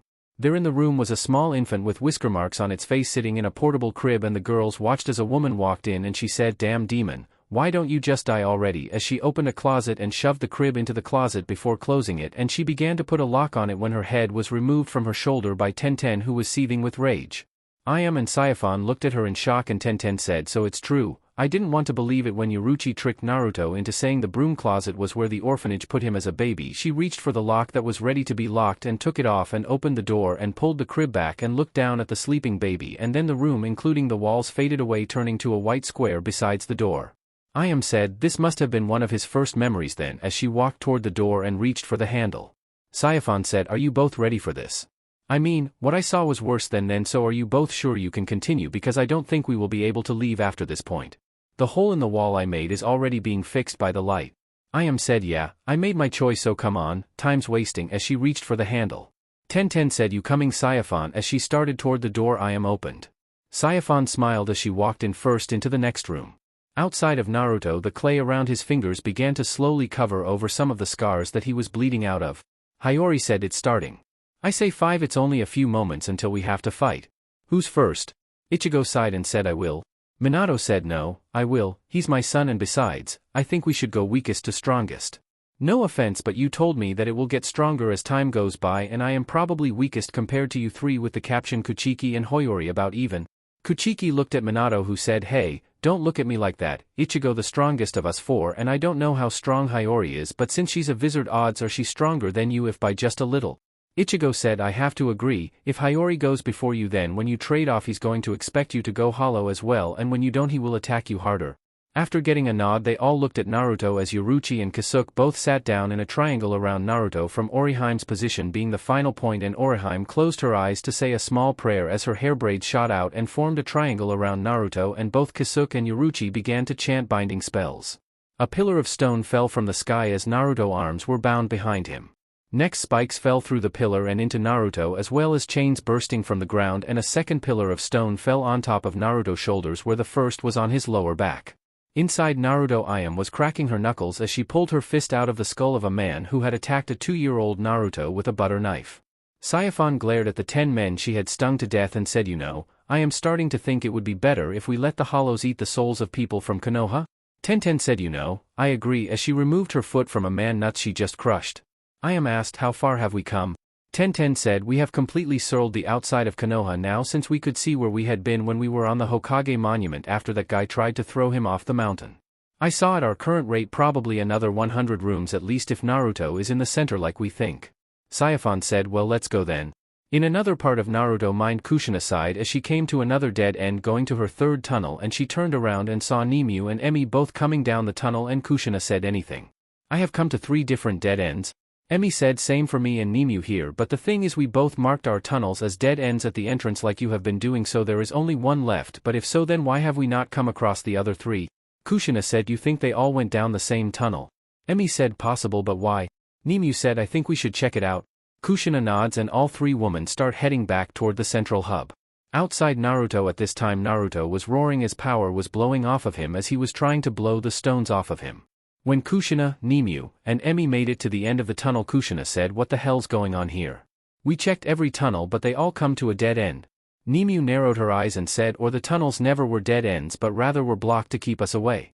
Kushina frowned and said, so you think the girls already figured that out and what, went through the walls and they've been rebuilt, as she looked at the wall trying to find anything that would tell they came through here. Emi said, well, if that's the case then let's see what behind this wall, as she began forming spirit energy and a stick of TNT appeared. She smirked as she formed a match and lit it before throwing it at the wall and running back down the tunnel behind Kushina and Nimue, who said, you're crazy. Outside, Naruto was inside a gold shield and Minato was running around like a chicken because he had cuts on both his arms from Naruto, who had taken Minato's sword and had literally beaten the ugly out of him with it. Just then an explosion rocked Naruto's arm and everyone blinked and Isis said, I swear, that has to be Emi work. Somehow I know that wound was caused by her. Back inside Naruto, Kushina was coughing from the dust that was blown up and said, damn it Emi, you're one crazy bitch, as she walked back down the tunnel toward where the explosion was. As they got to the end of the tunnel they saw a white light and Kushina said, so, should we? Nimue said yes as she jumped through. Emi saw the walls closing and said, without looking, last one in buys dinner. Kushina, who was on the other side, sweat dropped as she looked at Nimue and said, thanks for dinner Emi. Emi sweat dropped and said, why me, as she jumped through. Tenten was panting as she held her arm and said, how did Naruto live through this on his own? I mean, that was nearly 60 people attacking him on his 7th birthday, and that was a good one. I am, who was laying against the wall, could only nod and said, that should be about halfway. I think. Saiyaphon, who was on her knees, said, we can't stop now. Time's running out. Outside, Naruto Hiyori, who was in her wizard mask, was striking at Naruto with fast high-powered kicks when a commanding voice said, what's going on here, causing everyone to flinch knowing whose voice that was.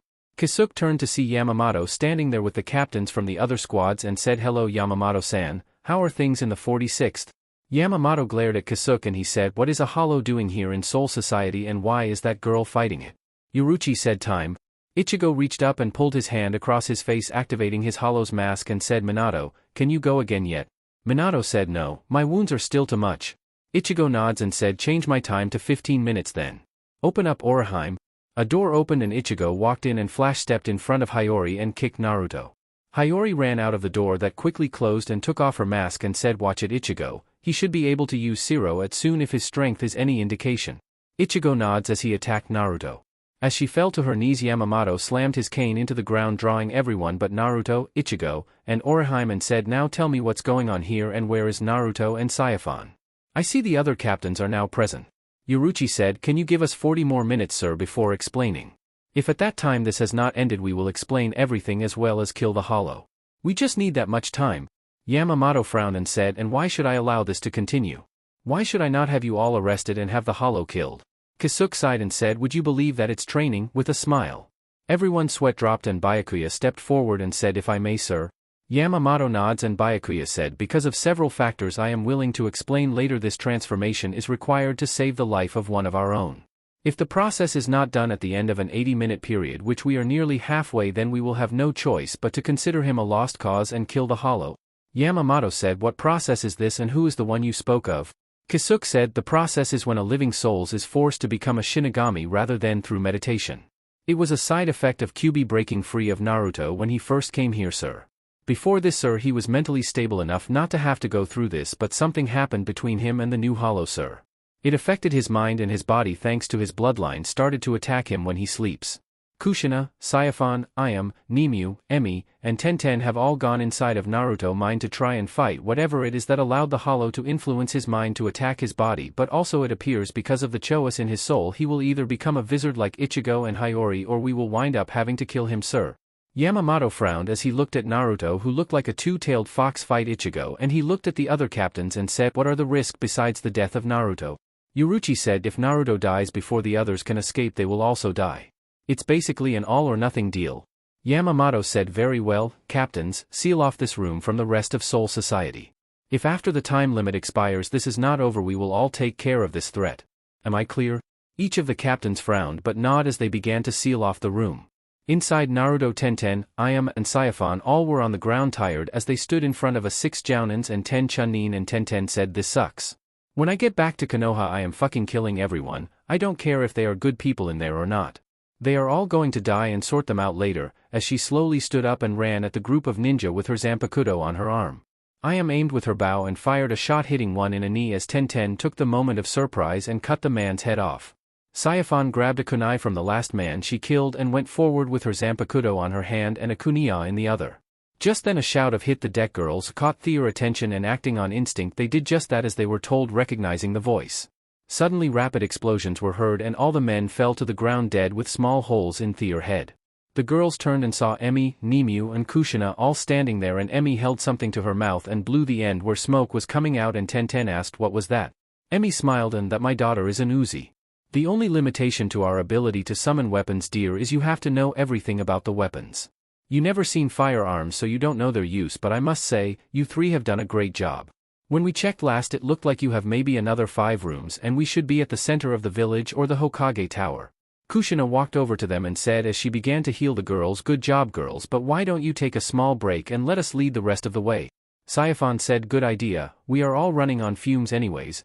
Kushina walks to the door and opened the door and said that's strange, where are you at on his memories girls? Ayame said the night he graduated from the academy after he was tricked by Mizuki. Why? Kushina said have the doors been locked before now? Saiyaphon said. Nimue said Emi, we have something for your expertise. Emi smirked and a small object appeared in her hand and she placed it on the door and stepped back as she formed another object and pulled the antenna from it and said this will open any door. Stand back. Tenten asked what's that mom? Emi held the little black thing with an antenna and said my favorite toy, C4, as she pressed a button and the door literally blew apart. Outside, Naruto, who was fighting Byakuya, stopped as his body blew outward again, sending chunks of the hollow body away, and Naruto fell to his knees in pain. Yamamoto asked what happened. Chapter 12.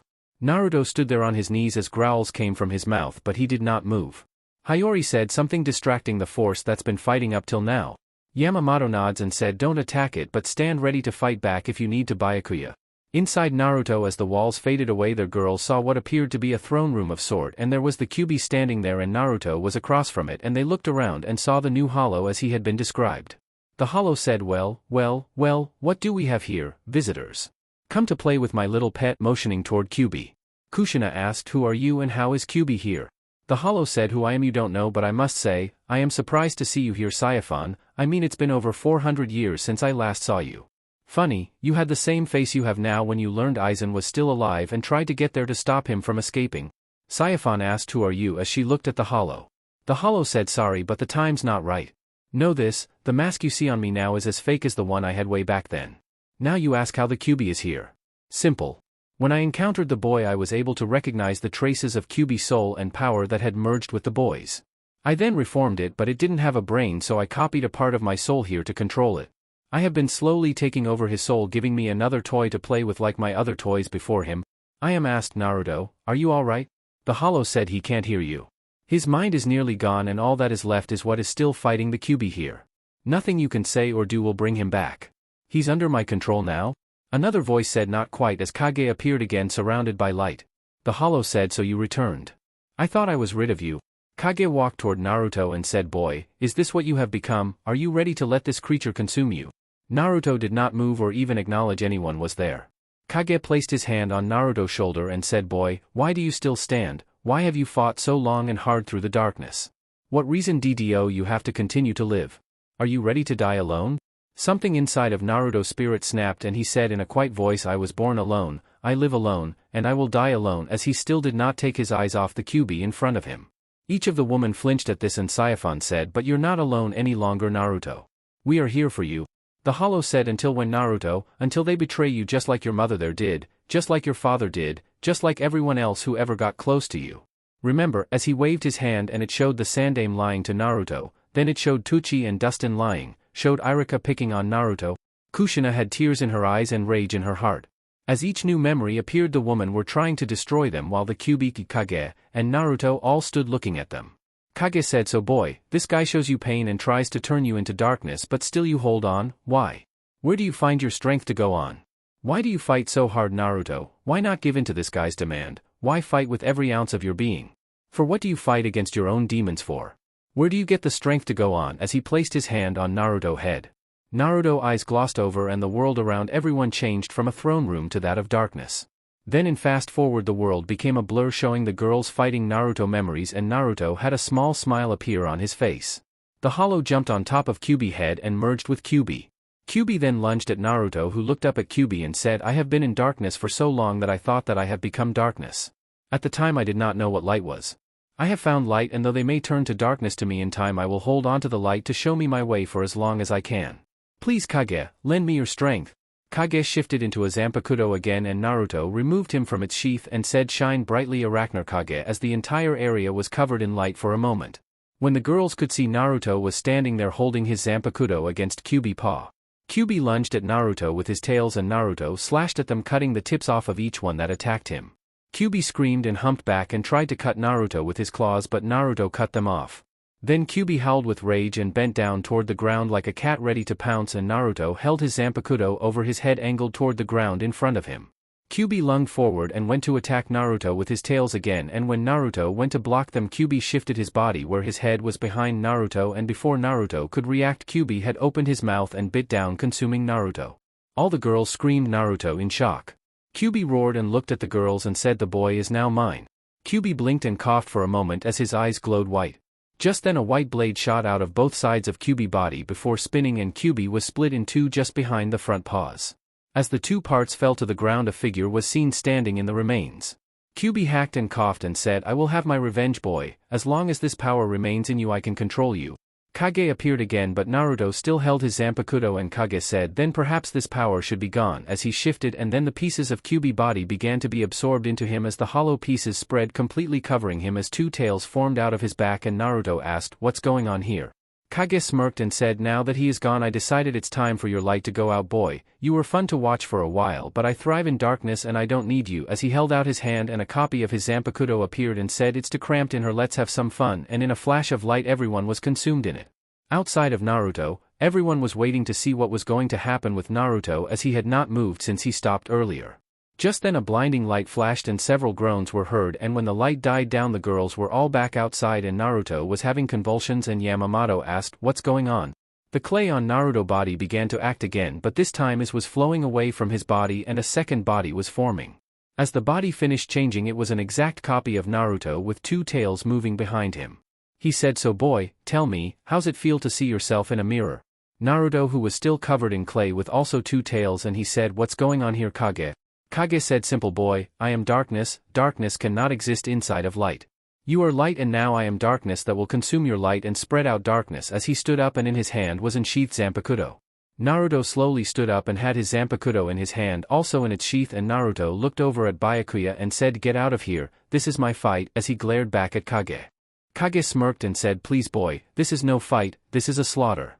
You have always been weak and had to rely on my strength." Yamamoto said, "Byakuya, get out of there, this is not something that you can handle," as he looked at both Naruto and Kage. Kage said, "You're right, old fool, he stand no chance in this fight, no one does," as he reached for his Zanpakuto and unsealed it. Naruto did as well, and when they both activated, Naruto was white while Kage was black. Naruto frowned and said, "What's really going on here, Kage? Why are you doing this?" Kage said, "You don't remember, do you, that fallen angel really did a trick on you and the others, to change everyone's memories of his so-called little test? Even his partner in crime did not remember it. Tell me, Naruto, do you remember the first time you met Yamamoto?" Naruto said, "Of course I did. He welcomed me here and said that he was glad to see I came through my trials safely there in Konoha." Kage said, "Wrong, that was the fake memory given to you and the others. When you first met him, he told you he had a mission for you, one that was separate from the girls who came with you.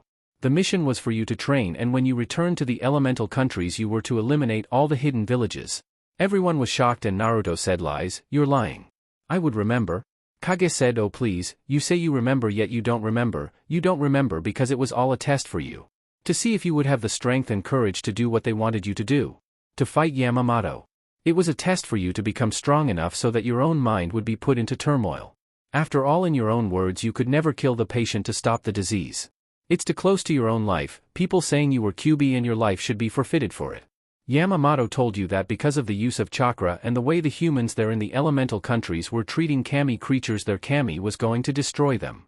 To prevent this, you were to bring about the loss of all knowledge of chakra use to the people by killing them. Then erasing their memories just like they did when they first brought people here. Yamamoto frowned and said, "You're wrong," but he thought, could it be true? Could that really be real? No, he's just trying to break Naruto. Naruto held his hand to his head and said, "You're wrong, you're trying to twist my mind." Kage said, "Am I? If I am, then I am just the next person in a long line of people who have done it before. The Sandame, Mizuki, Irika, Dustin, Tucci, your parents, Yoruchi, Kisuke, Sayafan, Ayam, Tenten. All your precious people have done that." Naruto was shaking his head and said, "No, you're lying, they never done that, not them," as he began to fight in a sword fight with just his shuriken like Kage.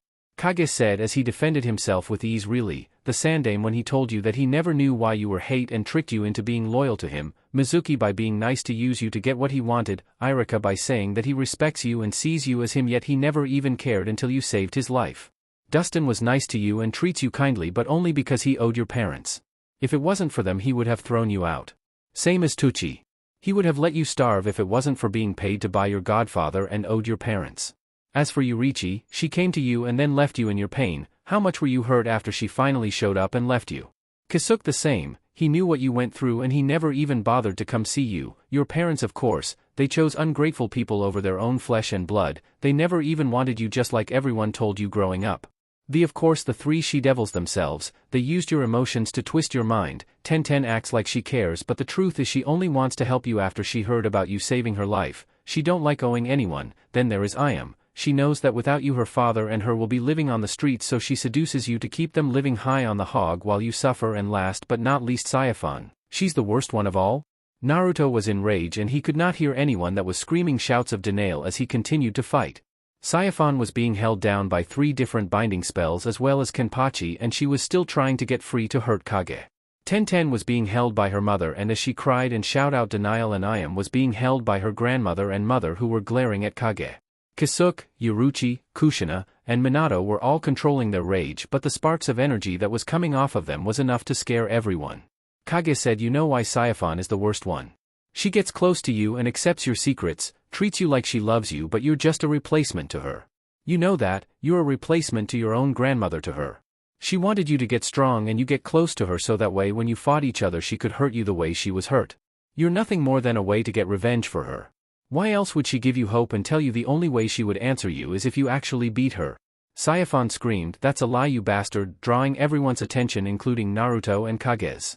Sayafan said, "I do care for him, I love him, damn it. The reason I wanted him to fight me to learn the truth is that I wanted him to take my place as captain. I wanted to become his second so I could always be by his side. You were never a replacement, Naruto. My feelings for you are genuine. Just like with Ayam and Tenten, both care for you, that they were willing to die to save you, not because they had to out of some sick twisted reality like he told you, but because they wanted to. You're our light, Naruto, you're important to me, you're my precious person, Naruto," as she had tears coming out of her eyes. Naruto saw the tears fall and looked at the others there and saw the tears, and he thought, "Their tears, they are for me. They really do care for me." Naruto closed his eyes and said, "I have been in your shadow too long, Kage. It's time, it's time." I burned brightly as his power shot up and he screamed, "Bankai." As Naruto appeared in his bankai again, Kage said, "Very well, boy, I will extinguish your light once and for all. It's time I showed you my true power," as he separated the handle of his shuriken and held the 2 pieces to the side of his body and said, "Bankai," as he was covered in darkness. When the darkness faded, there stood Kage with 2 zanpakutos with blades coming out of each end, shocking everyone. Naruto asked how. Kage said, "Do you really think I would show you all my moves just like that, boy? I have the ability to become more than 1 blade. That is why I have no real blade. The number is only limited by the amount of energy I have. Thanks to your memories and the darkness I consumed there, as well as taking what was left of QB inside of your soul into me, I have become something beyond your understanding. I have become darkness itself, and now I consume the light. Now behold how to truly fight," as the 2 tails swung around him and grabbed the bottom half of both staff weapons, which separate again and brought them around to the back as energy blades shot out, forming 4 double-bladed weapons. Kage then took up a strange stance and said, "Come boy, show me how weak you truly are."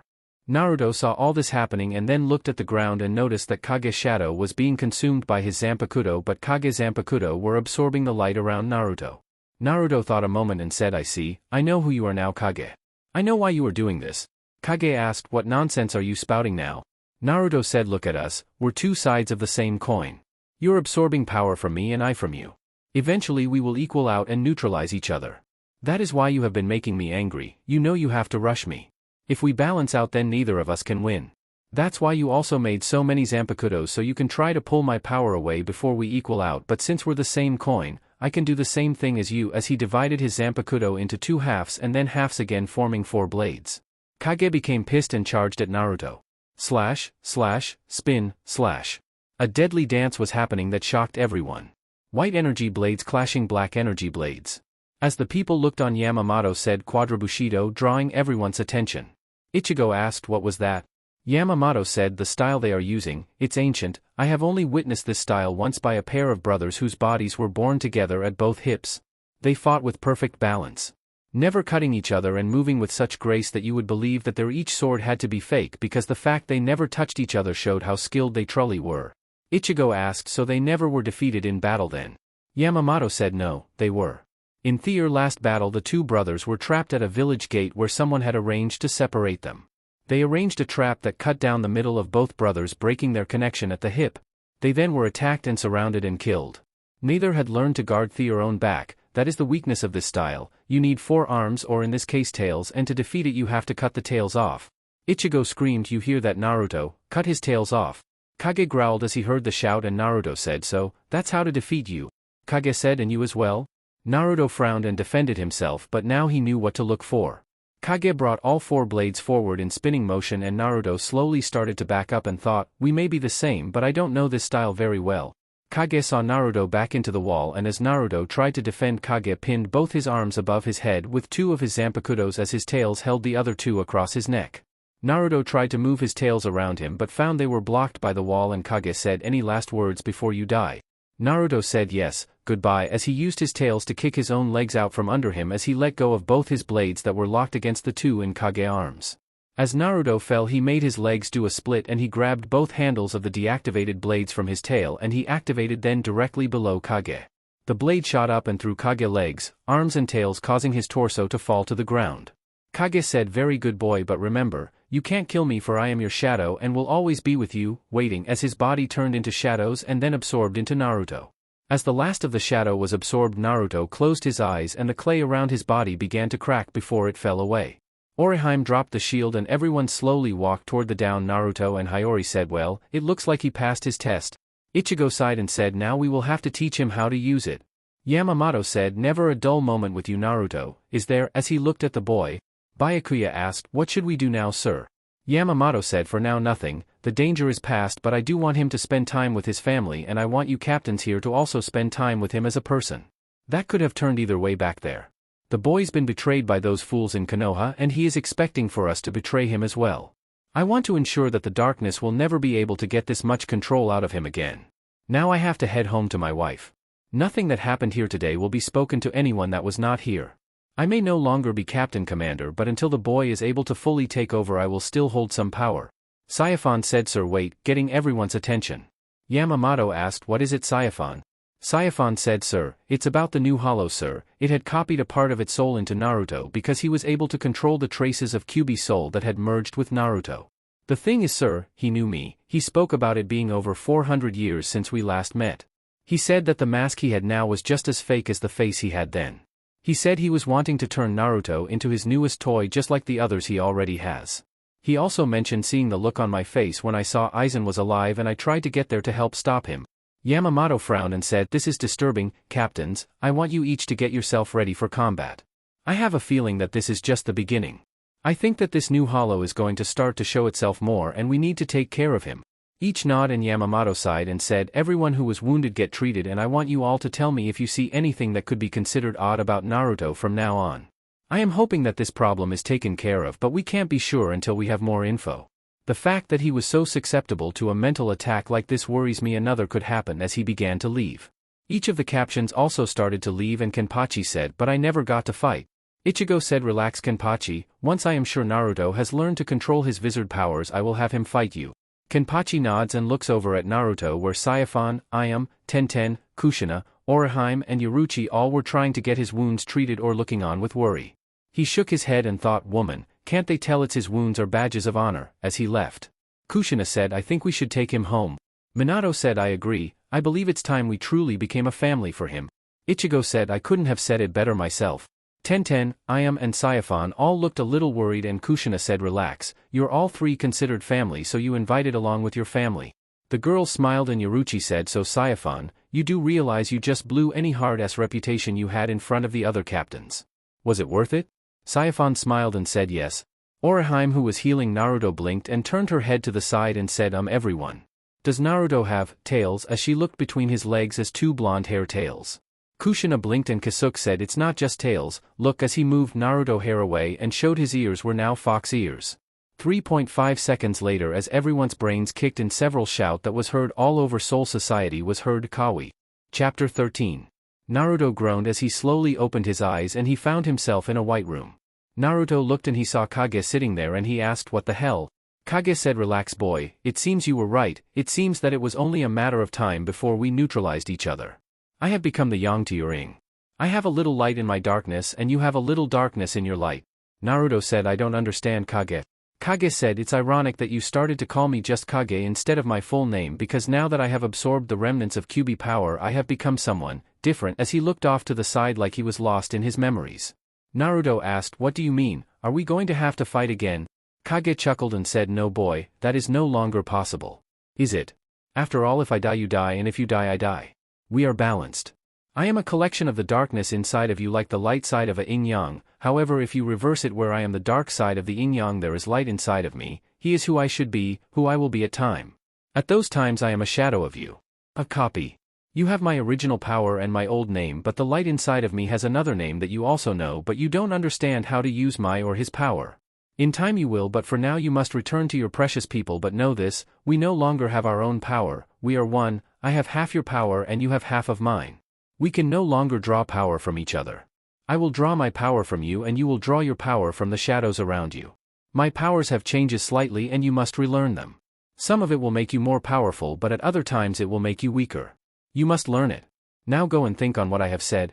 Naruto blinked and found himself looking at a ceiling and he looked over and noticed he was in a bed and he went to sit up and found he couldn't and he looked down and noticed that he was tied down to a bed and he said what the hell is going on here as he tried to get free. His voice alerted others to him being awake and the door opened and Kushina and Orihime came in and Kushina said you're awake, thank God. Naruto said what's going on mom and why am I tied down?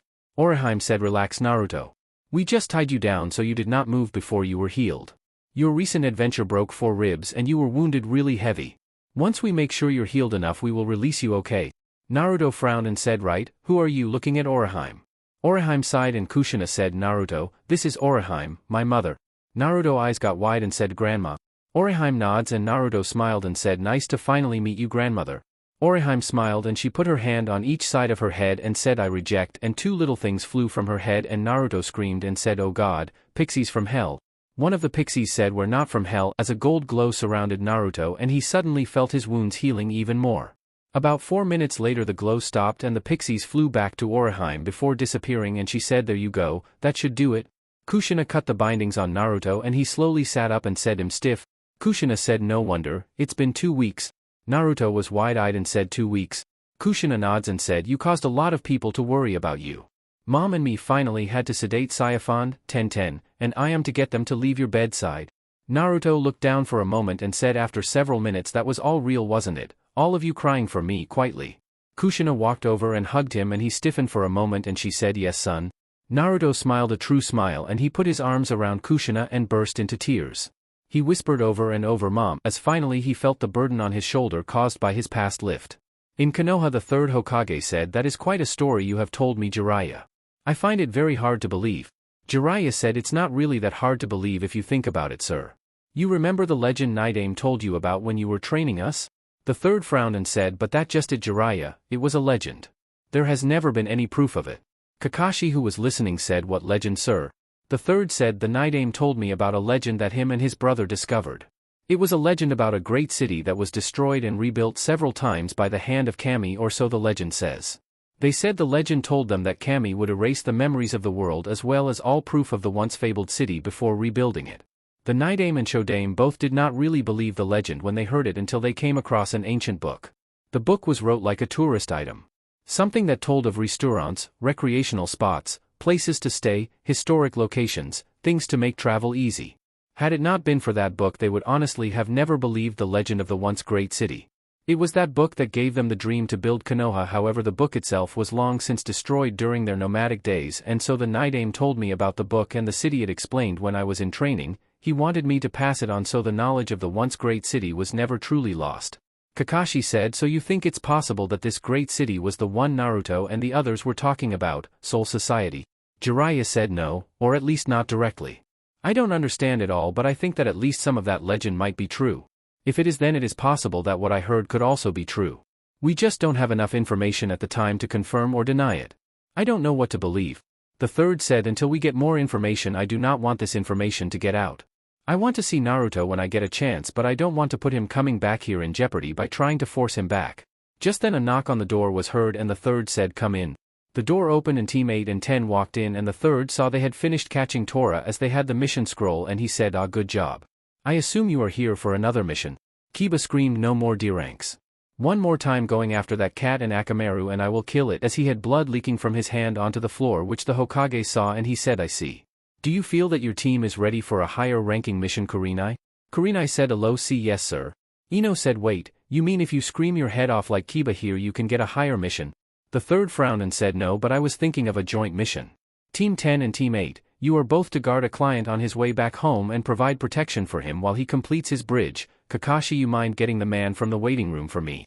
Kakashi nods and walks over to the waiting room and opened it and said, you can come in now, sir. A drunk man in a straw hat walked in and said, oh, ho, I got a lot of protection for my pay, a beautiful woman, 3 strong ninja and 6 wimpy-looking kids.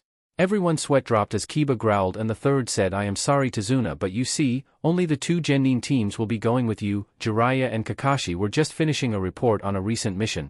Tazuna sweat dropped and saw all the gennin glaring at him, and he said, well, I thought I would be getting more for what I paid, as he drunk his sake.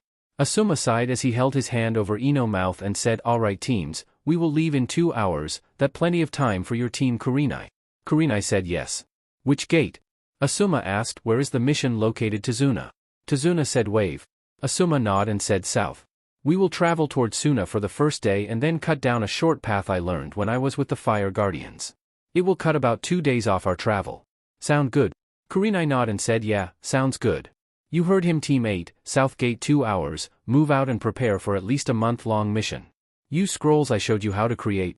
Each member nodded before leaving, and Ino looked at Asuma and asked what kind of scrolls. Asuma said, don't worry about it, go get ready for a month away from the village. As the teams left, Jiraiya waited until the client left and said, you do know that this mission is going to be higher than a C rank, right? Kakashi and the third looked at him, and the third asked, what do you mean? Jiraiya said, my spy network said the Wave Country is currently under a stranglehold from a businessman named Gato, the shipping merchant. He's got his hands all over the black market. The third frowned and said, and a bridge connecting Wave to the mainland would be a risk to his control. Jiraiya said, also I got information from my spies that Naruto and the others were seen catching a boat from a dock near Wave. Could be a chance to try to get some info? The third frowned and said, Kakashi, I want you to track down your student and Guy and have both your teams go with Asuma team. Jiraiya, I want you to trail them, and should they need the help, back them up, but also check with your spies in the area. There are not too many places a boat launched from that area could have gone without stopping for fuel. See if you can get a back trail. If we can't find out where Naruto and the others are or where they are going, we can figure out where they have actually been. Jiraiya, that is your primary mission. Kakashi, you are to work with the other teams, allowing Sasuke a chance to work with teams instead of Lone Ranger crap. If after the mission is done and Jiraiya find a solid lead, you can recommission all the teams to aid you if you believe they would work with 4 people whose family specialize in tracking. Both men nod and leave quickly. The third sighed and said, this is going to be a headache, as he looked at the paperwork. Back in Soul Society, Naruto sighed as he laid back down on his bed. His mother and grandmother just left but ordered him one more day of bed rest to make sure he fully recovers. As he closes his eyes, a voice said, your family really loves you, you know that. Naruto opened his eyes and looked around the room, and his eye landed on the figure sitting in a chair in the corner with his arms behind his head. Naruto said, what are you doing here, Jericho? Jericho said, well, several things really. The first is to explain to you about why you now have ears and tails. Naruto twitched and put his hand on his head and felt his ears and then looked down and saw two tails waving back and forward and said, how did I miss those, with a frown. Jericho said, you're still emotionally wrecked from what happened as well as not fully recovered yet. Don't worry, you will get used to them. Naruto nodded and said, so, what does Kami Messenger want to tell me about my tails and ears that is so important that you needed to visit? As he shook his head and said, sorry, don't know where that came from. Jericho said, that's your body trying to get used to itself. Your snippy attitude is because you're agitated. It will go away, but let me explain those new changes to you. They're gifts left to you from QB. You were not actually supposed to have gotten them until you were ready for them, but that Hollow messed up your mind and body with his little mind game and forced the changes to you as well as your Zanpakuto? Naruto blinked and said, gift, from the fox, why? Jericho said, QB felt bad over the pain his action caused you, so when he was given his freedom he gave you a small part of his soul to aid you later. If you had not have come here you would have gotten them anyways when you were around 18 years old. Now because of what happened with it is one of the reason I am here. I will explain more in a few minutes, but let me finish about the changes to you. I am sure your Zanpakuto has told you about he has changed. Well, you will still absorb shadows like usual, however the new power you learned there at the end where you could possibly make an unlimited number of blades has been lost. You can now only make 2 double-bladed or 4 single-bladed. No more. You're also now a wizard because of the mental strain caused by the Hollow on you.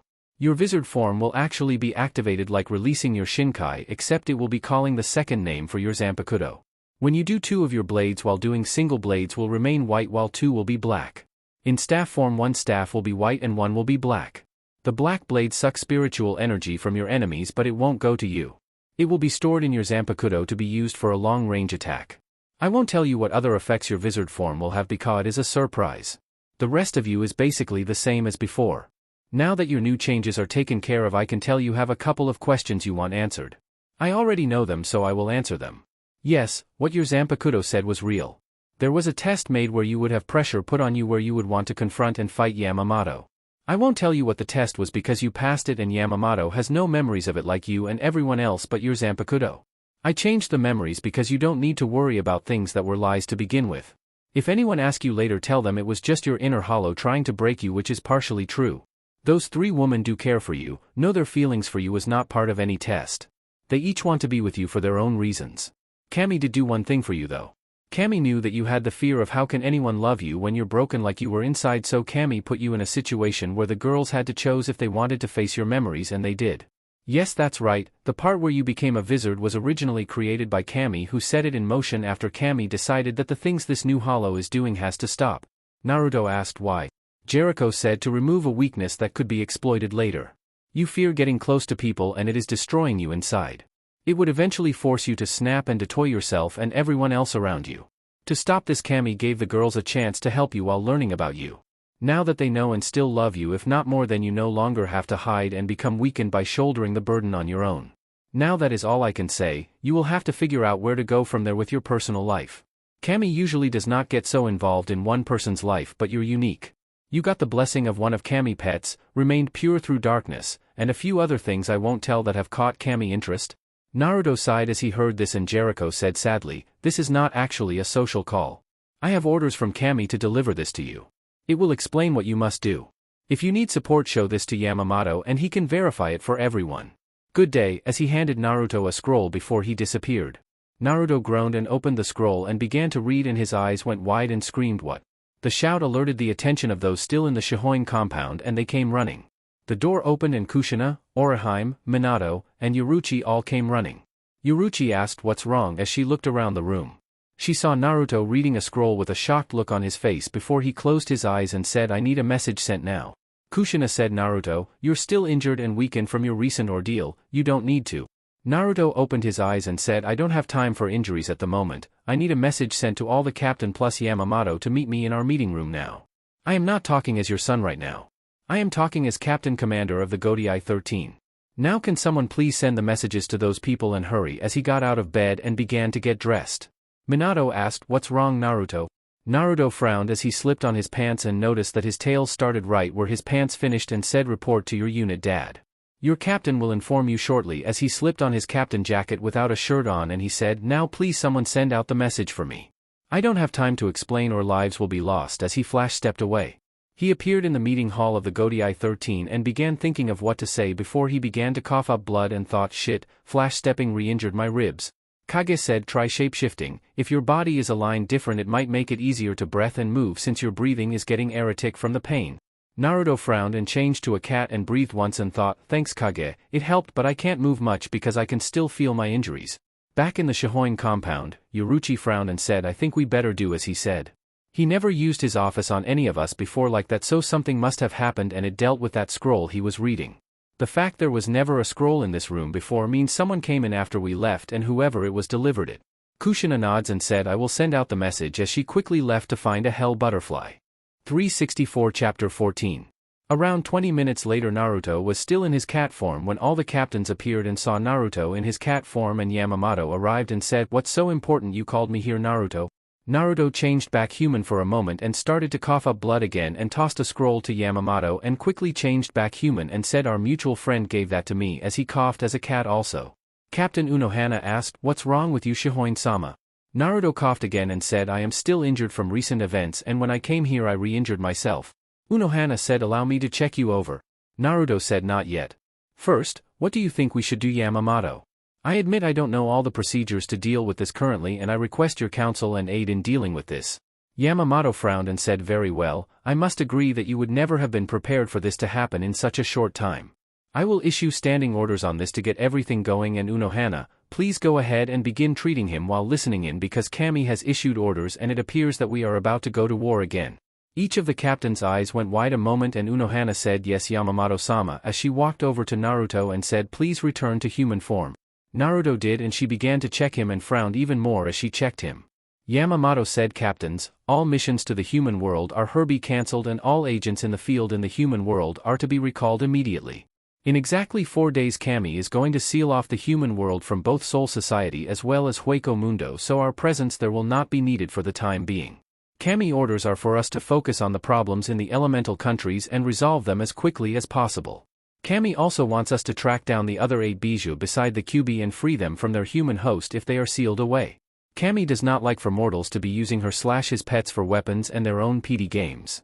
With the human world being closed, the threat of hollows to the elemental countries will be a real problem now because before they had an entire buffet to feed on, but now that it's gone it won't take long before they detect the humans there.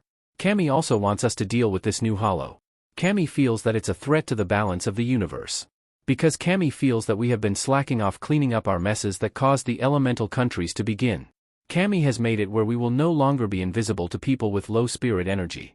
When us and hollows go there we will appear as we do now and hollows will be as real as summons would be. It's Kami's way of forcing our hand. Any questions? Saiphon said sir, what about containment? Naruto frowned and said containment is no longer possible. Because humans will be able to see us and hollows they may attack us and we have been given clearance to eliminate any and all threats as he coughed as Unohana healed him. Yamamoto said Naruto is correct. Because of the way the orders are written I am issuing. Naruto interrupted him and said no Yamamoto. This blood's on my hands so I will give the orders. You are and have been a well-respected leader of this world. I won't have you dirtying your name with the Geonist that we are about to unleash. That order will come from me. After this mess is over the souls who were killed by us are going to be in an uproar. It could cause a civil war here. To ensure that does not happen I will take responsibility for this, and to prevent war I will be the one to take the punishment later. The people here will need someone they trust to see them through after this mess has been taken care of as he sat up looking at Yamamoto in the eyes. Yamamoto stared at Naruto and said you do realize what you're saying Naruto? Naruto said I am aware of it. In case any of you have not realized it yet. To prevent the deaths of not only all the souls in the elemental country but also Soul Society, Kami has authorized the right to kill every human in the elemental country if need be. Failure to take care of these messes in a timely manner by Kami standards will result in the total destruction of the entire human race. Kami exact words are he can start over after he figures out where we went wrong. I do not like killing the patient to kill the disease, so my official orders are as follow. In the event that you witness fighting that will result in the loss of human life, you are to determine which lives will not result in more deaths, and the one that you determine will cause more people to die is the one you are to eliminate and quickly send their souls here or to hell, whichever one they are to be sent to. That does not mean I want you to just go and kill everyone because you can. If you can end the fight without deaths, please do so while we are trying to solve the main problems Kami has at the moment. Any questions? Ichigo said yes. What is our actual plans? Yamamoto said we will divide up as follow. Squad 12 is to drop all research projects for the time being unless they solve the problem with chakra or the new hollow. Squad 2 is to begin trying to track down the bijus and freeing them if they are sealed. Squad 3, 5, and 11th Squad are to begin policing the elemental countries looking for souls to send, hollows, and following the orders Naruto just gave to end conflicts quickly. Squad 4 is to begin preparing for wounded. Squad 1, 6 and 10 will be working on keeping Soul Society itself from going to war when all the new souls start arriving. Squad 7 and 8 will be on standby for backup should anyone need it, and Squad 13 will act as communication for the other squads to keep everyone aware of the situation. Naruto said Yamamoto, I have a few requests. Yamamoto said go ahead Naruto. Naruto said I would like to temporarily form a small team myself to track down a possible lead I found about the new hollow. I discovered it had a bloodline from the elemental countries called the Sharingan, and I know someone I might be able to get info on it from. Yamamoto said very well. Who would be your team? Naruto said I will take Ayam, Tenten and Yoruichi with me. Yamamoto said I thought you would have taken Saiyaphon with you instead of Yoruichi. Naruto said the thought had crossed my mind, but in this time of need I thought that it would be better if she was with her team. Saiyaphon said actually, if I may ask a question. Will your team be going back to meet the ones who you met before? Naruto frowned and said yes. Why? Saiyaphon said well, it might be easier if it was me who went, because in case you forgot to keep questions from arising further about you, I told them that I was your bodyguard. If you return now without me, it might draw more unwanted attention and put them on more of an edge, making getting info harder. Yamamoto said you do raise a valid point Saiyaphon, but so did Naruto. If I put you with Naruto, who would take over as captain in your place while you're gone? Saiyaphon frowned and Ichigo said actually sir, I believe that I have a solution to that sir. With this new hollow who we already know is dangerous, it would be good idea to have 3 heavy hitters with Naruto team, because Naruto is still injured and his abilities are in question and untested at the moment from his recent advancement if you will, and neither Tenten or Ayam have actually had any actual combat outside of training, and Yoruichi, though a former captain, might not be able to safeguard the rest of the team, and Naruto still has to fight Kenpachi after he recovers. I believe at the least having Saiyaphon go along would make sure nothing happened to either girl, while adding extra firepower to Naruto in case his abilities have taken an indirect hit. We do have another captain level person who is somewhat familiar with the elemental countries who could take over temporarily, having trained with both Saiyaphon and Yoruichi in the past and knows how the second squad operates. The only reason she's not actually a captain already is because she is as good at healing as she is killing. Yamamoto said I see, you are referring to Kushina, are you not? Ichigo said yes sir. Her skills are unquestionable to all here, and with the vice captain's help of the second squad she can make sure they are all doing what is needed at this time and give Naruto time to gather this information. He shouldn't be gone over a month at most, and we can keep things under control till then. After all, he may be a replacement, but he's still pretty new to this all. Besides, Saiyaphon would most likely be distracted if you separate her from her precious Naruto-kun, making a few captains snicker and Saiyaphon to glare.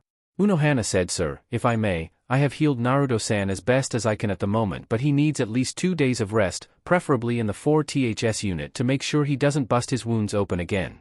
He will still be sore at least a week after that though, so perhaps an extra guard would not hurt with as vital as that information could be, and that would also give the 12th squad time to research the Uchiha clan further, but for some reason all data on them is gone from our archives, like there never has been an Uchiha in Soul Society.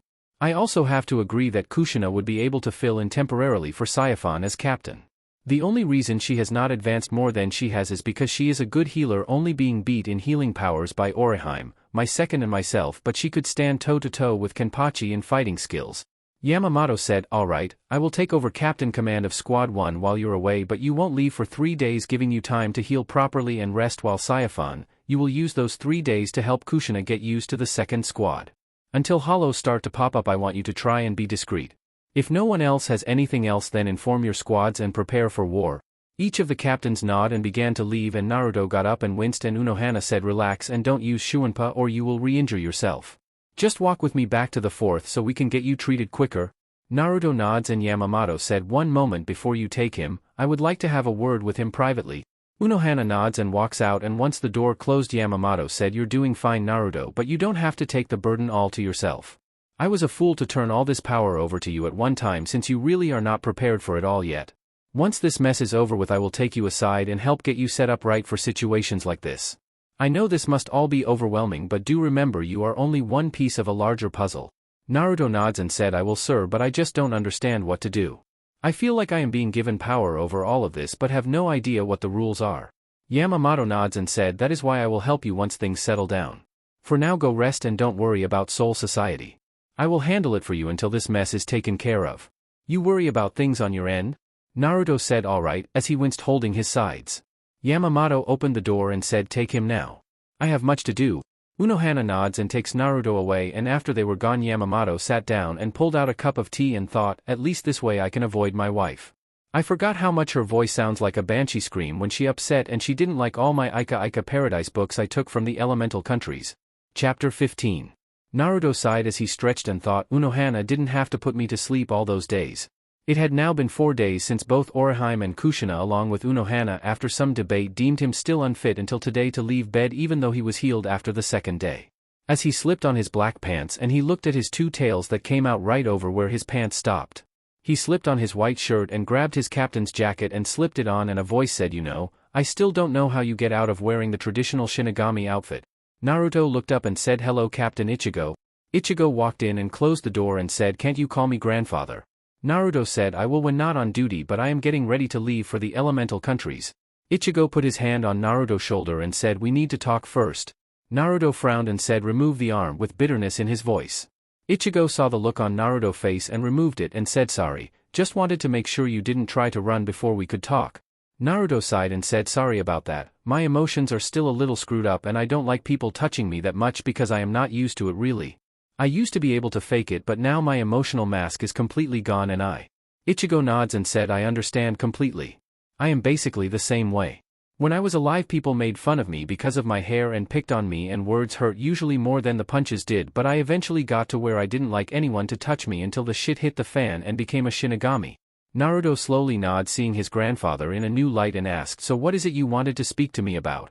Ichigo leaned against the wall and said, if you have to use your wizard form there are some things you need to know. 1. Always keep your emotions in check and your resolve set. If your resolve gets weak then your wizard can make another bid for control even if it says it can't. 2. Don't use it unless you have to. For a long time I only could use it for 11 seconds and then I was weakened to the point a civilian could kill me.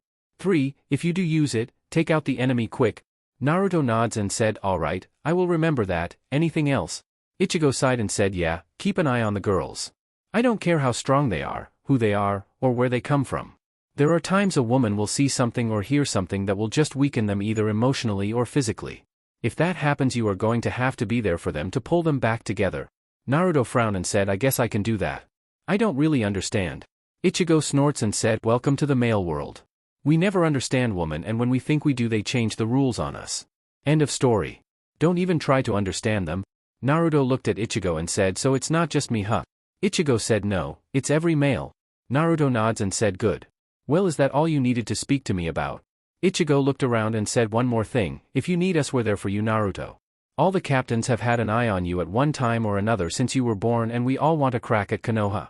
If it gets too bad don't hesitate to ask. Zangetsu would love to show them something to be afraid of, and Kenpachi would love any fight. Naruto said, perhaps someday. I got other things to worry about than Konoha at this moment. I got to go play with an overbloated ego from a bastard. Ichigo mumbled, sounds like Rukia brother, in a low voice. Naruto asked, what? Ichigo waved his hands and said, nothing, you better hurry, the girls are all waiting for you. Naruto nods and he grabs his Zanpakuto and takes one last look at Ichigo before flash stepping away. Once he was gone a voice said, you know you could have let me fight him first. Ichigo said, all in due time Kenpachi, all in good time. Is your squads ready? Kenpachi said, yeah, we're leaving out and heading in from the north in 2 hours, what about you? Ichigo said, we're coming in from the west in 4 hours and the third squad is going to come in from the south 2 hours later. We're using the triad runs in groups of 3 every 10 miles. It's our best bet. Kenpachi nods and said, about time we got off our asses and done something. I have been getting bored. Ichigo smirked and said, that's not what I hear Unohana saying. I hear she's been keeping you busy. Kenpachi swung his sword where Ichigo had been but hit nothing but air as Ichigo flash stepped away. Naruto appeared in front of the Shihoin estate and saw all 4 girls there, and he asked, so are you all ready? Tenten said, yeah, we're hooking up with our dads. They're shadowing Sasuke as we speak in Wave Country. I am glad though we don't have to use those Jigai bodies again. I don't like them. Naruto smirked and said, alright, let's head out then and let's try not to draw attention to ourselves too much. Yuruchi changed into cat form and asked, so what are you going to do about you tails? Naruto frowned and said, I will change into a cat when we get close, and let's say I am close by but don't want to be there myself to stop fights. Saifan picked up Yoruchi and put her on her shoulder and they made their way to the gates. They remained silent as they made their way past the checkout station and Naruto asked is everything okay as they walked through the tunnel between worlds. I am said Tenten and I are a little nervous. We haven't done any actual fighting against any hollows and now we're in a war. Naruto said just stick close to Yoruchi and Saifan. Between the three of us you both will be fine but if you have to fight one break the mask completely. It's the only way and remember, it's them or us. Each girl nods and Saifan said well here we are as they stepped out of the tunnel and were all standing in the air. Tenten closed her eyes and when spirit ribbons appeared she said this way. I can tell Dad's Ryutsu as she started to lead them toward the west. Naruto raised an eyebrow and said seems like you and Ayam have been training hard. I'm proud of you both. Both girls smile a little and Yoruchi said save it for later lover boy. We need to meet up with the others. Naruto frowned and said you're no fun grandma. Yoruchi smirked and said no, I am not the kind of fun you're interested in is all. Naruto missed a foot as they were about to step on a tree from airwalking and nearly fell to the floor below but caught himself. He glared at the cat and stuck out his tongue getting giggles from all the girls. Naruto landed on the ground and the others followed and Naruto said so this is wave huh? Tenten said I believe so, I haven't ever been here before. Ayam saw the looks the other had and said I don't think any of us have. Let's go, I can tell Dad is close by. Saifan asked how are we going to do this? A voice said do what as they turned and saw Dustin and Tucci standing there. Naruto waved and both girls rushed to their dads and hugged them and Naruto smiled softly and Saifan said you still feel cheated huh? Naruto frowned and nods and Saifan put her arms on his shoulder and said after this is over you are spending a month with your parents getting to know them. You deserve it and I don't care if I have to fight Yamamoto to get him to agree. Naruto snorts and said that's fine. I will just make it an official order in a deadpan voice and thought that is if I don't get executed to stop the revolt I fear is going to hit Soul Society over this. Naruto asked loud enough for everyone to hear so where is the team? Dustin said he's a half an hour away in a house of the client along with all of the other rookie genins and team guy. Naruto frowned and said shit, anyway we might be able to talk to him privately away from the others without confronting the others. Dustin said doubtful, the sensei are all working their teams into the ground after they were attacked by both the demon brothers and Zabuza on the way here at the same time. The sensei were able to stop them. All three escaped though thanks to the help of a fourth person who wore a hunter nin mask. Naruto sighed and looked over at Tenten and Ayam and said alright, let's head out. Lead the way. Saifan set Yoruchi down who ran off into the woods and Naruto glanced where she went and Saifan said she's going to go see what info she can gather on this Zabuza guy in the area so we don't get involved in the local fighting. Naruto nods and he remained silent as Ayam and Tenten talked to their dads who lead the way and Saifan stood beside Naruto changed into a cat that Saifan picked him up as she walked in the back of the group. They soon came out of the woods and saw a house with a small wooden bridge and Dustin stopped and said ahoy in the house.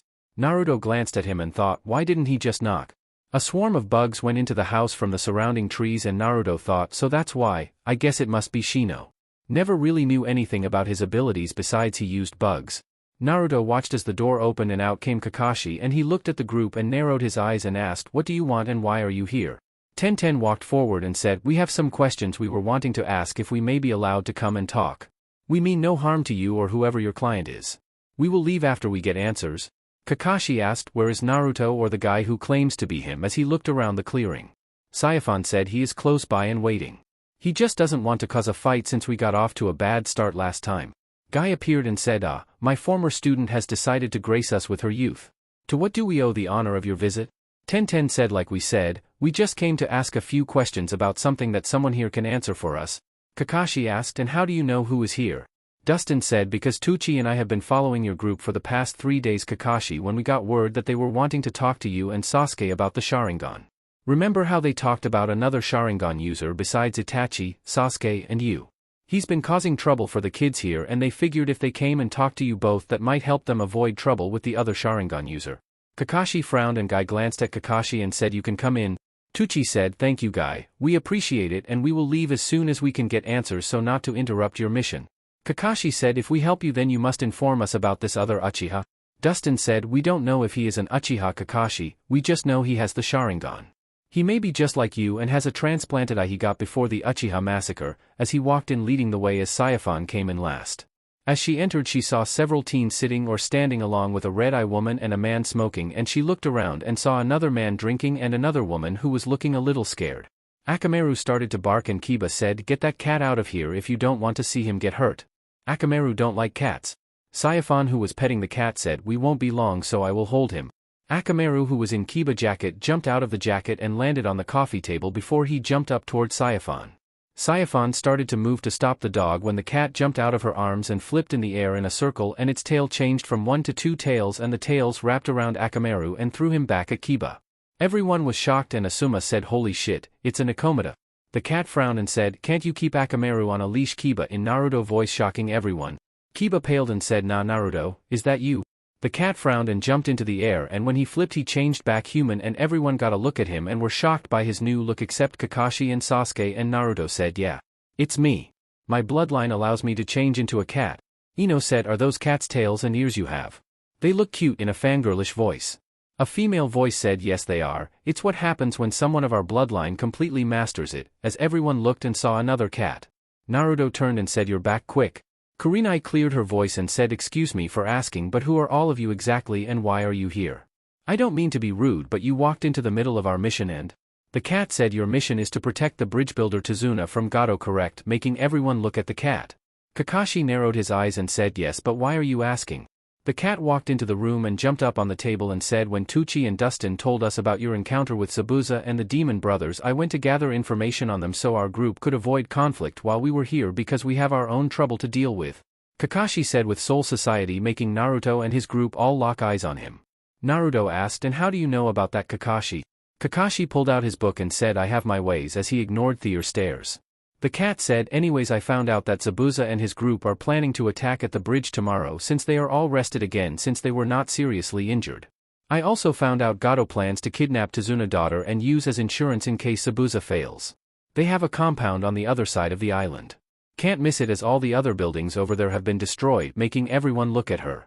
Naruto frowned and said, "I see. Anything else you learn, Granny?" Sakura asked, "Granny?" The cat walked over to the islander and disappeared behind it, and she stood up with her arms across her chest completely nude, and she said, "Yes, I am his grandmother." Why, as all the guys flew back with a nosebleed but Naruto. Naruto looked at Sasuke, who was twitching, and said, "Damn it, I was sure the bastard was gay. Stop thinking dirty about my grandmother, damn it," as he walked over and kicked Sasuke, Kiba, Shino and Kakashi. Tenten looked over at the twitching forms of Guy and Lee, who were both mumbling too much youth. Tsunami said, "Excuse me, miss, but could you please put on some cloths? I have a young son upstairs who is not ready to see a woman like that." Saiphon reaches into a pouch and throws over a set of cloths, and Yoruchi puts them on, and Kurenai, who was glaring at Asuma, who was coming around, asked, "If you're Naruto grandmother as he claims, then how do you look so young?" Saiphon said, "It's a side effect of Their bloodline, miss. They age slower. It's one of the reason Their clan was sought after so much in history." As everyone got back to Their feet and all the guys minus Naruto kept taking glances at Yoruchi, Guy asked, "So you wish information about the Sharingan, what is it you need to know?" Naruto said, "Everything." Guy frowned and looked at Kakashi, who shrugged and said, "Prove you're really Naruto." Naruto frowned and said, "You already know I can't do the one thing you want as proof, because in order to activate my bloodline I had to lose the ability to use chakra and in the same process lost that." Kakashi said, ignoring the shocked look from the other Jounins, "Yes, I know that, but there still must be some way you can prove you're Naruto." Naruto sighed as he put his hand on his head and said, "Fine," as he took off his captain's coat and handed it to Saiphon, and then he reached for his shirt, and when he took it off everyone gasped except his girls as they saw his muscles but also his scars, and Naruto said, "Happy now. These are all the scars I have from the villagers' attacks on me for what my father did to save the village. You want any more proof, then you can go to hell, Kakashi, cause that's all I got. In fact, if you look right here you should see the same scar I got on my 6th birthday when you and Weasel saved my life," as he pointed to one over his kidney. Kakashi frowned and said, "Fine, I believe you're Naruto, and as I can see you don't have that any longer." Naruto nods and slipped on his shirt and captain's jacket and said, "Now can we please get the info? What exactly does the Sharingan do?" Sasuke said, "Why are you wanting to know so much about my bloodline, dope? I mean, if there is someone else out there with it I have the right to know." Naruto looked up at the ceiling and thought, "Why can't I get a simple answer?" I am said, "Listen, Uchiha-san, we need to know because the guy is a threat to our family and friends. We need to find out what he is able to do with it because those who have faced him have already had bad results, but luckily so far no one has died but have come close, so can you please tell us what you can?" Sasuke started to say something when a beeping sound was heard and Saiphon reached into her pocket and pulled out a cell phone and she flipped it open and said, "Saiphon here." Saifon frowned as she listened and said right, I will inform the others, thank you. As she closed it and she looked at Naruto and leaned in and whispered in his ear, the second squad has found 2 Jinchuriki already in Cloud and 1 in Suna and have released the demons that were inside of them, but they have had to take all 3 into protective custody because their villages tried to kill them. Naruto frowned and said, where are they putting the 3 at now for protective custody? I mean, I don't think they can take them back home. Saifon, who had stepped back, said, currently the second squad has moved all 3 to a safe house we have here in the elemental countries, but it looks like all 3 are going to die because they can't handle the process that well. Naruto said, very well, contact the 4 THS squad and have Unohana send someone to them to make their final hours here as painless as possible. Then have the second squad track down the other 5 and deal with them accordingly. Saifon nods and walks outside and Sakura asked, why are you giving her orders, Naruto? Naruto looked at Sakura and said, I don't answer to you, Sakura, now. If you don't mind, I got things I need to do and places to go, so would you please give me the info on the Sharingan so you can return to your mission and I can get the hell out of here. A voice said, yeah, run away because you can't do anything here. You act like you're some big badass, but you're nothing compared to Gato. He will kill you. Naruto snorts and said, you can't kill Death Kid, so what got all of you afraid of this Gato dipshit anyways? Even the Jounin seem a little tense. Asuma pulled the cigarette out of his mouth and said, Gato is the head of the multi-billion-dollar shipping empire. He has his hands in drugs, slave trafficking, money laundering. You name it, he's got a piece of the action. He's got this country in a stranglehold and is chalking the life out of it. He publicly executed the little boys there who is named Inari, stepdad, last year in front of the entire village with his family all in front. We're here to help free the country by having the bridge finished. Naruto was quite a moment and said, I see, so can I get that information now, not really caring. Tenten walked over and slapped him upside the head and said, can't we do something for them? Naruto sighed and looked at Ayam, who looked sad, and then at Tenten, who was about to cry as well, and frowned and said, alright, look, if this Gato is so much trouble for you, then how about a deal? If we take Gato out for you, then will you give us the information on the Sharingan we want? Sasuke snorts and said, what can the dead last like you do, idiot? Naruto said, agree to the deal and you will find out, team. Kakashi said, I don't know what your sensei are thinking, Naruto, but I am not letting a gennin go against Gato and his men. Naruto said, Tucci, Dustin, make sure no one follows me, as he turned and started to walk toward the door. Kakashi appeared in front of the door and said, I am not letting you pass, Naruto. Naruto said, some people never learn, as he stepped away, shocking everyone except Ayam, Tenten, Saifon, and Yoruchi. Ino asked, where did he go? Yoruchi said, based on his energy, I would say about 3 miles east of here right now, heading toward Gato place, as she stepped away. Guy asked, what was that? Even I can't go that fast, and who was she? Saifon said, that was the goddess of Flash, Yoruchi Shion Urahara, mother to Minato Namikaze, the yellow Flash of Konoha, and grandmother to Captain Commander Naruto Uzumaki Shion, the god of Flash. All the adults besides Kakashi paled and Kurenai said, you mean that Naruto is the son of the Yondaime? Saifon nods and said yes. Shikamaru said, if what you said is true, then why is it that Naruto has been an orphan all his life, and why is it now that his family has come for him? Something is not adding up. Saifon looked at Kakashi and said, why don't you tell them, Kakashi-san? Why don't you tell how the village council of Konoha has tried to have Naruto executed since the day he was born? Why don't you tell how all they know about the true defeat of the Kyuubi was a lie since it's free again? Why don't you tell how all those scars Naruto has on him is from where the villagers have tried over and over again to kill him because his father decided to make him a Jinchuriki, with a smirk on her face? Each of the non-Soul Society adults but Kakashi paled and looked at him and he said, I don't know what you're talking about. Shikamaru frowned and said, so that's it, huh? That's why everyone seems to hate Naruto, drawing everyone's attention. Ino asked, what are you talking about, Shikamaru? What does she mean the truth about the Kyuubi was a lie? What does this all have to do with Naruto? As she looked confused. Shikamaru looked at Asuma and said, Jinchuriki, the power of human sacrifice. It's a word that is given to someone who has a demon sealed in them, making all the teens wide-eyed except Tenten and Ayam. Sakura said, so Naruto is a demon. Faster than you could blink. Sakura was planted in the wall by Saifon as the boards where she hit shattered. Saifon said with venom in her voice, never call him a demon. He never had a choice in the matter. His father, in order to save you and everyone else in that damn village, sealed the demon in him by summoning the leader of the Shinigamis at the cost of his mortal life. Naruto was only 3 fucking hours old, Pinky, when that happened. Demons are immortal and can't be killed, even with sealing them inside of an infant. As soon as a demon is released by the death of the child or being released through different means, they go into hibernation until they recover their strength. They return from wherever they go to hibernate. He did have the Kyuubi in him before he left Konoha, but when he was brought to where the rest of his family was, he underwent a ritual that allowed the Kyuubi to be released from him, so he no longer does have the demon. We released it so he could use his bloodline. If Kyubi ever returns to fight Konoha again, that's your problem, because personally everyone in Soul Society believes Konoha should be burned to the ground for what they did to him. Never call him that again or I will kill you, as she was seething in the end. Sakura sneered as she rubbed the blood from her mouth and said, oh yeah bitch, and what did we do that's so bad to the damn dead last, huh? Tenten said, shut the hell up Sakura before I shut your mouth for you. Saifon, I am, and I had to all three along with several others had to watch every memory of his life since birth to help save his life from a powerful genjutsu, and guess what, he has a photographic memory of everything that happened to him from about 2 weeks old on.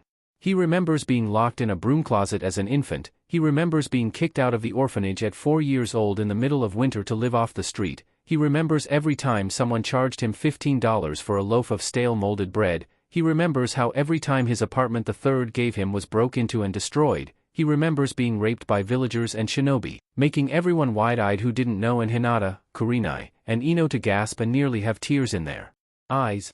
I am said, and those were the kinder things that happened to him. Sakura, he's had Hyugas hit him over and over with Juken strikes until his chakra points were destroyed, when he's been in the hospital he's had acid placed in his poison in his food, he's had members of the Inuzuku clan have theer dogs attack him nearly severing his arms and legs, he's had members of the Uchiha clan who have used Katan Jutsu and Genjutsu on him to make him experience the pain of being burned alive and then reliving, and all the other clans did things to him as well as civilians, and it just because he was the only thing standing between the village and Kyubi. The only reason that he is still alive today is because being a Jinchuriki gives you super healing. You call him the dead last, but when your teachers take your books and burn them and then cast Genjutsu on your test and kick you out of class for asking a question, then there is no way for you to be anything but the bottom on test. It wasn't until he earned the respect of Irika that he ever got a decent chance at the academy, but by then it was too late for him to recover before graduation. You want to know what's funny? You think he's dead last, but then tell me how in broad daylight did he paint the Hokage monument without being detected until he was done and lead Anbu, Chunin, and a couple of jounin on a chase for 3 hours before he was finally caught by Irika, who knew Naruto was better than people make him out to be, making each of the teens remember the incidents in school as well as that prank. Sakura frowned and asked, if what you're saying is true, then why is it we were told that the Yondaime killed Kyubi? I mean, it's in the books at the academy, trying to deny what she was hearing. Asuma sighed and said, Dad passed a law saying that it was illegal to tell anyone who did not know the truth about the fate of Kyubi to anyone under penalty of jail or death, so Naruto could try and have a normal life, but the adults either ignored the law or went around it by shunning him and telling each of you that he was a bad person or something like that and to stay away from him. That's why I left Konoha for nearly 7 years, because I asked Dad to let me adopt him after I stopped an attack on him once, but the council made it where nobody could adopt him because he was an adult. They made Dad make him legally an adult at the age of 4 so that way he could get his own apartment since nobody would take him in and the orphanages all kicked him out, removing the doubt the teens had in their mind. Kiba said, I can't believe all this. Why would people do that to him? Kurenai sighed as she looked at the teens and said, because people are afraid, Kiba. I remember the Kyubi attack, I remember seeing people dying right and left. I saw as the Kyubi would just ignore the attacks that he was with and kept coming. Everyone was helpless to stand up to him. Shino said, humans are illogical when it comes to those who are different.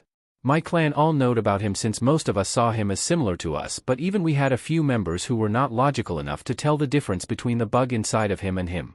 When we found out about it, we had them removed from the clan. As he pushed his glasses up, Hinata said in a stuttery and quiet voice, I remember when he was 8, Naruto had tried to hide in the woods for his birthday to keep from being attacked, but some members of my clan used our bloodline to find him and they lead a group of villagers to attack him.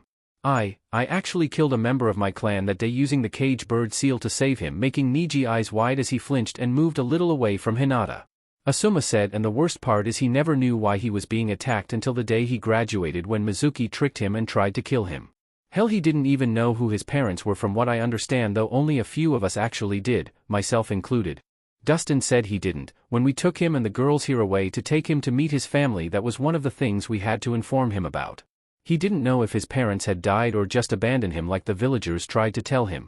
Tucci said if it wasn't for Ayam and me, then he would most likely have starved to death over the years since he couldn't buy anything but instant ramen that wasn't already ruined.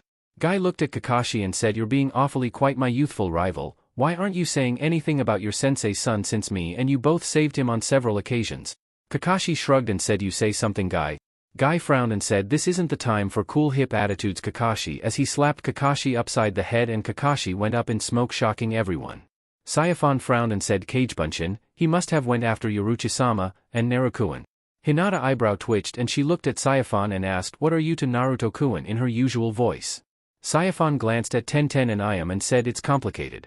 Let's just say we're close and leave it at that." Choji said, "How did you both know who his parents were, and if he had family then why didn't they take him in over the years?" Dustin sighed and said, "Tucci and I have known both Kushina and Minato since before Minato went to Konoha and Kushina went to Whirlpool as children. We were all originally from Soul Society and as children and we were sent to different villages because our home was in a war that we are still in." Shikamaru frowned and asked, "What war?" Tucci said, "You wouldn't know about it. Our home village is beyond the elemental nations and our enemy is unknown to you all. We're not allied with anyone in the elemental countries, but we have been with Konoha during the last Great War, but because of what has happened to Naruto we refuse to aid Konoha now. As for why his family could not take him in or us over the years, if we tried to take him away from Konoha before we ever left the Fire Country, the council would have had us hunted down and most like would have resulted in the death of Naruto or our daughters, so we had to wait until he became a ninja of Konoha where the council couldn't legally do anything. As for his family, there are things that you would have to know about our village.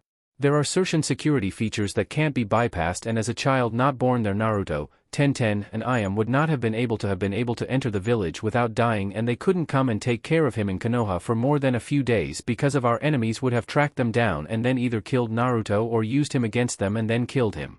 All any of us could do was when they did come by and see him was give them a place to stay or help keep an eye on him." Everyone frowned and Shikamaru said, "This is troublesome," as everyone seemed to think. Sakura said, "How could he smile so much if his life has been that bad?" Ayam said it was a mask of emotions he hid behind. He's hardly ever showed his real smile, as she looked down. Guy frowned and looked at the three women and asked, "What is it you want to know about the Sharingan?" Tucci said, "As much as possible." Guy nods and said, "Well." Across the island Kakashi was leaping from tree to tree and he saw a figure jump out in front of him and he said, "So you saw them, Jiraiya?" Jiraiya nods and said, "Yeah, I followed them when they hooked up with Tucci and Dustin. I had a Kagebunshin follow the cat since something seemed odd about it, especially when I saw Naruto tails. I learned where Gato base is. Let's go before it's too late," as he jumped leading the way for Kakashi. Naruto, as he flash-stepped away, kept flash-stepping until he appeared on the other side of the island and he saw a warehouse-looking building and he frowned as he looked around, and a few moments later Yoruchi appeared beside him and she asked, "So what are you planning, Naruto?" Naruto said, "I figure if that Gato guy is as rich and dirty as they claim, then he's going to cost a lot of people their lives and more souls for us to clean up, which we can't afford to happen right now, so I figure if I take him out then it will solve the problem for now." Yoruchi nods and said, "Right, so what about all his men?" Naruto looked at the security and said, "I figure if I went in as a cat then they won't know it's me and I can find him and kill him easier." Yoruchi nods and she changes into a cat and Naruto sighs and said, "All right, you can come." Yoruchi said, "I don't remember asking for permission and I wouldn't stay out even if you told me to." Naruto glances at her and changes into a cat himself and both jump out of the tree and run toward the warehouse. They sneak behind a couple of barrels and then after the patrol passes by run inside the open bay door and quickly jump up on top of a stack of crates.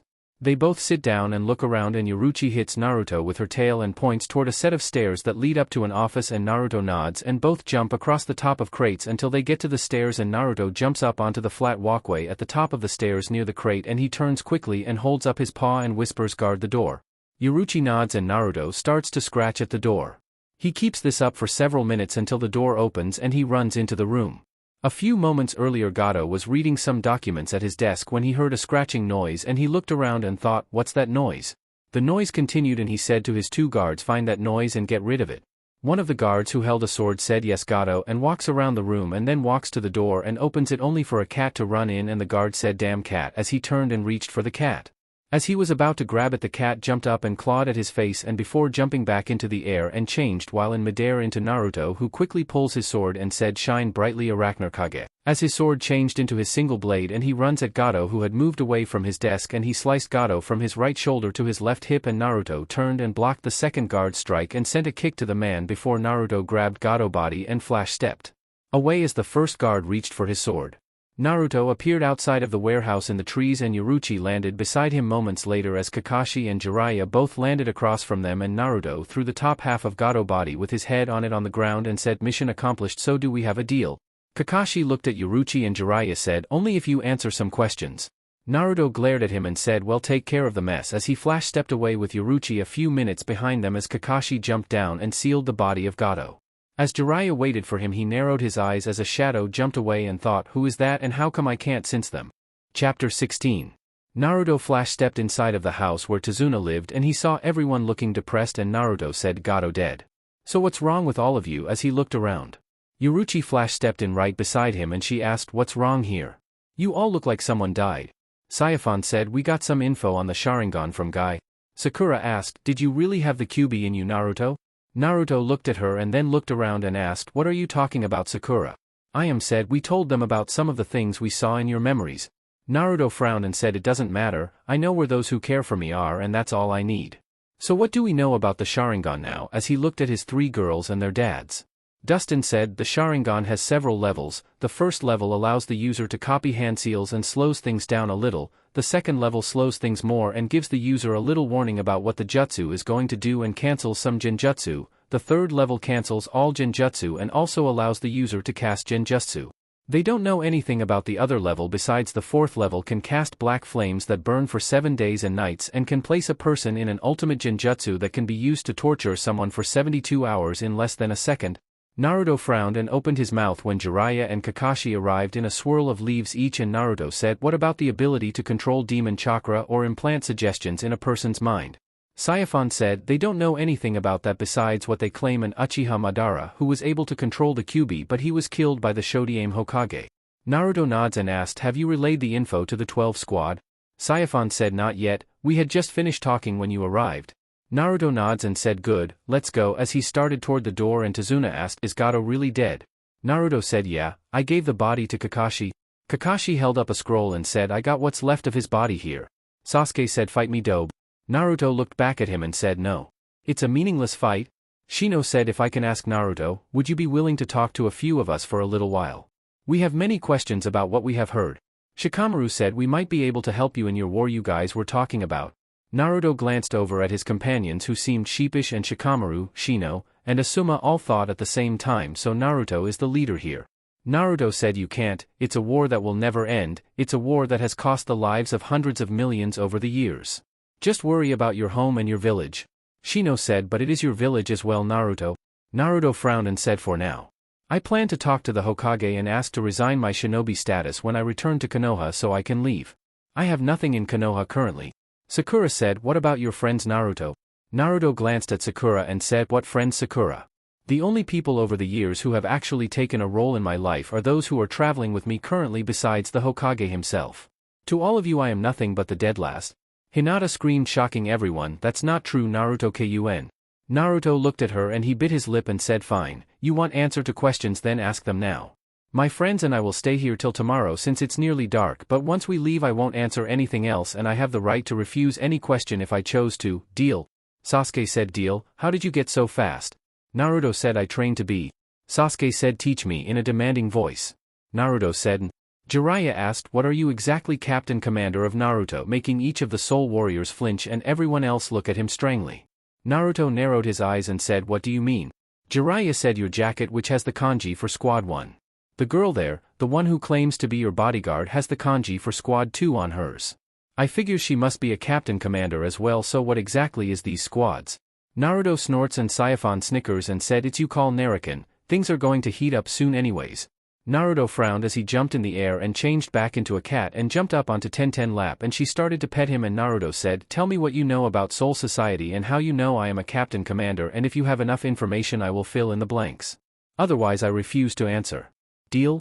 Jiraiya sat down and said agreed, you fought someone called Yamamoto, you fight something called Hollows, according to Soul Society all of the people here are originally from another place but they claim to have wiped everyone's memories of where we supposedly are from.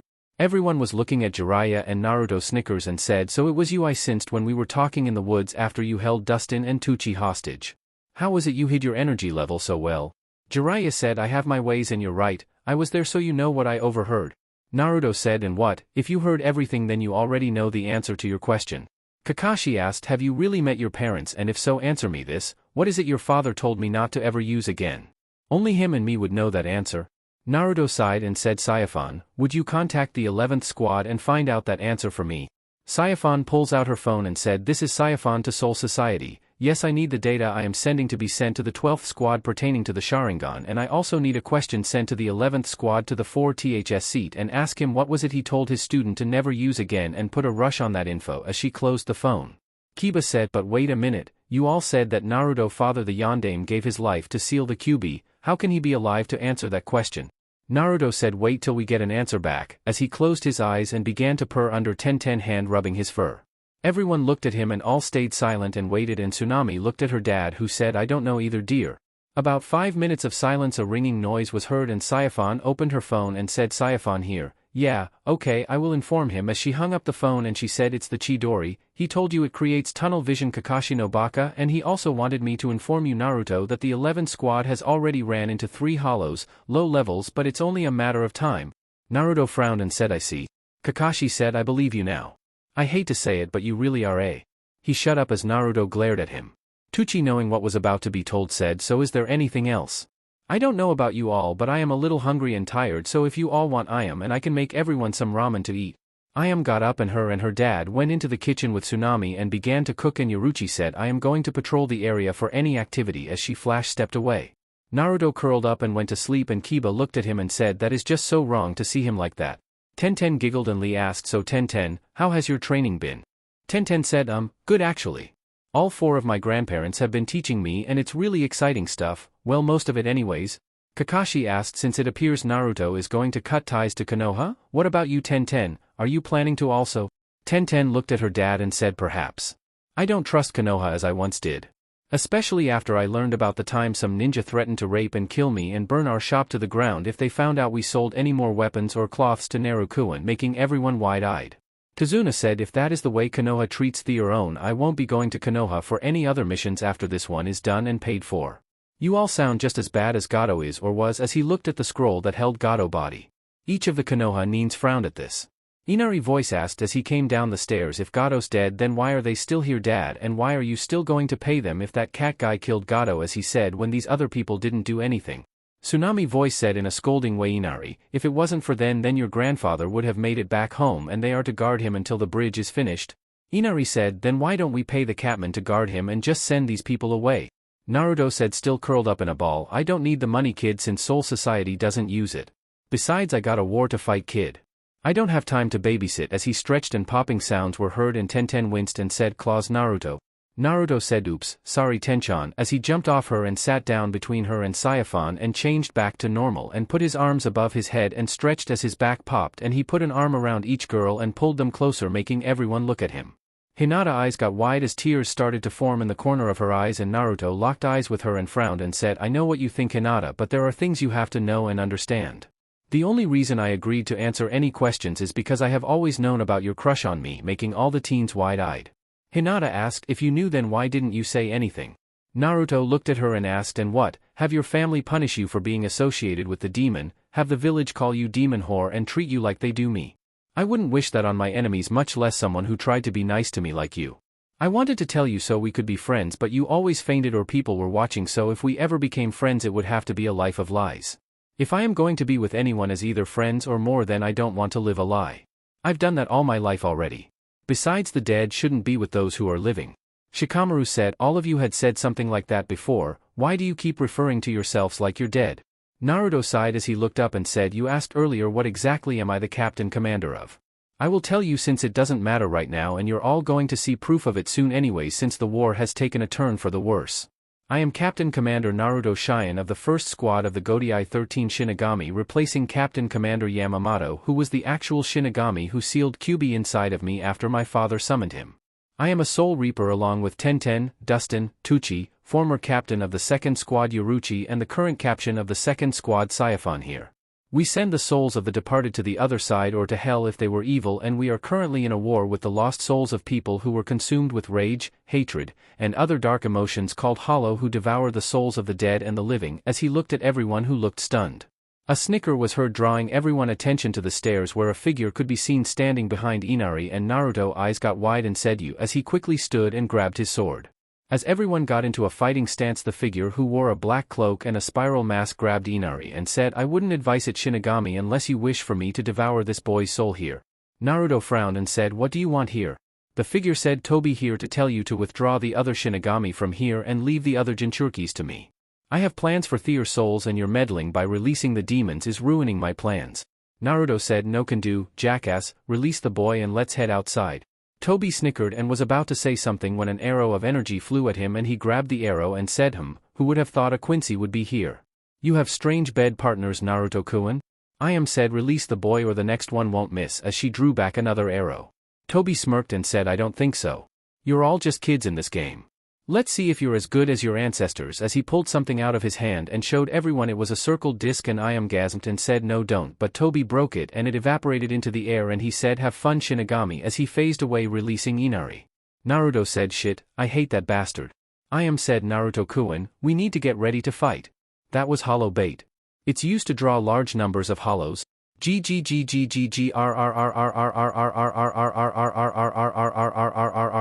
Was heard and Akamaru began to whimper and Jiraiya asked what was that noise and what's going on. Naruto said Tenten, Dustin, Tucci, I want all of you to guard the house and those inside. Saiyaphon, contact Soul Society and inform them what's going on and tell them we need reinforcements as he walked toward the door. Saiyaphon quickly pulled out her phone and Kakashi got in front of Naruto and asked what's going on. Just then the wall behind Kakashi busted open as a clawed hand pulled away at the roof and the front of the house, making several scream out in panic, and Naruto said I don't have time for this shit, move Kakashi, as he pulled his sword from the sheath and said shine brightly Arachner Kage as his sword turned into a single-bladed sword of light, and Asuma said the Raijin. Naruto ignored him and jumped past Kakashi and stood on the air as everyone ran out of the house to see what was going on, and they saw a 20-foot-tall black-looking thing with a white mask on, and Naruto flash-stepped in front of it and sliced the mask in half. The body began to break apart and it turned into a man they all saw, and Tazuna said Gato. Saiyaphon said it's his soul, see the plate on his chest. It doesn't have a chain, so he's dead, as she hit him with the butt of her Zanpakuto in the head, and Gato screamed and everyone saw as gates raised out of the ground with skulls on it, and Sakura screeched what is that? Tucci said the gates of hell, as the gates opened up and chains shot out and grabbed the screaming Gato and pulled him in before they closed and sunk back into the ground. Suddenly they all tensed as another growl was heard and they looked at the sky and several black-looking holes were appearing in the sky, and drew back her bow and started firing shots at the hollows that began to come out of the holes. Saiyaphon said sting all enemies to death as she released her Zanpakuto and a golden stinger appeared on her hand and she flash-stepped in front of a hollow and stabbed it in the mask. Tenten said transmute Full Metal Alchemist as his hand was covered in a metal glove with a blade on it, and she clapped her hands and touched the ground and a fist shot out of the ground and broke a hollow's mask that was walking toward them. Tucci pulled off shirt and put his fist together and said tremble Bigfoot, as his arms and feet were covered in fur and he doubled his height, arms and legs lengths. He then stomped his foot and a club of wood formed out of the ground and he began to walk toward a hollow who charged him, and he drew back and swung the club into the mask of the hollow. Dustin said well might as well, freeze Ice Dragon, as he pulled out a handle and water formed a blade that froze and then the ground around him turned to ice. He then jumped into the air and began airwalking where Naruto and Saiyaphon were already fighting as more arrows were shot from Iam. As everyone was fighting, Kakashi was looking around and Yaruchi appeared in front of the group and said shit, what happened to summon all these hollows? Sakura said it was something called a bait. Yaruchi's eyes got wide and she looked around and she counted heads and asked where's the Uchiha kid, as everyone looked around and realized Sasuke was gone. Jiraiya saw Kakashi about to say something, but Jiraiya spoke first and said everyone stand guard. We're in over our heads here, so let them deal with this. Watch each other's backs in case one tries to sneak up on us, and if they do go for the mask from what I can tell. This continued on for about 20 minutes as the Konoha Nins all watched helplessly as the Shinigami fought the hollows. Ino screamed what the hell is that, as she pointed her fingers toward the sky where two white hands appeared in the sky and began pulling apart, and Yaruchi, who had stayed close to the group, said shit, aminos, as she watched as it opened its mouth and a red beam started to form, and she looked around and said shit, no one here can deflect a Zero currently, as she saw everyone was getting low on energy. Naruto looked up and saw the Minos and he screamed everyone take cover, as he started to move to help the group get away. As he grew closer a voice said bankai, and before anyone could say anything Ichigo appeared in front of Naruto and the others, and he reached up in front of his face and pulled his hand down as a mask appeared on his face, and he screamed Zero as he launched his own into the air to meet the one that was fired down toward the group. His overpowered the other Zero and continued toward the Minos and destroyed it, and Naruto stopped in front of Ichigo, who said pull your people back commander, the 5THS squad is here to take over. Naruto nods and said Ayame, Tenten, Dustin, Tucci, Saiyaphon, pull back. The 5THS here. Each of them appeared and Naruto looked around a few minutes as the hollows began to retreat and sealed his Zanpakuto. He frowned and looked around and asked where's team? Yaruchi said he disappeared during the fighting. Naruto sighed and looked over at the stunned group and saw the house was destroyed, and Tenten smirked as she clapped her hands and touched the ground and the house began to repair itself. When she finished she collapsed but Naruto coughed her before she fell into the ground. I am said believe him now as she walked past Sakura into the house. Chapter 17. As things were settling down at Tazuna House with the Hollows and the Shinigami, Sasuke Uchiha found himself standing at the foot of a set of stairs where he had been whisked away, and he looked up the stairs and saw the same masked man from before sitting on a throne, and Sasuke said in his arrogant voice, "Who are you and why have you brought me here?"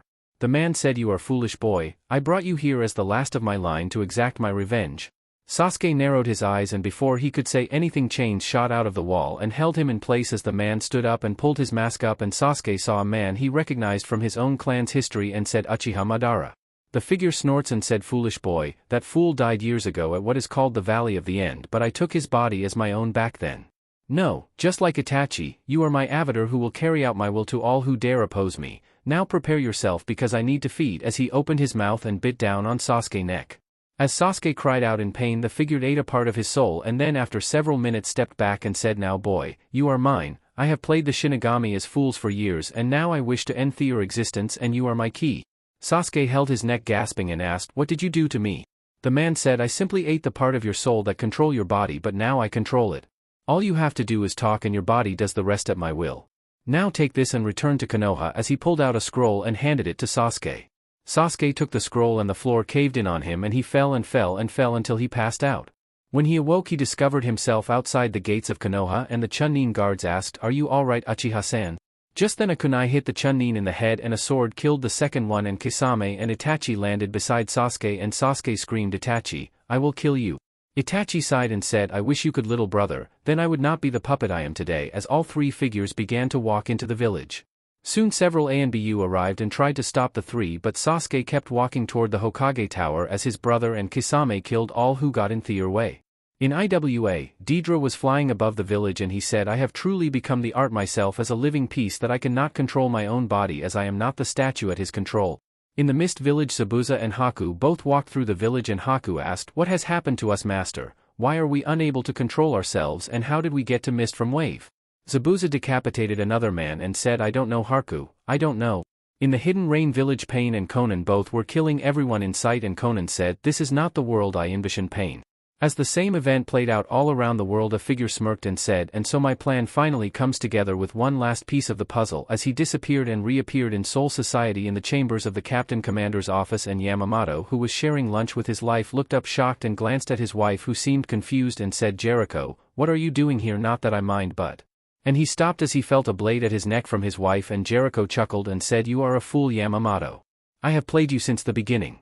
I was the one who told Aizen about Urahara invention, I was the one who convinced him to betray Soul Society, I was the one who sent the hollow after Ichigo, I was the one who whispered the idea to release the invention on the village, I was the one who sent each of the tailed beasts to the villages to be sealed, I was the one who sent Kyuubi to Konoha to be sealed in Naruto. I was the one who convinced the council there that it was too dangerous to let him leave the village and threaten the girls, I was the one who purposely led you to believe Naruto would be your successor, I set him up to become powerful, I was the one who sent him to Huko Mundo and arranged for him to meet your wife here and for her to come here.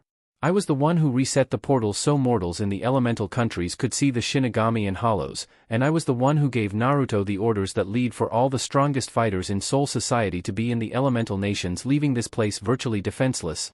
Yamamoto gritted his teeth as he saw the blank look on his wife's face, and Jericho said, "Don't be mad, you see, she has been my puppet for all these years and her mind is lost." In Konoha, Sasuke stood in front of the Hokage Tower with the scroll as ANBU surrounded him and his hands opened the scroll, and Sasuke's eyes went wide as he saw several hollow bait discs as they fell to the floor, and he screamed no as his foot raised up and began to fall down. In IWA, Deidara pulled out several hollow baits and the bird he was on started dive bombing into the middle of the village and a flash was seen. In Mist, Zabuza cut down a pair of Chunin as Haku pulled out several hollow baits and threw them in the air and formed one hand signs and needles flew and hit the disc. In Wave Country, Naruto was sitting down as everyone tried to think about what to say when Inari screamed, "Hey, what the hell's wrong with my body?" as he reached into his pocket and pulled out several hollow baits and crushed them as everyone's eyes got wide. Just then in Soul Society alarms went off that said, "Attention all Shinigami, multiple Ryutsu release detected in the elemental nations." I repeat, multiple Ryutsu release in the elemental nations. Hollow sightings are reporting everywhere. Begin immediate emergency procedures? Yamamoto asked, "Why are you doing this, Jericho?" Jericho laughed and said, "You foolish old man, you really don't remember, do you? Remember when you were first punished along with your wife here to become the first hollow and Shinigami. Before that there was but one death god who went by the name the Angel of Death. That was me. When Kami cursed you both he took away from me my job that I had served since the dawn of creation, and instead of giving me a better job or a peaceful retirement Kami made me a mere messenger. Do you know how much shame I experienced because of it? I vowed I would have my revenge, so since that day I have sat and waited, and now you shall see the fall of all that you and your wife have created. As he phased away. As the Shinigami began to prepare to go to the elemental country, a new alarm sounded and said, attention, hollows are appearing in Soul Society. I repeat, hollows are appearing in Soul AAAHHHHHH. As a hollow began to consume Theur's soul. Naruto, who was wide-eyed seeing Inari break the hollow bait, quickly ran outside as he saw the members of the 5THS squad who had been mere moments before getting ready to head out again, saw as hollow portals instantly formed everywhere, and as the sky turned black as night as the portal from Hukomundo appeared, and he pulled out his Zanpakuto and said, shine brightly a Ragnar Kage, and as his Zanpakuto came to life, Tenten, Hyam, and Saiphon all ran out beside him, and he screamed bankai as he turned his wrist and his blade became double-bladed, and Naruto looked around and looked at his girl, seeing the fear on Theur's face, and he thought, this can't be happening. What is happening here? I have to do something. Jericho appeared next to Naruto and said, well done you foolish boy, you have fulfilled my wildest dreams. Naruto looked at him and asked, what are you talking about? Can't you see what's happening? Jericho said, of course I can, this is all my revenge. Today the Shinigami shall die along with all the hollows and everyone here, and then I will reclaim my honor as the Angel of Death, and it's all because of you my dear pawn, so I shall grant you one final gift. I will spare you. As he grabbed Naruto and both disappeared as Naruto girl screamed out Naruto. Naruto found himself back in front of Inari house, but it looked like no one had been there as weeks, and he looked around and he asked what has happened as he searched for everyone. After about 5 hours of searching, Naruto sat down in the woods and thought, They're all gone, what happened? He felt a hand on his shoulder and looked around as he found he was no longer where he had been, but now he was in a golden throne room. Naruto felt at peace here, and he saw a person covered in pure white where he could not see Theur's features, and Naruto asked, who are you and where am I, as he prepared in case he needed to fight. The person said, peace be to you young Naruto. I would never harm a pure soul as you, making Naruto feel relax. Naruto said, what? The person said, I am Kami, Naruto. I have called you to my audience chamber so that I may speak to you. You are my chosen warrior Naruto, and I wish for you to clean up this mess for me. Naruto blinked and quickly bowed and said in a stutter, forgive me Kami for not knowing, what would you have me do? Kami said, everyone in Soul Society and the elemental countries has been turned into hollows Naruto, including your family and friends. I have given you the power to save everyone in the elemental country and in Soul Society. Your Zanpakuto allows you to restore a person from being a hollow instead of killing the soul. I knew this was going to happen since the day I refused to give more power to Jericho and stripped him of the title of Angel of Death. I now want you to return to Soul Society and free it from the hollows. They're freeing those who have been turned into hollows. You will then return to the elemental nations and do the same there. Do not worry about Hukomundo, because I made it where once a hollow left there during this time they could not return, and that goes for those in the elemental nations as well as Soul Society. Naruto said, but I am but one person Kami, how can I do so much? Naruto's shadow took form to look like him, and Kami smiled and said, you have never been alone Naruto, because your guardian has been with you the entire time. Your guardian here is all the help you will need. You know his name, call it forth and he shall walk beside you in the trial ahead. Do not waver and shine for the world. As Naruto was blinded by light and he appeared in Soul Society. Naruto was on top of the execution ground and he saw hollow everywhere below, and he closed his eyes and appeared in his mind and saw his doppelganger there, and he said, what did Kami mean you have always been with me? Kage smirked and said, in all this time you still don't understand, do you? I have been in your shadow all your life, I am a copy of you right down to the scars. It's ironic that you would call me Kage, you remember me telling you that before? Naruto thought a moment and said, yeah, I always thought of you as some kind of bunshin since you look like me. Kage smiled and said, so you do understand? Naruto blinked and blinked again as he looked in thought, and his eyes widened and he smirked as the world returned to normal and he saw several hollows heading toward him, and he said, let's kick some ass Cage Bunshin, as Naruto shadow 2 shape, and he appeared beside Naruto and both screamed together, Bankai AI. Chapter 18. As the word left both their mouths, Naruto and Kage both held a single-bladed light and a single-bladed dark Zanpakuto. Naruto said, let's do this. Kage said, remember Naruto, the black blade may not return someone but the blade of light will, as he jumped into the air and began to charge into the hollows. Naruto himself turned and started to run toward the ground and ran toward a hollow and sliced it mask off and then blocked with dark blade and ran forward to the next hollow. Six hollow began to circle from around him and he jumped up on the roof and sliced one, and Naruto saw that the two people he hit were unseated grunts, and Naruto said head toward the execution grounds but try not to kill any hollows, just defend. Both men took off running and Naruto saw some hollows running after them, but Kage appeared behind the men and slashed the hollows that were going after them, and Naruto said good idea. Kage smirked and said of course, I thought of it, as he sliced one behind him that tried to attack his blind side. Naruto jumped back as a hollow came out of the roof and he landed beside Kage, who charged toward the hollow who had tried to attack Naruto and sliced his mask off, and he said shit dude, this it fun? Naruto said shut the hell up and keep working, as he jumped on the head of a hollow, stabbed it in the head while jumping to the next and the next, using all three heads as a stepping stone, breaking the mask of each. As the three changed back human, Naruto saw Orihime and he said thank God you're here granny, no time to explain, head toward the execution ground and try that shield deal to keep hollows away while Kage and I deal with all the hollows, but try not to kill any, as he flash stepped away as a fist hit the ground where he had been. Kage slid under the hollow and broke the mask as he blocked a follow-up strike from another hollow when Naruto stabbed the hollow from the back of the head, breaking the mask. As this battle went on and on, Naruto and Kage went right down the middle of the street yelling at the newly freed people to head toward the execution ground. Soon though, Kage said hey, I don't know about you but I need some rest, let's fall back. Naruto nods and both begin a slow track back toward the execution ground. About 20 minutes later they saw the shield Orihime had up and she let them slip in, and Kage faded away back into Naruto's shadow and Naruto fell to his knees. Orihime glanced at him and Naruto asked how many so far do you think? Orihime said I've led about 200 in so far and most have been unseated members. Naruto sighs and looks at the freed souls and Naruto said alright guys, listen, I can't keep this up forever and I have only been doing those inside of the actual Sirite so far. I don't know how long Orihime here can keep her shield up, so your jobs are to protect here. A Shinigami said sir, I might be able to help. My Zanpakuto allows me to transfer spirit energy to others. Naruto locked eyes on him and said what's your name kid, seeing the black-haired guy looking sheepish. The guy said hi as Dunette. Naruto said well from this moment on your name is Battery, get you ass over here and do what you got to, but give me some energy Battery and then recharge Orihime. You got that? Battery said yes sir, as he walked over and laid his Zanpakuto on Naruto's shoulder, and a few seconds later he said I'm sorry, that's all the energy I got. Naruto's sweat dropped and said dude, I have half a mind to feed your ass back to the hollows again. Orihime asked can you use other people's energy as well as your own? Battery said yes ma'am.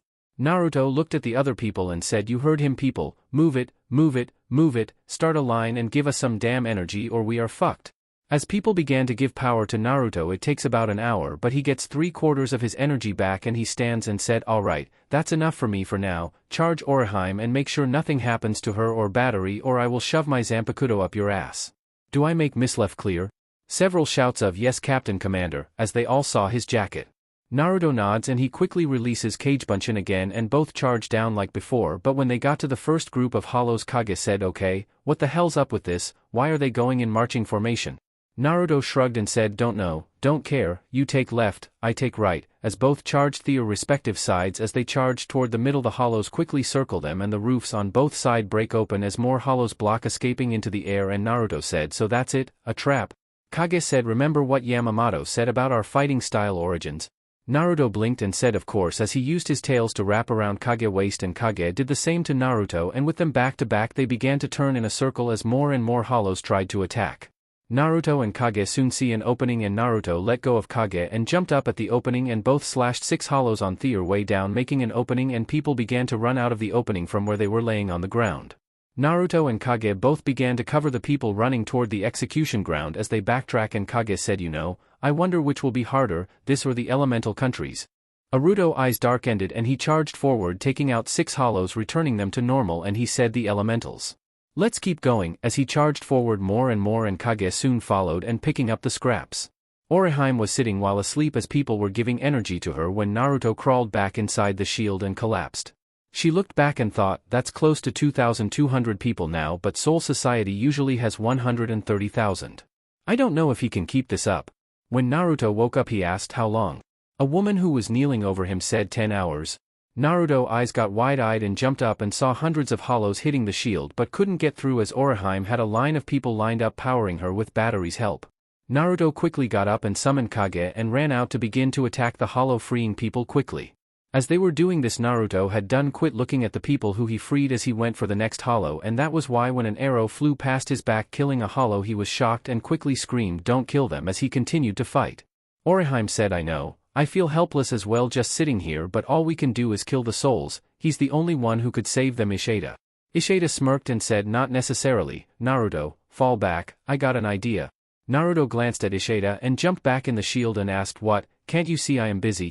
Ishida said, "Trust me please, I think something me and your grandfather did once. If it works then we can free everyone in half the time." Naruto frowned and asked, "What is it?" Ishida said, "Seal your Zanpakuto and place it on my head." Naruto frowned even more and said, "What are you going to do?" Ishida said, "If you do it I will fire one shot. If my idea works I can blanket every hollow in Soul Society with my rapid fire, freeing them all." Naruto closed his eyes and said fine as he sealed his Zanpakuto and placed it on Ishida's head. Ishida pulled back and fired at one hollow and it fell to the ground as a member of the 4th squad, shocking Naruto, and he said, "Do it." Ishida smirked and pulled back and soon arrows began to rain down, taking out hundreds of hollows in a few seconds, turning them back into pure souls. This went on for several hours and soon nearly 3/4 of Soul Society had been freed and Naruto saw everyone getting excited, and after as more people came then it got easier to keep charged. By this point the Shinigami began to huddle the hollows together for Ishida to change back. By noon the next day all of Soul Society had been freed of hollows and Orihime, Ishida, Battery, and Naruto all collapsed from exhaustion. Chapter 19. It was a week later when Naruto awoke and he found himself in the Cheyenne family house, and he sat up and looked around and saw he was alone, and he got out of bed and dressed and began to walk through Soul Society. As he walked he came across Ishida and Orihime because of their high spirit energy, and he asked as he walked up to them, "Where are all the higher ranking Shinigami?" Ishida sighed and said, "It appears they are all gone, perhaps in the elemental country or Hueco Mundo. We found the body of Yamamoto in his office dead along with his wife. It appears they died together." Naruto frowned and asked, "If all the seated officers are gone then how is it you both survived?" Orihime said, "It might have been because we were between worlds when the attack hit. I was bringing Ishida back from injuries. That's the only thing I can think of." Naruto nods and said, "Well, I know they are not in Hueco Mundo. Kami sealed the gates, making it one way only from there, and the gates to the real mortal world is sealed as well." Ishida asked, "So what's the plan? You're the highest ranking officer here now, and with what has happened the people here won't follow anyone else." Naruto frowned and said, "I want Soul Society to prepare for a possible counterattack. Securing this place is priority right now. Orihime, you are given a field captain position of the 4th squad, and Ishida, you are a field captain of the 11 for now. I want you both to go and find at least 5 seated officers for each division, and the 4th will prepare for injured and 11th will be responsible for security here. I will rest one more day and I will head to the elemental countries and start in waves since it's a small island, and see if I can't free some more and bring them here discreetly, since most of the ones there I will be fighting will be strong. Hopefully a few seated officers. You both can handle this, right?" Both saluted and said, "Yes, Captain Commander." Naruto said, "Good, move out." Both nod and jump away, and Naruto frowned and walked around giving orders and helping to set things back up. The next day Naruto stepped out near Wave Country and he quickly began approach the island. He looked around and thought, "Well, I can sense lots of spirit energy nearby from different sources." As he neared the closest source, he was walking through the woods when he heard a twig snap and he dodged to the right as a hollow came out of the trees. Naruto, without relishing his Zanpakuto, cracked the mask and the hollow fell to the ground, and Naruto saw it was a little girl about 6 years old. The girl started to say something when Naruto quickly covered her mouth and said, "If you scream we will both die. If you stay quiet and close to me I can get you someplace safe." "Okay," in a whisper. The girl nods and Naruto whispers, "Good," as he stood up and thought, that girl's spirit chain is broke, so she died. I got the feeling everyone here has. Naruto began to lead the way to the next source and found an old man and then another girl. Naruto sighed, and then he heard a loud screeching pair of hollows who were running across the ground at him, and he charged forward, splitting the face of one on the left and then the other one, and both fell to the ground, and Naruto's eyes got wide and said, "Oh God, not them," as he saw both figures began to rise, and Naruto quickly moved and put a sword under the neck of one, making both gasp, and Naruto said, "If either of you so much as speak above a whisper I will send both your souls to hell. Do you understand, Sakura and Ino?" Both girls nod and Naruto pulls back, and Sakura asked, "Where have you been, Naruto?" "It's been I don't know how long." Naruto said, "I was the only one who managed to escape the trap. Sakura, Soul Society, and the elemental nations both fell at the same time. I have freed Soul Society and I am starting here. Can either of you tell me anything?" Ino said, "No, we were all at Tazuna House when that guy grabbed you, and next thing I knew I was being attacked by a monster." Naruto looked at them and said, "Hollows, and you both died. Your chains of fate are destroyed so you can go to Soul Society now, but I want to try and get at least one seated officer before I return with all of you. Right now you have two choices, follow me, or die. Since you are both ninja you are herby recruited by me, you are to count how many I free and help keep them as a group and watch out for the kids. Do you both understand what I want you to do? Ino said yeah, we understand Naruto and, I am sorry for not being there for you as a kid. Sakura said me too. Naruto said don't worry about it, the dead last has a world to save, just wait till those assholes in Konoha find out, with a smirk as he turned and began walking away and both girls snapped out of it and started bringing the small group. 3 hours later Naruto sighed as he pulled out a phone and it rang a few times and the new communication officer selected said command here, go ahead. Naruto said open the gate. I got a group of 300 ready for evac. An ancient set of doors opened up and everyone was looking shocked and Naruto said alright all of you, walk single file down the middle of the hall with your hand on the person in front of you. Ino, Sakura, you both stay here until the end of the line and come though and make sure no one is left behind here or in the tunnel. Do as I say until we can get to the other side and you all should be safe. Let's go as he had an elderly looking woman put her hand on Naruto's shoulder first as he began to lead the way. Around 30 minutes later Sakura and Ino came out of the tunnel in Soul Society and Naruto said, good job now for all of you who are new here, this is Soul Society, basically it's the afterlife. The woman there is Orihime and a medic who can try and heal any who are injured and the man there is Ishida and the current chief of security here. Follow them and they can help get you settled in as Naruto turned and grabbed Sakura and Ino and Flash stepped away. They appeared in the Cheyenne clan house and Naruto let go of them as they grabbed their head and Ino asked what was that. Naruto said Shuimpa, look, this is my clan house. I brought you both here to use you both. Both girls paled and Naruto said not like that damn it, I got 3 girls I love already. No, what I want is for you to find the library here and find the maps of the elemental countries I was told is here and then get a hold of Orihime or Ishida and have them get you the hollow counts in each country and build me a battle map. I am heading back to Wave to free some more and when I return you have better show some results and don't destroy anything as he Flash stepped away. After Naruto was gone Ino said oh my god, when did he get so commanding and cool? Sakura said I know, I feel like I have a damn orgasm from him commanding me. Ino said he was commanding me? Sakura said like hell piggy and when he sees how good a job I did for him he will forget you and those 3 sluts. Ino said like hell forehead as she darted into the house with Sakura following. Naruto was stepping out of the tunnel back in Wave and felt a chill go down his spine and thought I sense great evil. 3 days later Naruto came back out of the tunnel in Soul Society with another large group of people and he saw Orihime who looked ready to kill and Ishida ready to fight and Naruto said well I am back guys and I got a couple of seated officers from the 1, 2, 3, and 6th squad in this group. Did I miss anything as more and more people came out? Ishida said how many did you get Naruto? Naruto said I think I got all of Wave Country. What's up with you both? Ishida said I want to kill those 2 girls. Naruto frowned and said what have Sakura and Ino done now? Orihime said congratulations Naruto, you're now the #1 most eligible fangirl victim in Soul Society, they made your map you wanted and then started a fan club. Naruto paled and screamed no. After Naruto calmed down he said alright, get these people settled in and I will head to the house to deal with both girls and see where to strike next as he Flash stepped away. Ishida asked should we have told him about that? Orihime said no, let him find out on his own, let's go. When Naruto arrived at his clan house he sweat dropped at all the flowers and painting that had been done and thought that's it, they must die and screamed Sakura and Ino, front and center. In less than a minute both girls came running out of the hall and Naruto saw they were giddy as hell and he asked what the hell is all of this as he waved his hand across the yard. Ino asked do you like it Naruto-kun, I thought you would like some more flowers.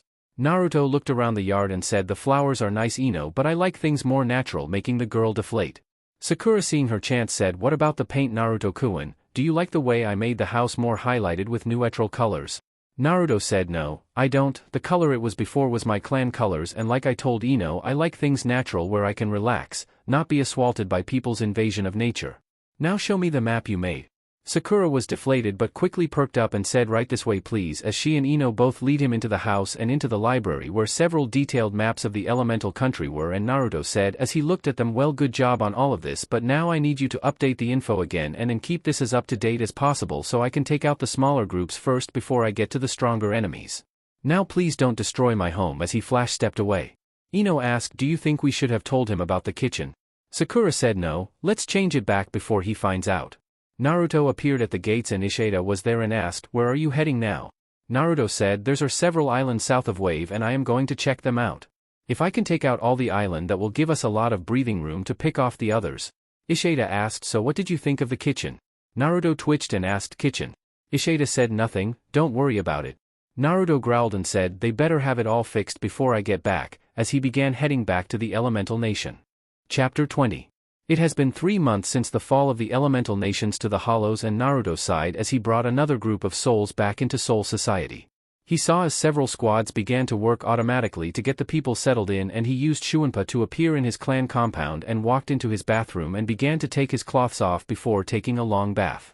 Naruto, after soaking for a while, crawled into bed and passed out. A few hours later, a pair of girls sat outside the door to his room with their back to the walls and looked sad, and one said, it's been 3 months and he still hasn't found any of his family yet that he told us about besides his grandmother, who was lucky to be here. The other one nods as she heard a noise on the other side of the door and said, he's having nightmares again. It's destroying him inside. Ino frowned and said, I know. If I could still use chakra and use my clan techniques, I might be able to help him, but Retsu doesn't work the same way. Maybe if I were ever able to get enough spirit energy, I might be able to do something someday, but for now all I can do is help him with your help like we have been doing. Sakura nods as she handed a stack of papers to Ino and said, with this last bunch now, that makes it around 113,000 souls he has saved in 3 months. All of the islands, including the Land of Water, are now completely lifeless. Reports also show that the Hollows have finally caught wind as well, since so many have disappeared. There have been several attempts by Hollows to try and investigate why the Retsu on the islands has disappeared as it has, and they have encountered the shield the 12th Division has set up. Ino looked over the reports in her hand and asked, so that means he has the actual mainland left then? Things are going to get harder now. A voice that startled both girls said, that is why we have yet to reveal our plan, making both look over and see Ishida and Orihime standing there. Sakura asked, then what is your plan? The door to the room behind the girls opened up and Sakura fell backwards and blushed as she saw Naruto standing there without a shirt, and Naruto saw everyone and he asked, how long? Ishida said, 12 hours. You need some more rest, Naruto, before we go? Naruto shook his head and said, I can rest when I am dead.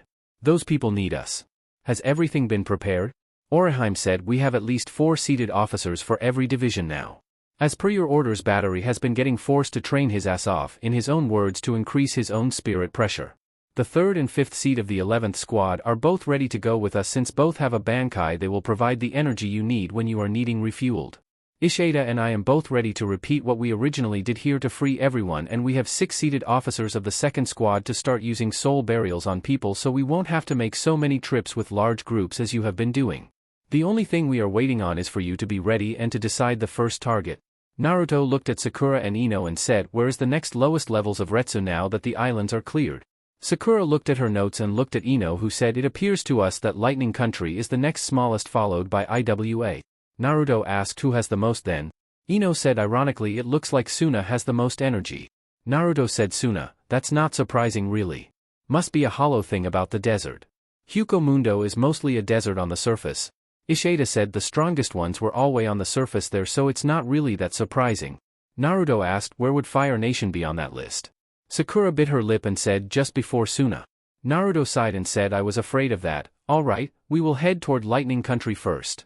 Have the 12th Division put the shield around it so that way none of the Hollows from other areas can get in there once we start. The Hollows don't worry me that much, it's Jericho I am mostly worried about. Each person there frowned at that name after Naruto told them about the man who was behind these events. Ishida said, since the Hollows can't leave, we have the advantage over them for the most part, but the problem is we can't face every direction at once. Naruto was quite a moment and said, we don't need to, the problem is that with what I got planned it is going to cause more trouble. Once we start this, it is going to be all or nothing. We won't be able to return here until we finish the Lightning Country, and the moment we start, every Hollow in the Elemental Nations is going to know we are there, so by the time we get to the Fire Country and then Suna, they are going to be expecting us, and that will make them dangerous, and Jericho has been around longer than any of us, so he knows everything that we can do. I want all of Soul Society on alert. He is able to come and go as he pleases, and he may try another attack like he did before. Orihime said, Naruto, we will find them and free them. Naruto bit his lip and said, I know, I just wish I could have told them how much I cared for them before all this happened. I was such an idiot. Sakura said, I always told you that. Naruto glared at her and she flinched, and he said, Sakura, don't ever change, with a small smile on his face. Ino said, hey, how come she gets a smile and I don't? Naruto said, Ino, I heard your screams all the way back in the Elemental Nation from you and whoever you were with. Ino said, I never.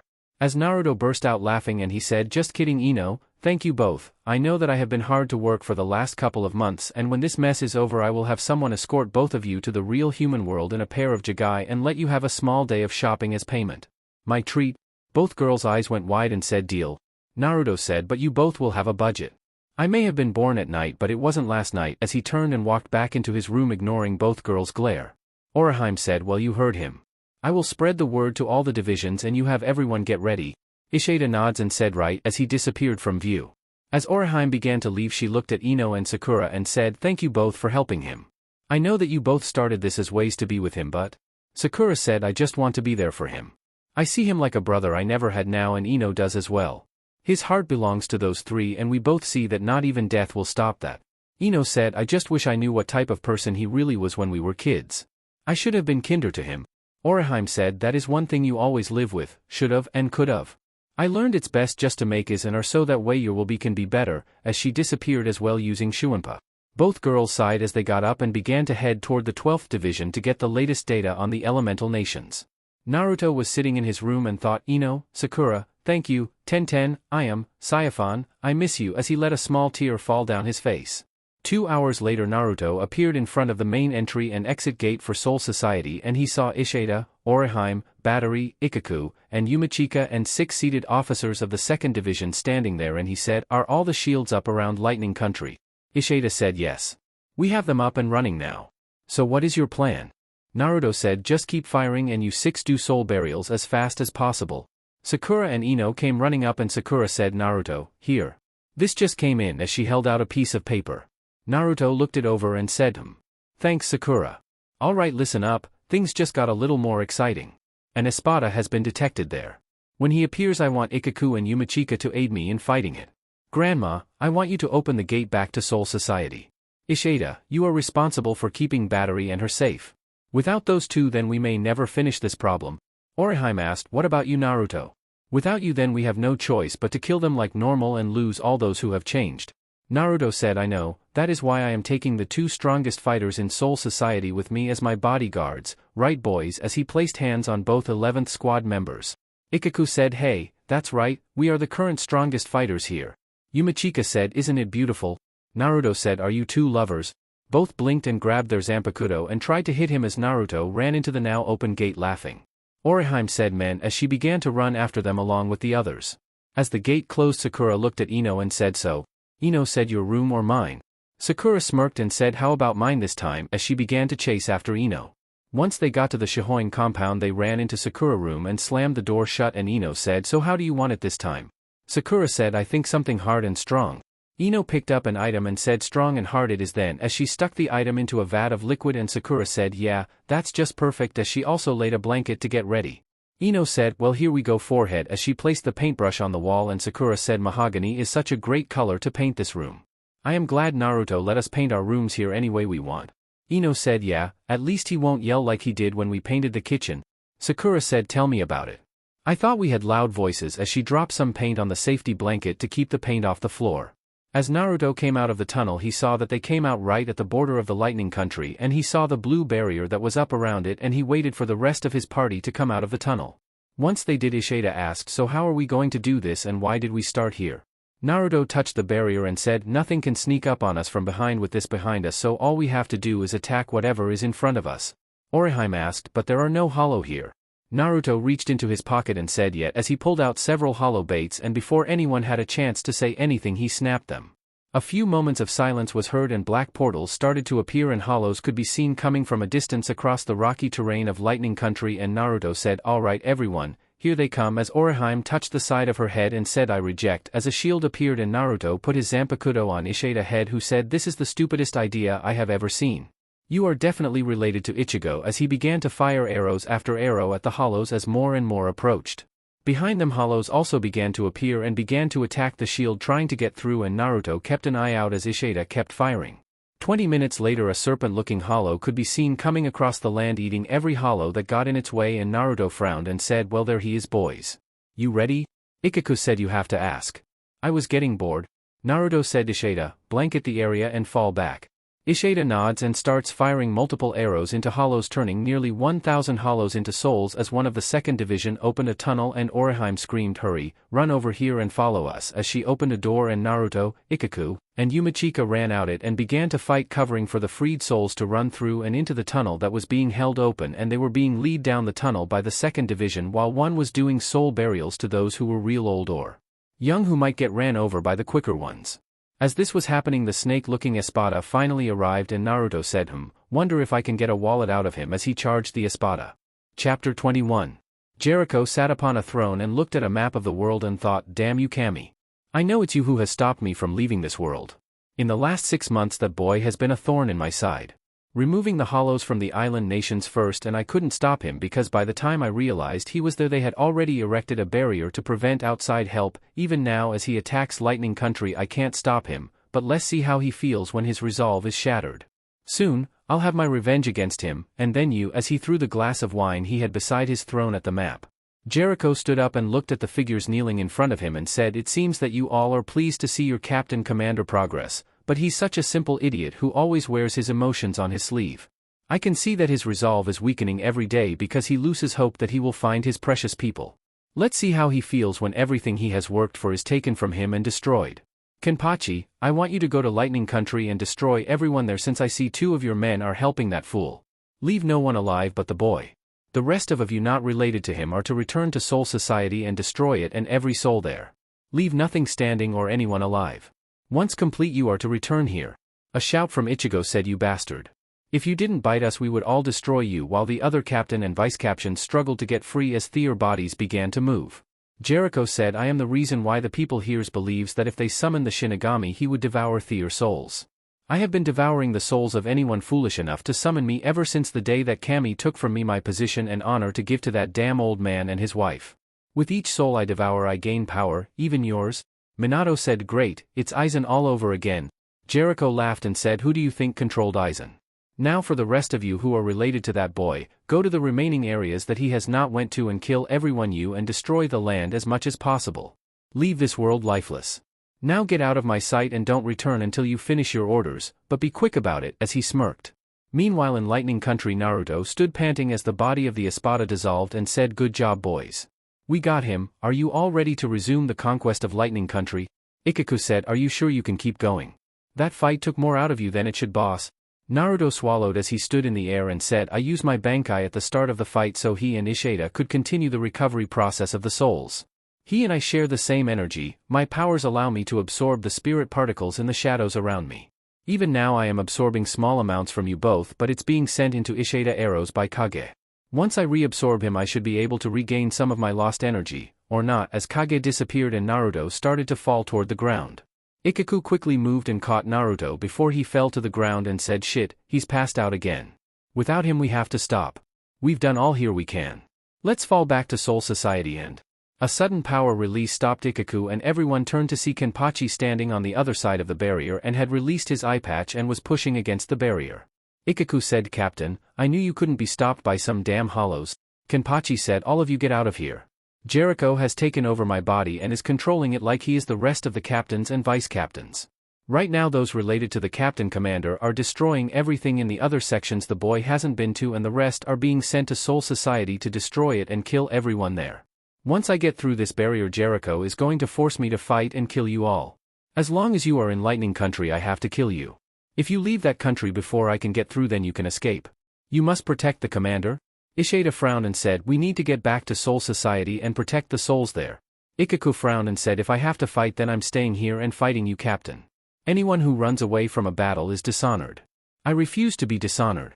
Yumachika said, "Running away just isn't beautiful, Captain."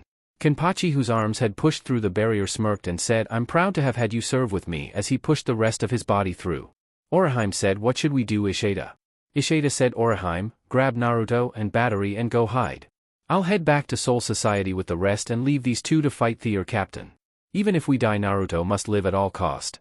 Someone has to stop Jericho and Naruto is the only one who stands a chance to do it." Orihime said, "How can you be sure?"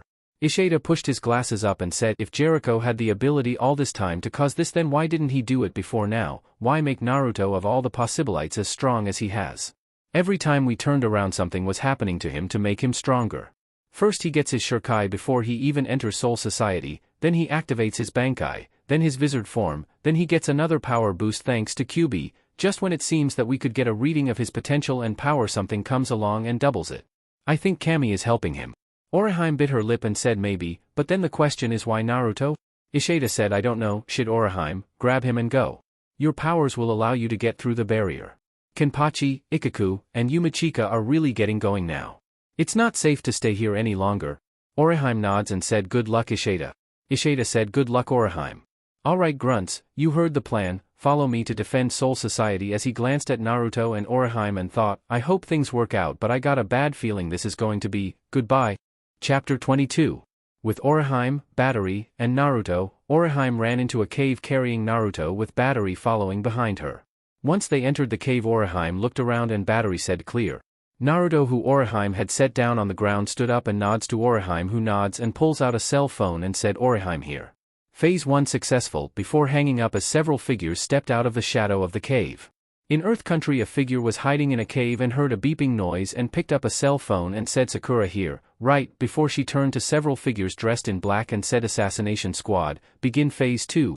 The unnamed members of the second squad quickly disappeared in blurs, leaving Sakura there, who bit her lip and thought, I can't believe we are doing this, before she heard the sounds of explosions. In Fire Country, Ino, who was hiding in a cave inside the Hokage monument, hung up her cell phone and said begin Phase 2 as over 100 unseated Shinigami said hi before running out of the cave and the sound of fighting could be heard. Ino thought, please let this work. As the fighting in the Elemental Nation began, in Soul Society the Shinigami captains and vice-captains who were not related to Naruto stepped through the archway into Soul Society only to find themselves unable to move. Tosen stepped out in front of all the captains and vice-captains and said hello everyone. Byakuya, who was struggling to get free, said what is going on here Tosen? Tosen said Jericho must have forgot about me. Naruto found me and changed me back when I was in Water Country. He had me hide in the Central 48 until the time was right. Kairaku said why can't we move, not that I'm complaining. Tosen said it was actually a pair of girls named Sakura and Ino who came up with the idea. Ino family had the ability to take over the body of others temporarily. The more chakra they had, the longer they could hold it. Even though we can't use chakra, Sakura got the idea of finding a way to mimic Ino family jutsu. Research and development been working on the seal you see under your feet. We set it up that anyone who comes through this gate will be unable to go any further unless they are released, and the best part is the seal is powered by your own spiritual energy, meaning it is as strong as you are. Mayuri said, but how did you know we would come in this gate? Tosen said because we were so short on members, Naruto ordered that only 2 gates could be used. The first gate can only be opened from this side while the other gate could only be opened from the other side. That is why when Naruto brought people back here he always had us open the gate on this side for people to come in. Anyone who opens the gate from the other side has to come in this gate as a security precaution. Now why don't you all relax? You're not going anywhere. Byakuya said while this seal may stop us, it does not stop the fact that not everyone is here. Those related to the captain commander are currently killing everything they come across. Tosen said that's actually better than we hoped for. Kairaku said what do you mean Tosen? Tosen said Naruto suspected that Jericho would wait until he thought Naruto was at his weakest and then send someone here to attack Soul Society. That was why nearly the entire battle in Lightning Country Naruto has been acting like he was fighting while it had been Ishida who was actually fighting. Ishida walked up looking extremely tired and said, did I hear my name Tosen? Tosen said yes. I was just explaining Naruto plan. Ishida said Jericho assumed that Naruto would use his Zanpakuto to return everyone back to life from being hollows, but we kill hollows all the time. The only difference is Naruto can do it before they return to Soul Society. Of course we had to make it believable, so Naruto would give me just enough energy to fire 5 shots out of every 50 I made to make it appear that we were turning people back instead of just sending them here normal. All the captains and vice-captains were shocked hearing what was going on, and Kairaku asked, but what is he hoping to achieve? Tosen said right now every Shinigami is in the Elemental Nation killing all the hollows as quickly as possible while using hollow bait to attract them. Naruto is having Battery recharge him. After he's recharged he's coming back here and using the gateway you so graciously opened for us and take it right back to wherever Jericho was hiding with. Just then Naruto appeared with Kenpachi over his shoulder and in a flash was gone, causing the cloths of everyone to ruffle from the wind of his flash step as Kenpachi landed in the seal the other captains were in. Everyone was shocked and Ishida said he's definitely faster than before, and with Jericho sending all of Naruto family away to other areas that means they can't be used as hostages. Kairaku said TSK Captain Commander has his grandfather's luck. Byakuya said don't tell Ichigo or we will never hear the end of it. Just then Ikaku and Yumachika ran up and Yuichiro said Baldi-kun, is Kenchan going to be happy when he wakes up? Ikaku said no. Captain Commander appeared behind him and knocked him out with a single blow while we distracted him. Yuichiro said poor Kenny, oh my god, you hurt Kenny you bastard. Kick his ass as she pumped her fist into the air. Everyone blinked and blinked again and Ishida said you can move. Yuichiro looked around and said oops. Does that mean the game's over? Ikaku eyebrow twitched and he asked game sir. What do you mean game? Yuichiro said Kenny took Jericho's bite from me. He told me to pretend I was under his control like everyone else. Yumachika said you mean you could have escaped and come help us at any time. Ikaku and Yumachika looked at each other and Ikaku said get her. Yuichiro began to run away with both Ikaku and Yumachika chasing her and Tosen said why didn't the seal stop her like everyone else? Ishida said she never actually touched the seal. She was always being carried by someone.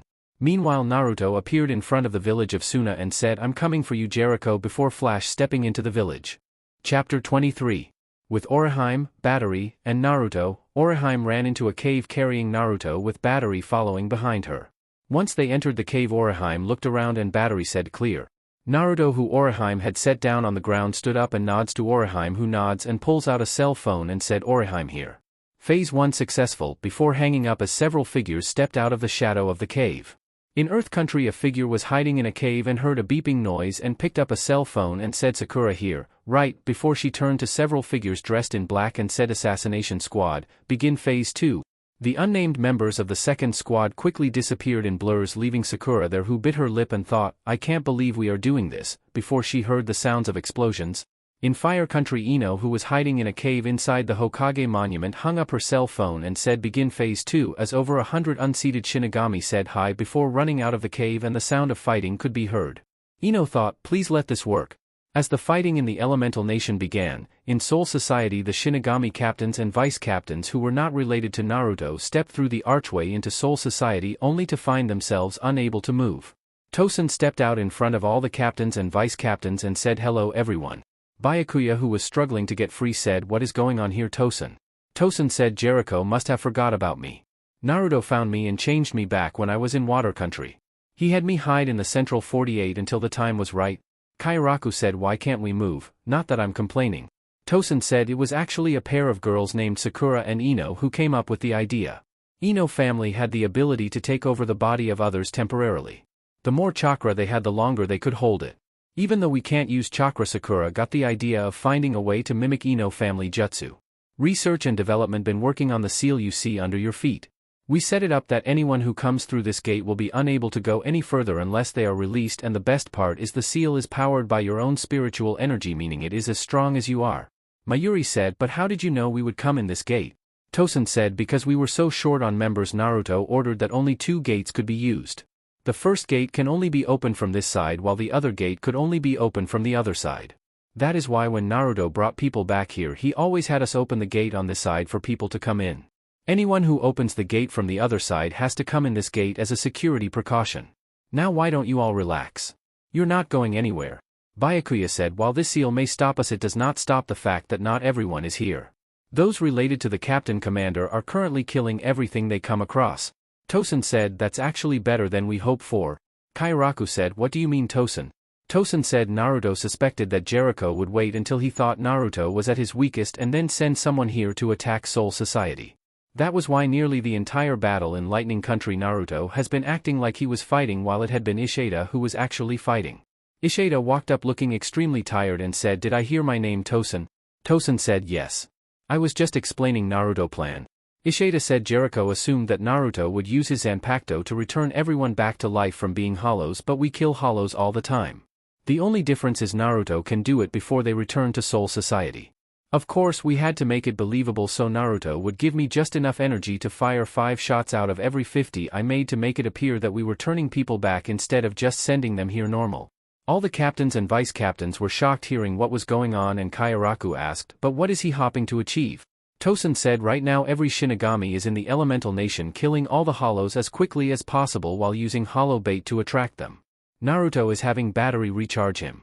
After he's recharged he's coming back here and using the gateway you so graciously opened for us and take it right back to wherever Jericho was hiding with. Just then Naruto appeared with Kenpachi over his shoulder and in a flash was gone, causing the cloths of everyone to ruffle from the wind of his flash step as Kenpachi landed in the seal the other captains were in. Everyone was shocked and Ishida said he's definitely faster than before, and with Jericho sending all of Naruto family away to other areas that means they can't be used as hostages. Kairaku said TSK Captain Commander has his grandfather's luck. Byakuya said don't tell Ichigo or we will never hear the end of it. Just then Ikaku and Yumachika ran up and Yuichiro said Baldi-kun, is Kenchan going to be happy when he wakes up? Ikaku said no. Captain Commander appeared behind him and knocked him out with a single blow while we distracted him. Yuichiro said poor Kenny, oh my god, you hurt Kenny you bastard. Kick his ass as she pumped her fist into the air. Everyone blinked and blinked again and Ishida said you can move. Yuichiro looked around and said oops. Does that mean the game's over? Ikaku eyebrow twitched and he asked game sir. What do you mean game? Yuichiro said Kenny took Jericho's bite from me. He told me to pretend I was under his control like everyone else. Yumachika said you mean you could have escaped and come help us at any time. Ikaku and Yumachika looked at each other and Ikaku said get her. Yuichiro began to run away with both Ikaku and Yumachika chasing her and Tosen said why didn't the seal stop her like everyone else? Ishida said she never actually touched the seal. She was always being carried by someone. Meanwhile Naruto appeared in front of the village of Suna and said I'm coming for you Jericho before Flash stepping into the village.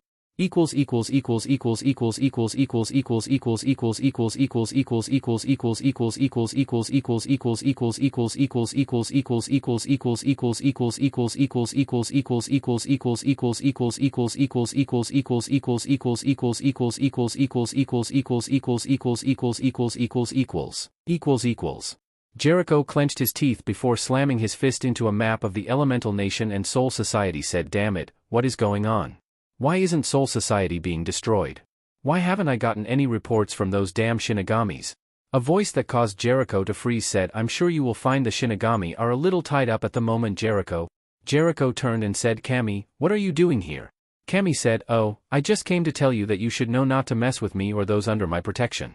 That is why Yamamoto and his wife were separate in the first place. You used my pets, the bijou as part of your revenge. How is that any different than what those two mortals had done? Jericho said you can't touch me Kami. No direct influence in the life of mortals. I'm not immortal so you can't do shit to me. Kami said true, I can't directly do anything to you but that does not mean I can't do anything indirectly. Tell me, why is it that Naruto kept getting powered up and that his abilities became even a mystery to you? Jericho glared and said it was you. Kami nods and said Naruto Blades of Light have the power to restore a hollow back to a regular soul while Naruto Black Blade has the ability to restore a soul. Jericho said so his Black Blade has the same ability as his White Blade. Kami chuckled and said no Jericho. I said his Black Blade can restore a soul. He can stab a soul with his Black Blade and repair any damage done to it, like the damage that is done to a soul when you take a bite of it to control them. Jericho's eyes widened and said you. Kami said yes me. I knew always what you were doing but I have a confession, you never had control of QB or the other bijou. They were pretending to follow your orders as a request to me. Jericho frowned and said and why would you have your pets pretend to be my slave? Kami said simple, so that when they were sealed inside a human they would learn to control chakra. As we speak those you sent to attack the elemental nations are being captured by the bijou while Naruto secretly had his Shinigami that he freed slaying the hollows here and sending them to Soul Society. You were right about me wanting the humans in this world gone and I do not appreciate the idea of killing the patient in order to cure the disease, but since you were so kind as to kill everyone anyways it doesn't matter. Naruto Black Blade will allow him to repair the damage to all the souls that were affected by Aizen. Jericho said that boy is nothing but a failure who. Rip. Splash. Thump. Drip. Thump. Drip. Thump. Drip. Jericho coughed as he went into shock and looked at his chest where an arm covered in spiritual energy stood with Jericho's heart beating in it in the hand connected to the heart. Glancing behind him Jericho saw the eyes of Naruto which were dead cold and Naruto said my friends and family are the light of my world. Without them I am nothing but darkness that consumes everything and yet I still exist, even then darkness itself. Die as he clenched his fist crushing the heart as his arm was covered in spiritual energy again burning the arm as well as Jericho's body. Once Jericho's body turned to ash Naruto closed his eyes as a tear fell down them before he fell forward only to find himself being caught by Kami who gently wiped the tears off Naruto's cheeks and said peace be to you child. You have done well? Naruto asked in a strained voice why. Kami said gently just like every generation is tasked with surpassing the one before them, every generation has to deal with the consequences of the ones before them also. Every life is precious. even the evil ones. In life there is only balance. Jericho forgot this long ago and believed that his position made him the exception to the rule. That is why when Yamamoto and his wife first appeared, I created a system of balance to make sure that others would not fall into the same mindset Jericho had. Just like you have responsibilities when it comes to those before you, I have them as well. I have to make sure that the next generation has the tools they need to deal with the consequences of the ones before them and the potential to surpass those as well. Naruto asked, why can't you make it where there is no pain and suffering? Why make things hurt so bad in a pain-filled voice? Kami said, because the greatest gift you have is the freedom of choice. You have the ability to choose for yourself, but you must also deal with the consequences of those choices, both the good or bad. How else will you grow and be thankful for the things you have and cherish them instead of becoming complacent? Naruto was silent for several moments and said, is everyone alive and safe, in a quiet tone. Kami said, yes, though they are still under Jericho's control, but if you will let me borrow your power for a moment, I will use your blade to free everyone. Naruto said, take it. Do what you must, power means nothing if you are alone. Kami smiled and said, you are far wiser than many centuries older than you, Naruto. I knew you were the right choice I made to bring everything back into balance. Before taking Naruto's Zanpakuto, and it began to glow before everything was covered in a black light. When Naruto opened his eyes, he found himself back in his room in Soul Society and thought, how did I get back here?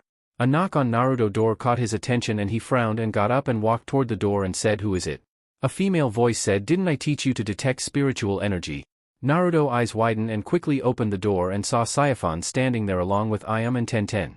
The next moment there was a thud as Naruto found himself on his back on the floor with all three girls holding him tightly with tears in their eyes. A cough was heard from the door and Yuruchi said, am I interrupting something? Saiyaphon said yes, causing Yuruchi to laugh, and she said, in that case you should just let me deliver my message so you won't be interrupted anymore. Each of the girls frowned but got off Naruto, who pouted and said, did you all have to let go? I missed you all, damn it, and I don't want to let you go again. Saiyaphon said, as soon as she's gone you won't ever have to let go again, as she shot a glare at Yuruchi.